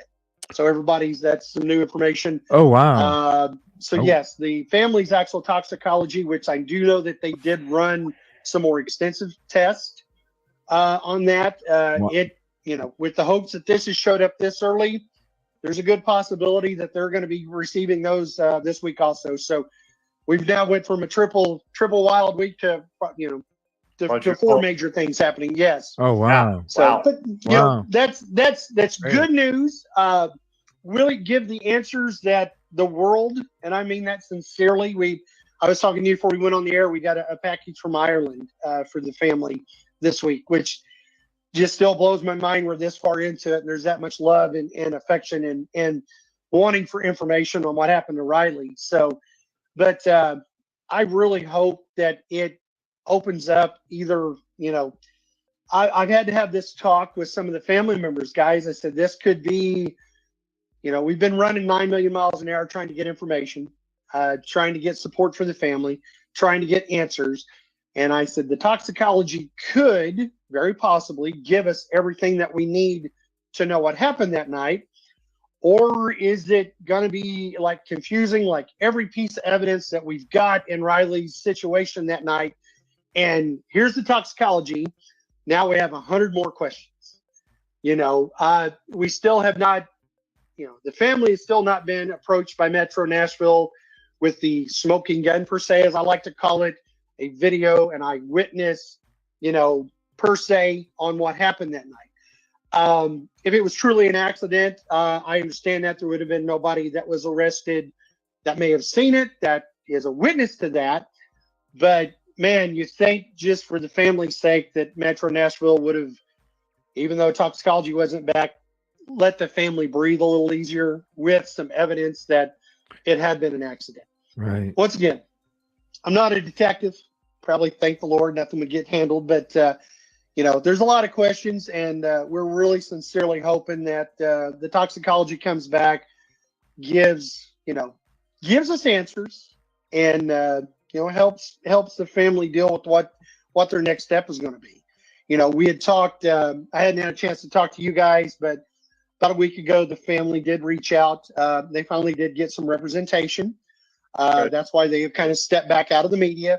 I'll be honest with you, it wasn't representation per se to go after monetary lawsuits at this moment. It was representation to see what they actually could do with the couple of the private detectives that they've had working with them, what they could do legally to acquire information.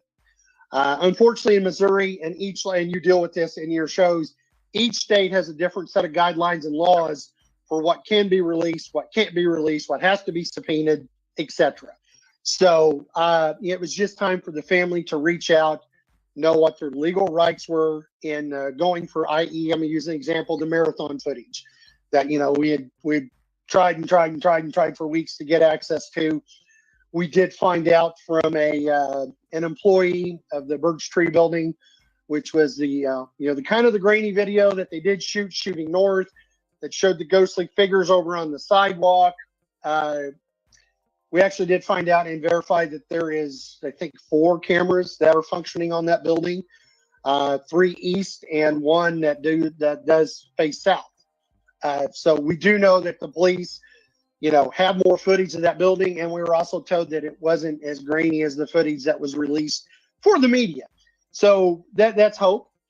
We've always been on the big hunt trying to figure out who those figures were that were walking on the sidewalk, who the people were on the little push around scooters, etc. So yeah, the family decided at that point it was time to seek legal representation and figure out how they could approach and get access to those.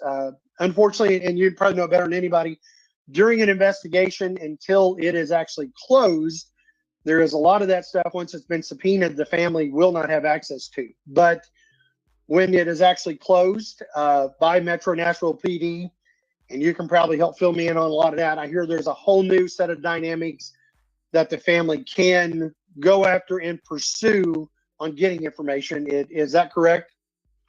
So I'm not sure. I don't know if there was any laws changed with it, but I mean, I think going to what you said, I think getting an attorney is the smart move.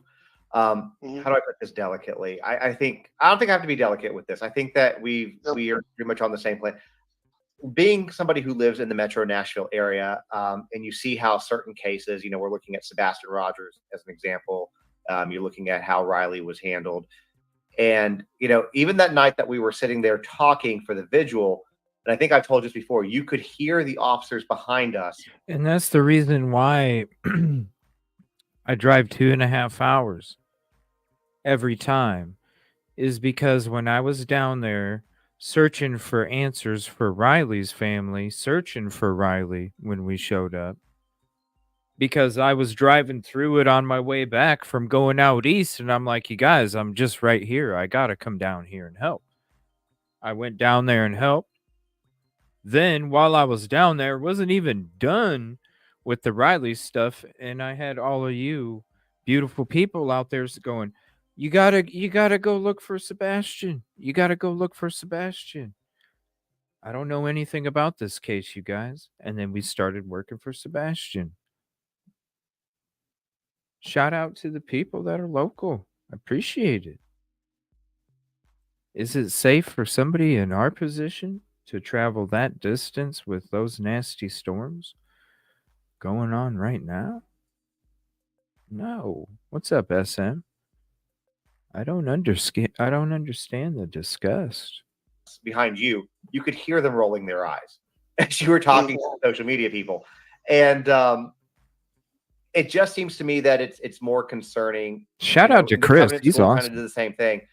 It's more concerning to sweep this stuff under the rug, get it gone as quickly, because we can't affect tourism.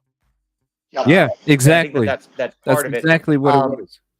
I had also heard, speaking of this, and I heard a rumor, you don't have to confirm or deny it, but I heard a rumor that apparently Missouri, like I guess at Mizzou, those police reached out to Nashville and said, hey, if you want us to go interview some fraternity members, or you want us to go do some snooping around, around the college, we're happy to do that for you. And Nashville was like, no, we don't need that. They denied the help. I heard that. I don't know if it's true, but and once again, this is just same deal, but I did have some reporters that we had actually talked to up in Columbia that was wanting to try to cover the story and cover the Mizzou side of it. And I also heard that from them also. This is from some of the reporters that were up there and making the comments along the lines that, they were trying to follow up on the story. They reached out to the local police department to know if they'd had any interviews or information on it, and was told that they were declined the opportunity, in essence, to come into the case, like the TBI, FBI, etc. So that once again, it's secondhand information, but what you have heard is also, is what I had heard also. Thank you, True Crime. So I don't know the new rules. I can check around and see what we can find. But one thing that frustrates me for his family and for you, all of y'all that are involved, is sometimes just having the answer. When people are in this situation, especially when it's their kid, they want the answers, no matter how gory the details. And speaking of, like I always say, if you don't have a playlist already, please create one. CJ show links or whatever, because I do drop all these, and I love to share it with the community. And I always encourage everybody, go hit that like button, leave a trophy or a heart or something, and then come on back. Details, no matter how much they don't really want to hear it, getting the answers is what's most important. And one example that I use frequently when I talk about this is Beth Holloway. A few months ago, Jordan Vandersloot, who's been the top suspect for 20 years, Right. was up here, or was up in the U.S. They extradited him to Alabama, and he went under polygraph. He answered questions. She got the details that she wanted. He was sentenced to basically a sentence here that's going to run concurrent with his Peruvian sentence, end before his Peruvian sentence. And he's got a few bucks he's supposed to pay her, but she'll probably never see that. But to her, it wasn't about getting, at that point, the justice. She just wanted to know all the details that happened to her daughter. And so it's kind of the same thing with Riley. And I think that, again, I'm not here to spread rumors. I'm just going to tell you what I have heard when we were talking about this. At the very beginning of this, there were some fraternity brothers that had reached out to me about the story. And, that kind of went sideways a little bit with some of what had happened. And we don't need to talk about the fraternity day. We've talked about them enough. But the consensus that I got from almost everybody, and I think I even heard from you guys, that when Riley drinks, what we saw on camera is not how he acts. That's not typical behavior of him. And so that leads you to, and then again, I'm not keeping it until toxicology results are official and we know what they are, just take this with a grain of salt. This is speculation. But to me, when you look at the history of those bars and when we were doing videos on those bars, how many people would come in the comments and say, oh, I was roofied at this bar. Oh, I was drugged at this bar. And Luke Bryant and Kid. Please, if you're by Kalamazoo,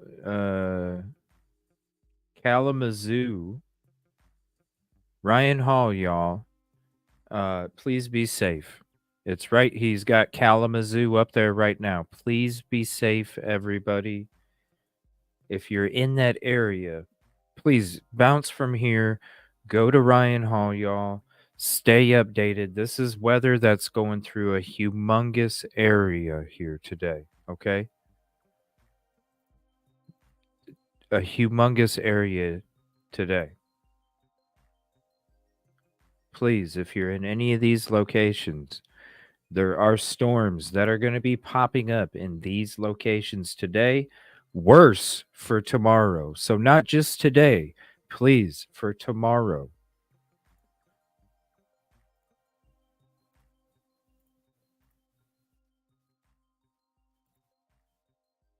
There's stuff going on all over here, you guys. Please be safe.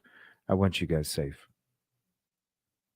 Kid Rocks were the two, and he was at both of those that night. Yes. And all of those bars have more cameras than a casino.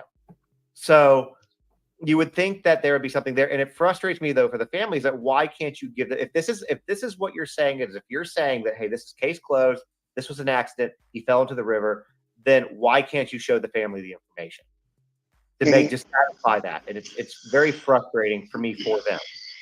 Oh, 100%. And we've been on that for several weeks, and even you brought it up. I mean, I understand not being able to go to the press with it, until this is how they work it. Toxicology comes back, review board, final examination given by the coroner, final cause of death. Then we do our report. I get all that, but man, it would have been nice for the family. We've been asking for weeks, month plus. If you have anything on the lines, Chris even went on and did an interview, saying, hey, just show me what you have. So this is an accident, because I'm going to tell you right now, if they come back in the next 2 or 3 days and they don't bring, i.e. to me, physical evidence, witnesses, some type of video cameras, something that you can put your hands on and see that this is it. You've been there. You are there. You know how that terrain is. You know how hard it is. And this right here, y'all, if you want to go there for yourself, GoPro from the top, GoPro from the riverbank, GoPro from a boat on the river.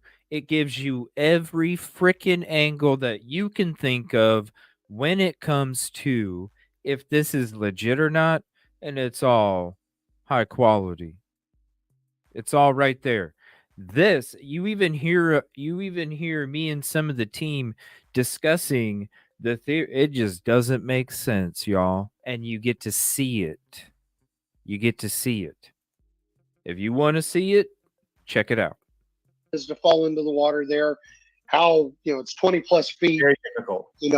There is way too many questions that need, and they're not going to drop this. The world's not going to drop this. You're not going to drop this, you know. And I've not defended Metro Nashville this entire time. I've been up their butt from day one. It's not because I have a beef with them. I want them to give me their A game. I've been a coach for years, and I may have taken the wrong approach on this, but you know, I want everybody to succeed. Unfortunately, when this started, I had a bunch of people reach out to me saying, "Hey, if you don't stay on top of this, they're going to sweep it underneath the rug. It's 100%. A kid from out of town, blah, blah, blah." And it's true, because when I was down there hearing locals coming up to me, talking to me every single day since the first day I was there, and they were all telling me the same thing. We're coming out and we're talking to everybody because this is too much. We know how it goes. People from out of town that are here touring the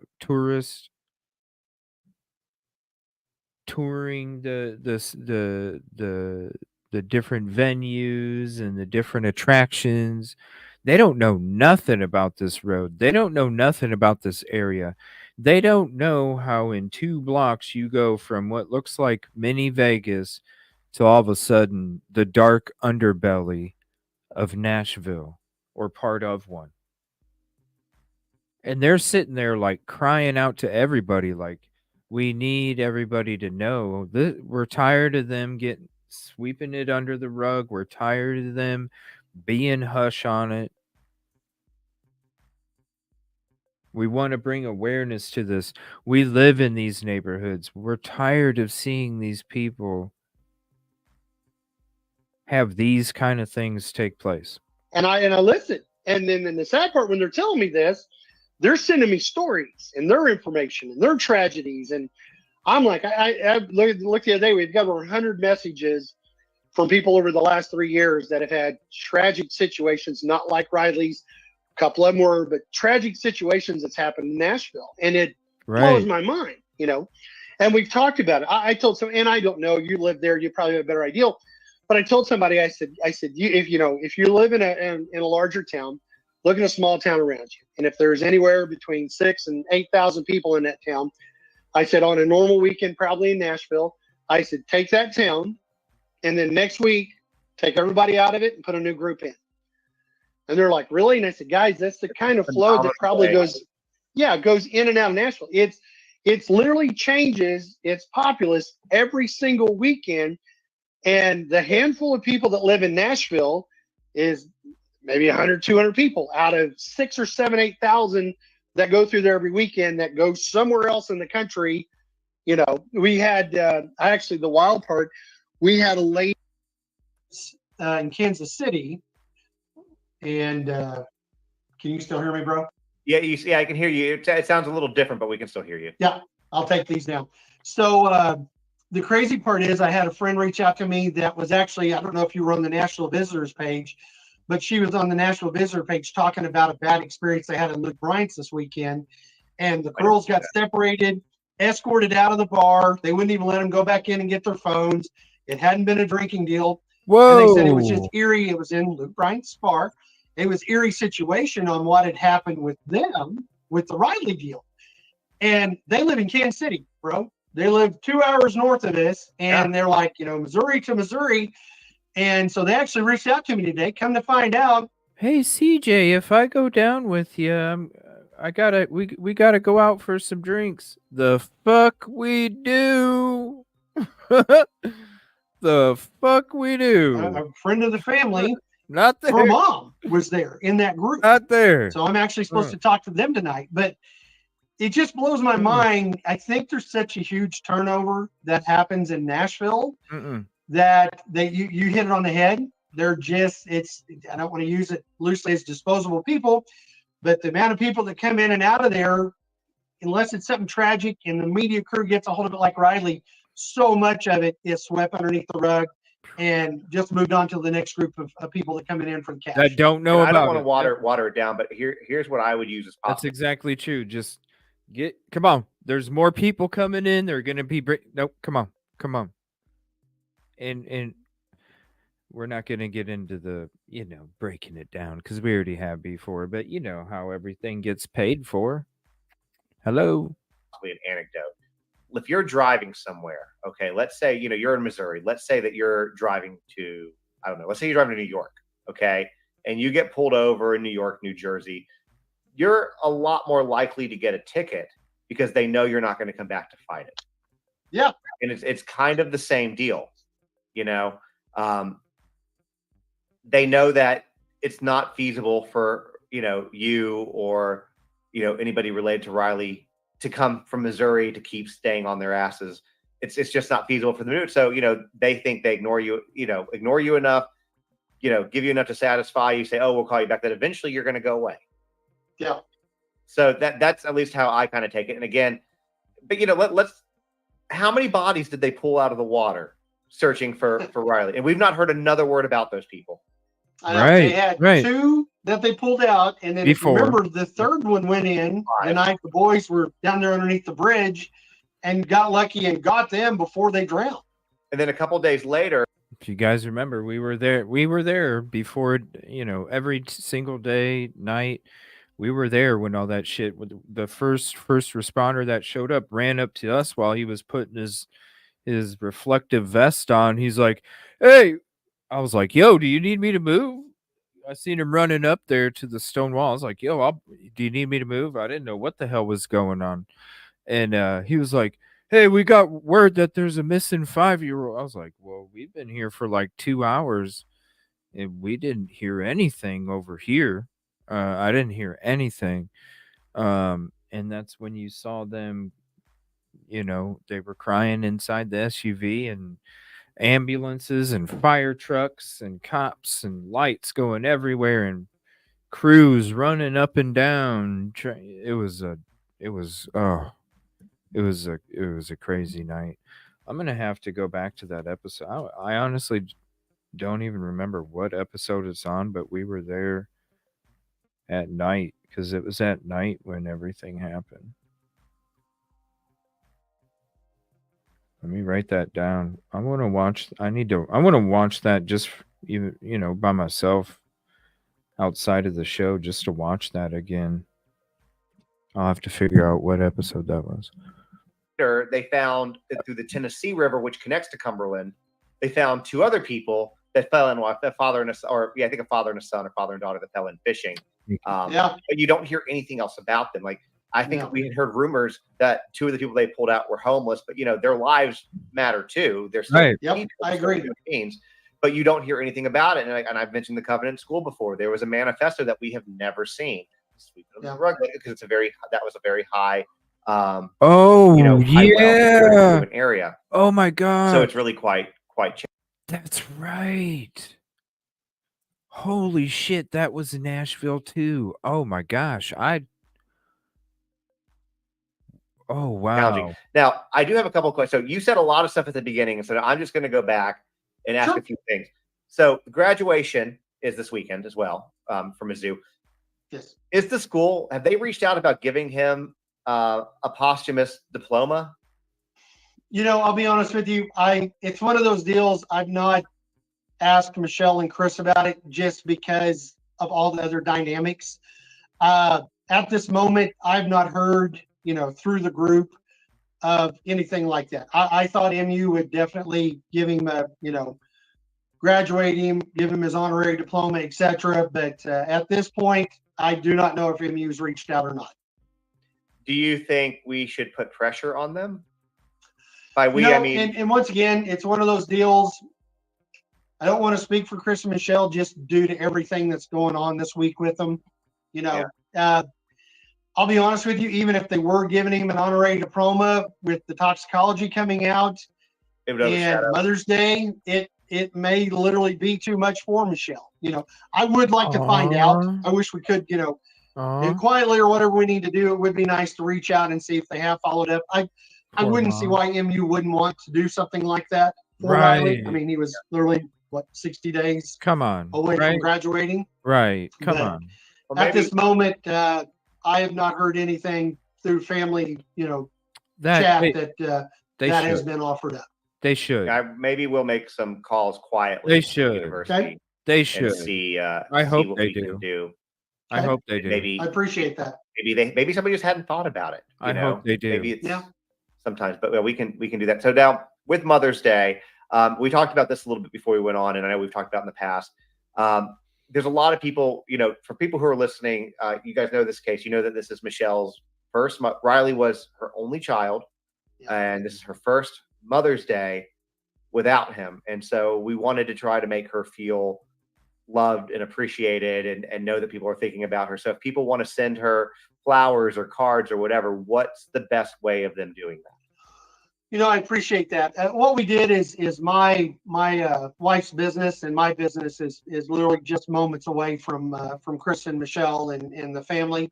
So just to be easier and to not overwhelm my mailbox and stuff, and just having a commercial account, we've just been having everybody send it to our business, and then we have them come by daily, or we go see them and give them their mail. So what I'll do is I'll give you the link as soon as we're done today, so you can post up. And like I said, guys, everything that comes in, I even told you we had a package from Ireland Monday or Friday, which I just thought that was incredible. We still have people all over the world still highly invested in Riley's case. So that, just to be easier for everybody and being able to get it to the family. We've actually, which was incredible, Riley's grandmother, Rosalie, we've gotten mail for her, Chelsea, Jake, Jeff. I mean, it's not just been exclusively for Chris and Michelle. It's been for the entire family, which I just think is phenomenal.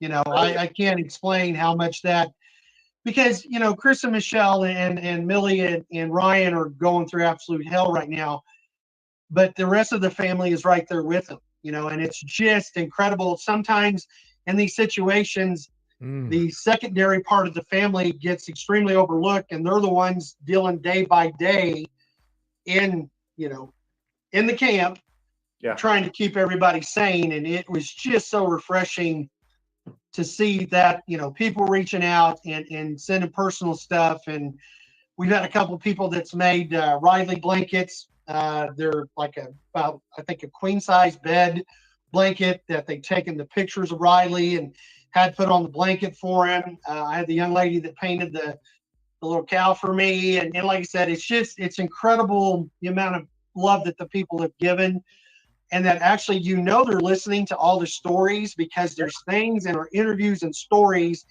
that they know meant something to the family. So they're sending stuff with those type of moments to the family. Oh, that's So, awesome. but yeah, I will definitely give you our address so you can get posted up. And like I said, everything we get goes straight to the family. And just so everybody else knows, you don't have to address it just to somebody particular.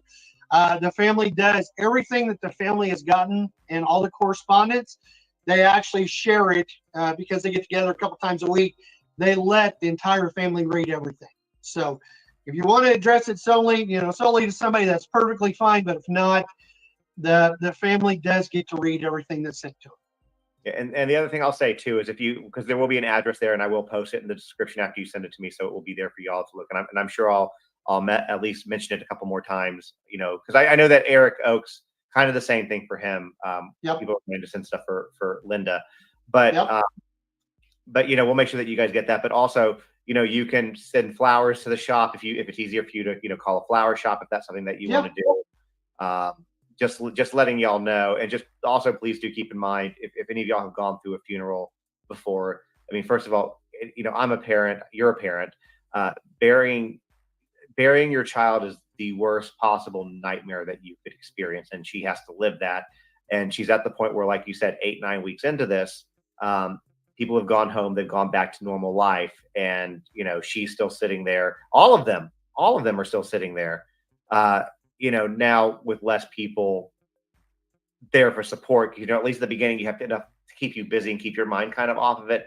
But now you're left alone with your own thoughts. So again, I'm not trying to guilt y'all into doing something, but if you do feel inclined, that is just something that you could maybe brighten her day for this Mother's Day, which I know is going to be really difficult for her, or for the whole family, really. Literally, and like I said, it's man, everything about this deal with Riley has just been overwhelming, let alone this week. Mother's Day, graduation, toxicology. who, it's one of those deals. It's kind of like the normal news we watch every day. What else? What's coming next? It's just, we were so dumbed to the craziness that goes on in the world right now. And we've been kind of floored on some of the stuff that's been on the internet and some of the accusations and the craziness that goes on. And you're just wondering, wow, what could possibly come around the corner next? And then we wake up Monday and, hey, here's what's next. We've got a whole week to think about it. So, but I know that, if anybody's in a position to reach out and send a Mother's Day card or just we're still thinking about you or anything like that, it would be huge for the family. And like I said, guys, they read everything. They read everything that's sent to them. So I'm just telling you right now, it's not like one of these deals where we're sending off to Taylor Swift and she's got 19 people re-signing her stuff and sending it back. This actually goes directly to the family, and they appreciate it. We talked about this early on, and when this happened, about how they may not be on the internet responding to a lot of stuff, but all the positiveness and the energy and the love, and I'm not exaggerating, it kept them going through the first couple of weeks trying to find Riley. Just showing not that they didn't have enough energy to do it, but you can only do so much mentally until your body physically shuts down. It will, it'll come to a point and it's like, hey, time out. We've got to catch our breath. And Awesome they never people, really for got to real. that point, just because every day, every 2 or 3 hours, I would see something, I would be sent something, and I would make sure and put it in the war room, and just to let them know that, hey, we're not alone. You've got, I have no idea, hundreds of thousands of people that's, helping you, pursuing you, and I made the comment, I said, my Lord, I said, the amount of women that got invested in this, I said, the mama bears come out. They come out in full force. They come out for Michelle. They come out for their children. They come out for their families. They made everybody do a hard reset on, we want to be great parents. We want our kids to grow up. We want them to experience life. We want them to have fun things in life. But you're as a parent, it doesn't matter if you're my age, an old man, if you're 20, 30 with kids. I told somebody a while back, I said, I'll tell you this. I said, one thing I'll tell you when you become a parent, you'll listen to music different. You'll watch movies different. Conversation with your friends will strike you different. The world is different when you're a parent. You cannot explain that to somebody that's not a parent. But I said, TV shows I used to watch when I was single and that, I watch them now and I look at them in a whole different light. Well, Because it's I'm gonna just say I this still listen to my instinctive. music. I still listen to the music I listen to, but I do it after I drop her off at preschool. So, I know, right? Because we have to. We're parents. yeah. But you know what I mean, though. It's Yeah. just, it's one of those deals that the world, used to joke around about it. But the world, you look at the world a different place, and what crazy, and it just what we were talking about is how Nashville literally reinvents itself every weekend. Look how many instances of bad things that's happened to people in Nashville in the last 9 weeks. We were just talking about it a few minutes ago. It blows my mind that even in today, in how this was covered nationally, worldly, and had a lot of invested eyes on it, there are still people that go down there, and guys, live life and enjoy it. I'm not saying don't go and have fun. Just be careful. There's something wild that's still going on in Nashville. Unfortunately, I just want people to be careful and be safe, Yeah. So after this happened, I had put together, I'll show you some of them. But actually I put together like a kit. I called it like a women's safety kit, but it really should have just been a safety kit for going out. But it's on my Amazon storefront for anybody who cares, which if you go to justontiktok.com, that's how you get to it. But one of the things that I was like, if you're going out drinking, your family's drinking, there's a little thing, it looks like almost like one of those little round Band-Aids, but it's even smaller. You put it on the back of your phone, and like 1 or 2 drops of your drink on it will change color if it's been drugged. And then I ended up getting these. I have 2 of them, so this is the extra one. But we got these for my daughter. But basically, it's got a safety pin. These clip inside your clothes to hold an AirTag inside. Oh wow! And it's waterproof because it's even got a little doohickey here like that.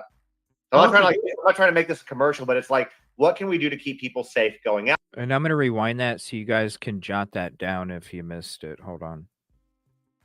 But you're as a parent, it doesn't matter if you're not a parent, But I said, TV shows I used to watch when I was single and that, I watch them now and I look at them in a whole different light. Well, Because it's I'm gonna just say I this still listen to my instinct. music. I still listen to the music I listen to, but I do it after I drop her off at preschool. So, I know, right?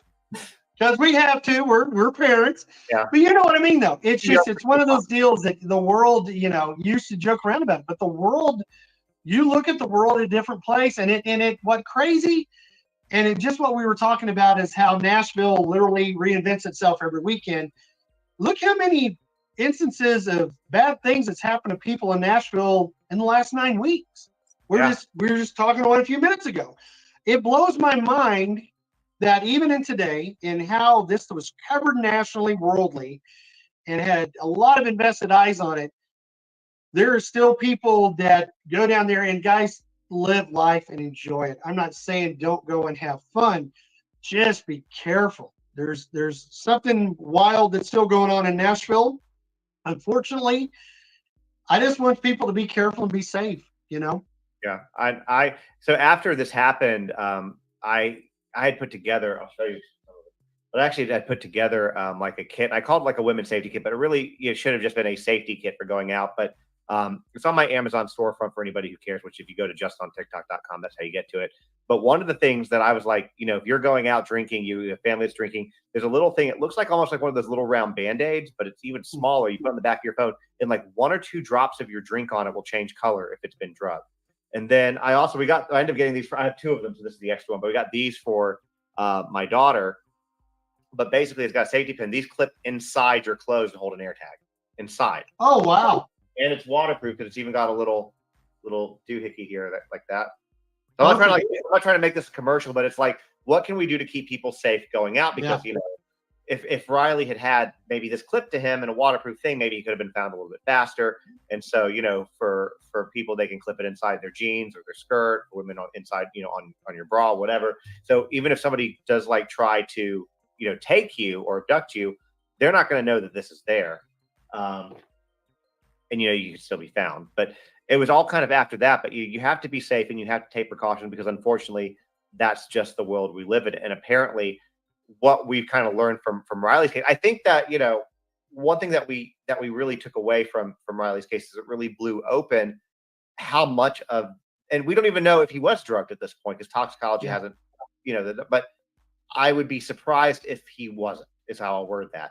But it still blew the lid wide open on this, on how many people came out and said, oh, yeah, I was drugged at that bar. I was drugged at that bar, and really kind of put a spotlight on it in this incredibly big tourist area. And what we learned from it is that sometimes it wasn't for nefarious reasons. Sometimes it was just for funsies.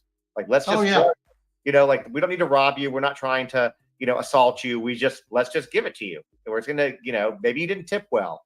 So we're going to, because a lot of people said a lot of bartenders do it. And I mean, I don't know if that's true or not. That's just what people have said. But regardless, it's happening. And it's apparently happening in really big numbers at a lot of these bars down there. And Riley brought Which just blows my mind. I mean, me too. Riley wasn't the first one that this happened to. We've got people going back 3 years that dramatic stuff has happened to in those bars. You hit it on the head. It comes down to money.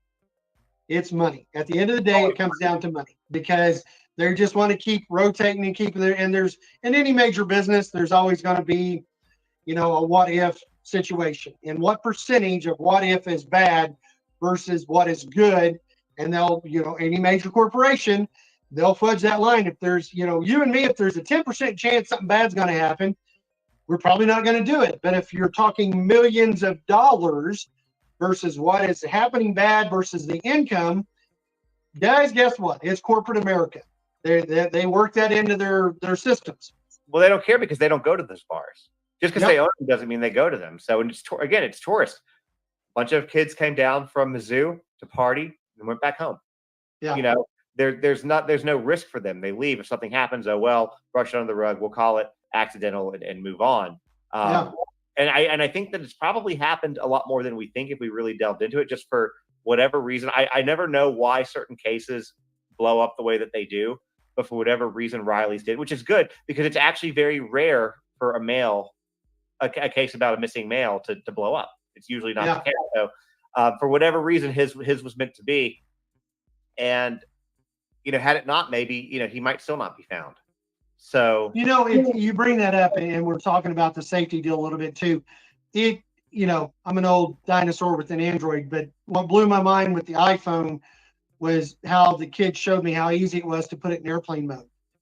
And that you didn't even have to get i.e. you were talking about leaving stuff, on the table. The one ladies that had the issue at Luke Bryant's last weekend, they left their umbrellas, their phones, and their purses, went to go to the restroom, I think, come back and wasn't allowed to go back to them, was escorted out of the bar. So they were literally taken out of the bar with no identification, no phones or nothing like that, which blows my mind. It's bad enough if you're a guy, you sure don't do that to women, And that phone laying there, one of the kids, I asked him, I said, so that's been my biggest deal about possibly if Riley had got put in a car there underneath the bridge, why did the phone not ping? Where did the phone go? And realizing how easy it was on an iPhone to just slide it down, put it in airplane mode, and not even have the code to get into the phone, I'm like, oh wow, that's you could MIA somebody's phone and them not have a clue. Yeah. You know what? That scared me a little bit because we need to make sure people understand that. Because like I said, if they had been drinking a little bit and one of your friends goofing around, put it in airplane mode, and this would have happened to them, then their last, i.e. if this would happen to Riley in the bar, we wouldn't have nothing hardly to go off of. Yeah. So people, please just be careful. I mean, a lot of people, they've got their codes on their phone. They're thinking they're safe, but realizing they can basically shut you off to the world by just swiping down on your iPhone, going to airplane mode, and not even having my code on it. You're right. You just go, well, there. Yeah, it's right there. Just boop. That's it. And I didn't even use my code or my Face ID. You're done. I didn't realize that. Yeah. Wow. So there's also a deal with iPhones. We were told that it wouldn't have helped us a lot in Riley's case, but it's called, I think, your legacy contact, which, every time I get a chance to talk to kids and all the boys we've got in the military, I've got one, but we've got a bunch of them, other, sons that we've mentored, etc. But I've told them, I'm like, guys, I don't care who it is, give them the code. We need the code to the phone. Give it to your best friend, put it somewhere else, have access. But apparently the legacy contact on iPhone, once a person has been declared dead, i.e. whoever your legacy contact, then can take possession of that phone and all of its contents. Okay. So you might check into that. I was not made aware of that, but we had what brought that up is we had it was a rough month. I had another real good friend of the family's son that I'd had the opportunity to take to some races and really enjoy, and he was a great young man. He took his life. And the sad part is he took his life, but he had his own phone plan. And because he took his life, there was no formal investigation. And they're pretty sure that there was some stuff that was said on his phone that evening that may have pushed him to do it. But because there was no crime per se, the family has no access and cannot subpoena that phone for the records. If they would have been his legacy contact on his iPhone, they would have had all that information. And they would have, I feel horrible for them. They're in the same boat. At least Riley, we have Riley. We have some ideas what happened. We have toxicology. We're eventually going to have his phone records. There's a lot of stuff that they're going to be able to check off with Riley. Unfortunately, my other friends, they'll never be able to do that. One, because the phone was in his name and they were not on the account and they were not his legacy contact. So once again, I'm throwing this out there. We've touched a little bit about safety that might help somebody in the future if there's a tragedy that happens, to help them not go through the absolute hell that Riley's family and a lot of friends have went through trying to figure out information. And it may have helped the people, i.e. like you doing your interviews or private detectives. It may have helped them dramatically because, I think we were, oh my gosh, we were what, 10 days in, maybe 8 to 10 days before I think Metro Nashville actually got the phone records back. I don't know that for sure, but I do know there was a lot of days that had went past Riley's missing before they had notified the family that Apple had finally released the records, i.e. dude have to subpoena them, et cetera, et cetera. So, guys, I'm just trying to help. Well, somebody just said something really interesting. They haven't said how to turn it on, but I'm going to throw it up here. They have it from for this person's iPhone. They have a feature turned on their phone, so if somebody were to swipe down, you can't get into it. So if I can figure out how to do that, I will totally make that video to tell people that, because that's a safety issue. Yeah. And so I'll let you know if we can figure that out. But if that person responds or I can find it, then I will happily, make that video. Yeah, that'd be awesome.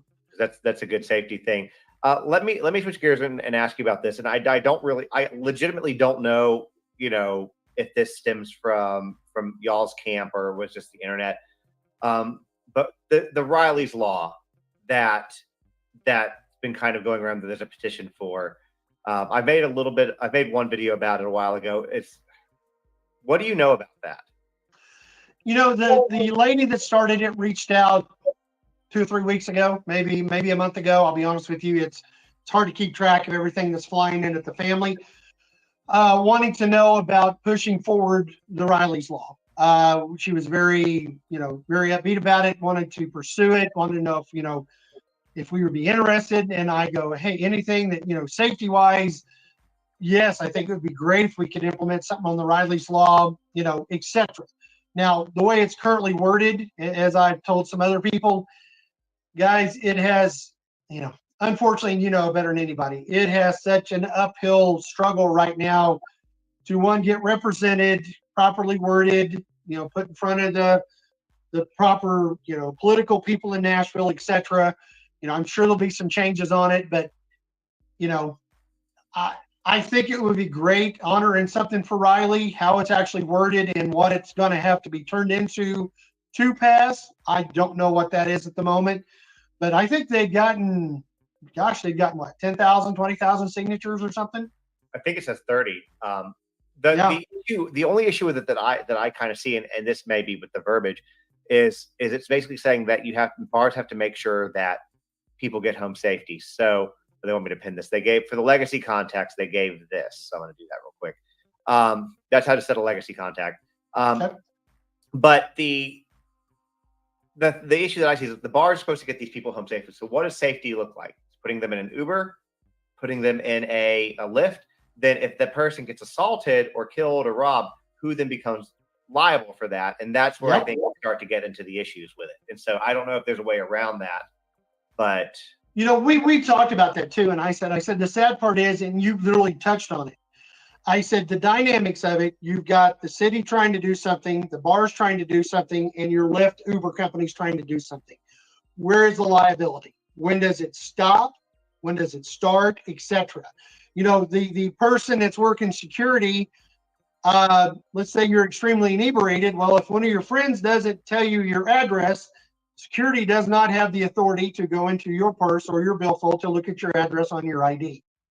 They don't have the ability to do that. This is important stuff that they're talking about. They're trying to help everybody, all of us stay aware, be aware, how to stay aware, how to be aware, how to be safe, especially coming down to these specific areas.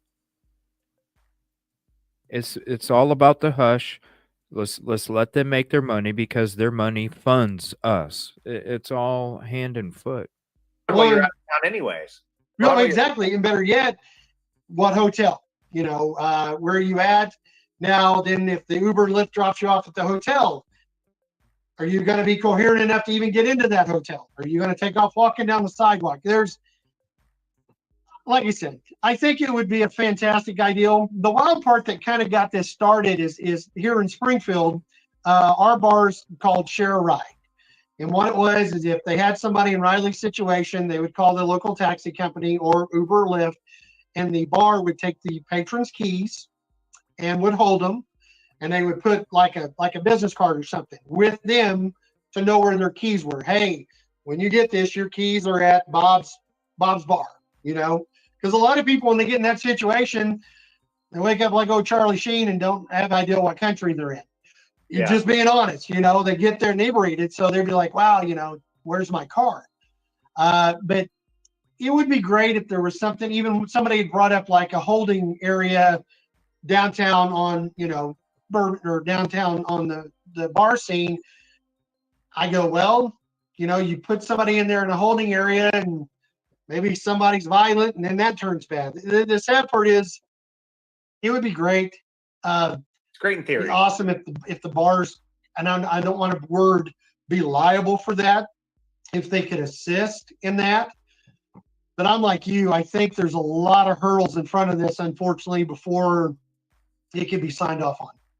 Yeah, I think so too. And with Broadway in particular, I think that one option is, there's a lot of police down there, and perhaps if you have somebody that's in a situation that is that drunk, maybe you keep, you've been to Broadway, you know what it looks like. Keep an ambulance at the south end of Broadway, at the north end of Broadway, and Right.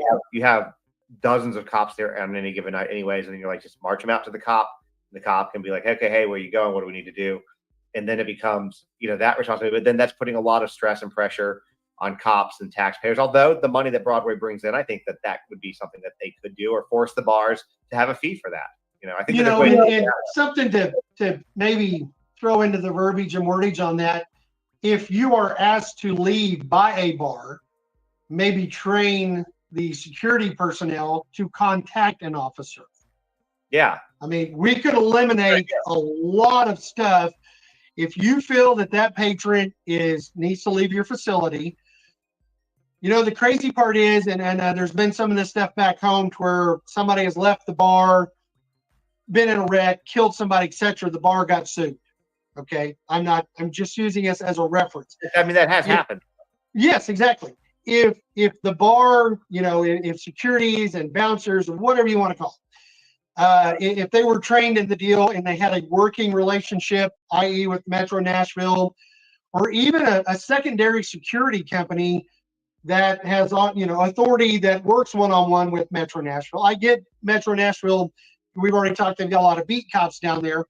But with that said, if when you escort somebody to the door, there's a reason you're escorting to the door.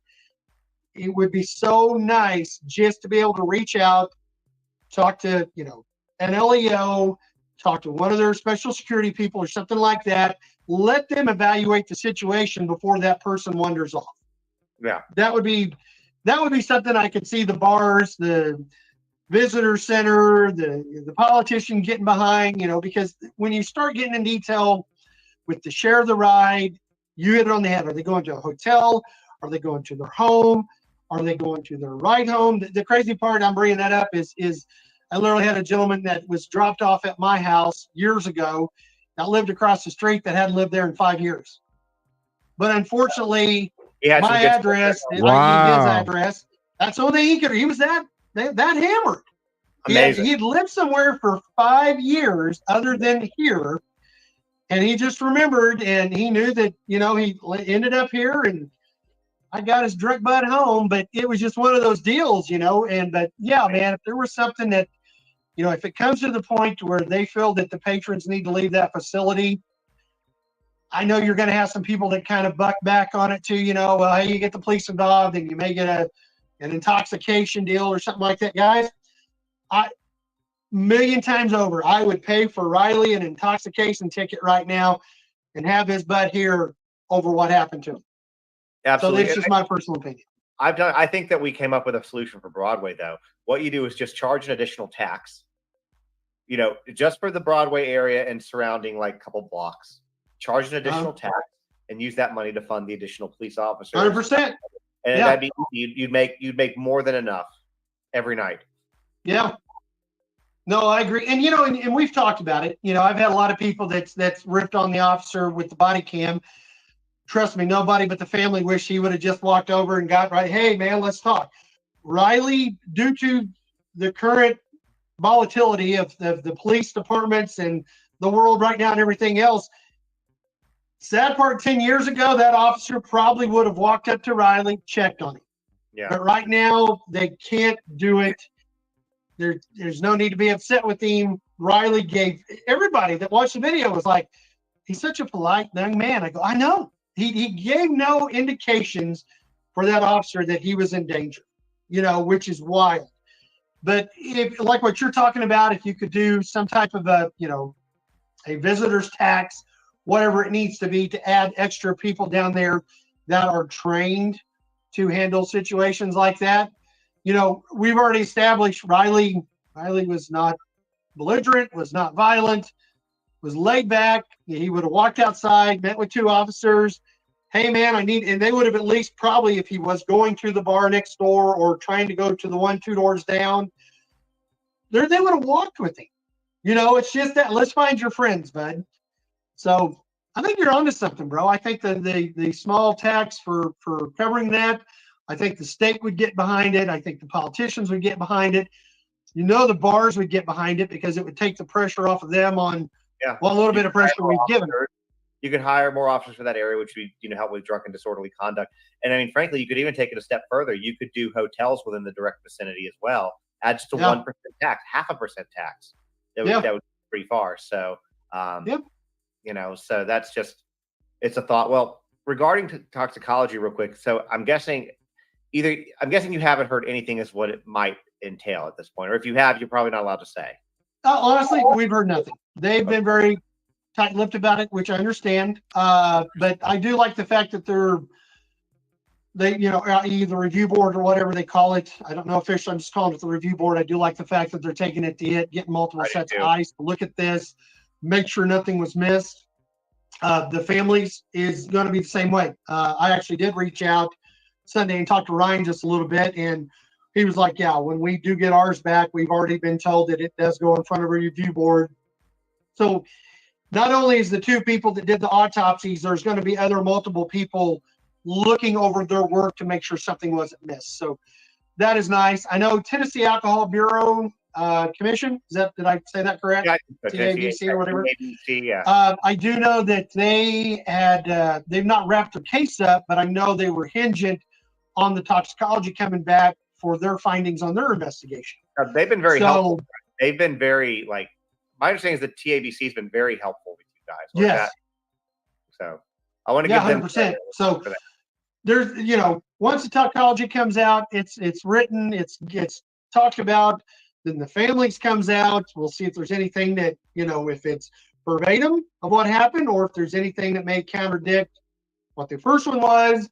And then once, like we discussed, once the case is actually physically closed by Metro Nashville PD, then that offers up a larger opportunity for the family to pursue what happened. Yep. They can actually get marathon footage. There was actually a housing complex just north of the Birch Tree building on up around the corner.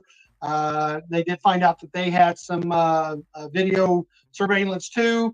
They, didn't see Riley per se, but the family would have opportunity to view it.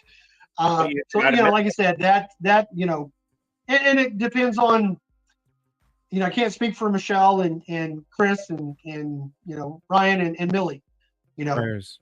I just hope that whatever the police are bringing forward in their final press release, i.e. report from the coroner, is something ironclad that we can follow, because there's still way too many people invested in this, and we're going to need evidence. This can't be this is what we thought or this is what we think. It needs to be solid. The world needs to know, and I guarantee you that, CrimeCon is coming up, 30 days, downtown Nashville. Are you going to be there? I'd like to. I made the comment. I kind of threw it out there. I said I would come and sit on a panel, and I think we should do a panel and have people that felt comfortable and strong enough to come forward that had had bad experiences in Nashville speak in Nashville at CrimeCon. I think that would be phenomenal. Well, I will share this bit of information with you. So I'm going as a spectator because Joe told me, despite what Joe will say now, Joe told me I had to go. And so I'm going. So he's going to be there as well. But Dan is going to be there too. And he's working on right now, I think he said today he had another call about trying to sponsor something there. And I'm quite sure if that's the case, you still have his number, I believe. He's actually in Nashville this week. We saw him yesterday, but he would probably bring you on with the panel, especially you, because you know how he is with the fraternity stuff. Yeah. So that might be a good conversation to have. And I'm sure I'll talk to him tonight as well. Actually, Yeah, well, I have officially left that date open. I have no racing that weekend, Whoa. so if something happens and then somebody wants me Holy to come crap. and we can try to keep everything moving forward and help even other people, that was one of the things that really got to me, is the amount of people that reached out that and I talked about it. I had a little bit of guilt on how incredible response that we had for Riley and how the world had covered it. And there's so many people, bro. There's so many people that this tragedy, they never find it. One of the guys, I don't know if you were standing there with me, he walked up to me the night at the vigil. His best friend had been gone for 7 years. Lived maybe a couple hours from Nashville. Yeah, just missing, nobody. And he goes, I just want to let you know, he goes, we have people reaching back out again over that story. And I'm like, I looked at him and I'm like, are you being for real right now? And he goes, he's not the only one. I had other people that reached out that, because the traction that Riley got, they were looking for missing persons in their area information, and they were getting new leads generated for stuff. And amazing, man, why, it's incredible. Riley always said I'm going to do big things, and I wish to God he was here right now. But maybe Riley's, maybe something positive is going to come of this to where Riley will be remembered forever. I'm an old dog. I'm going to be gone in 20 or 30 years. Nobody will remember me. But if we can do something awesome for Riley in honor of him to save people, man, that would be an incredible legacy for his family. Yeah, I think so too. And it's a great way to honor. And I love it. Obviously we would much rather these families have their children back, but you look at Joe Petito, you look at, what you guys are doing. I can give you multiple examples. Okay. And they're just going to chit chat. You guys want to know why I was like, whoa?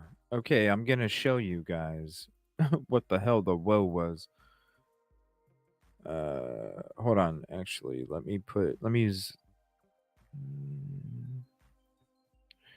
let me see. This is crazy.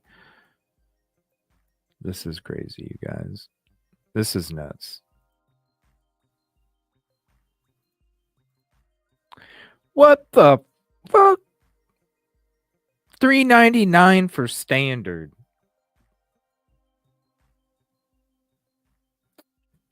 Later. Later.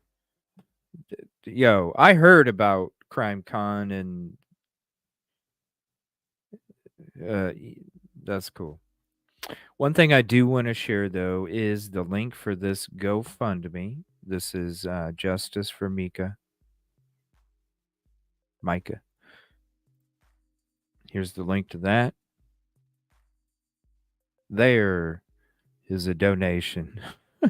This? Nah. This. Right there. All right, everybody. Like I said, weather permitting, because I don't know what these storms are going to be. I'm looking at my security and shit's just going outside. So depending on tonight, I don't know. It's going to be unpredictable. Please, Ryan Hall, y'all. I'm going to share the link to this. More stuff in Michigan and other stuff going on throughout the whole evening tonight. Please stay safe. I'm going to go join the chat and I'm going to hang out and watch this as I'm going to eat my supper. I'm going to check out to see what's going on here. So if you see me in chat, say what's up. I'm going to head to this one and I have a game night planned. Fingers crossed. 8 o'clock Central. So if everything's good over here, or if it might be kind of, we'll see. What I'll do is I'll update you in the notification live chat. I'll update you in that live chat. So at least if I do say something and you're not there, you come back, you check the live chat, you see, oh, okay. Make sure you hit live chat, not top chat. Thank you, everybody, for hanging out. Thanks for all your help, for all these links and this information. Definitely check out the video we dropped earlier about those hot dog steaks. And if I don't see you tonight, peaceful and positive evening. Fingers crossed. If not, I'll be up early, monitoring their weather, trying to see if it really is going to be bad. We heard it's supposed to be worse tomorrow, but I'm still going to get up early in the morning and I'm still going to analyze it and talk with the team. So I'm not saying no, but I can't say yes. We'll see you in a bit.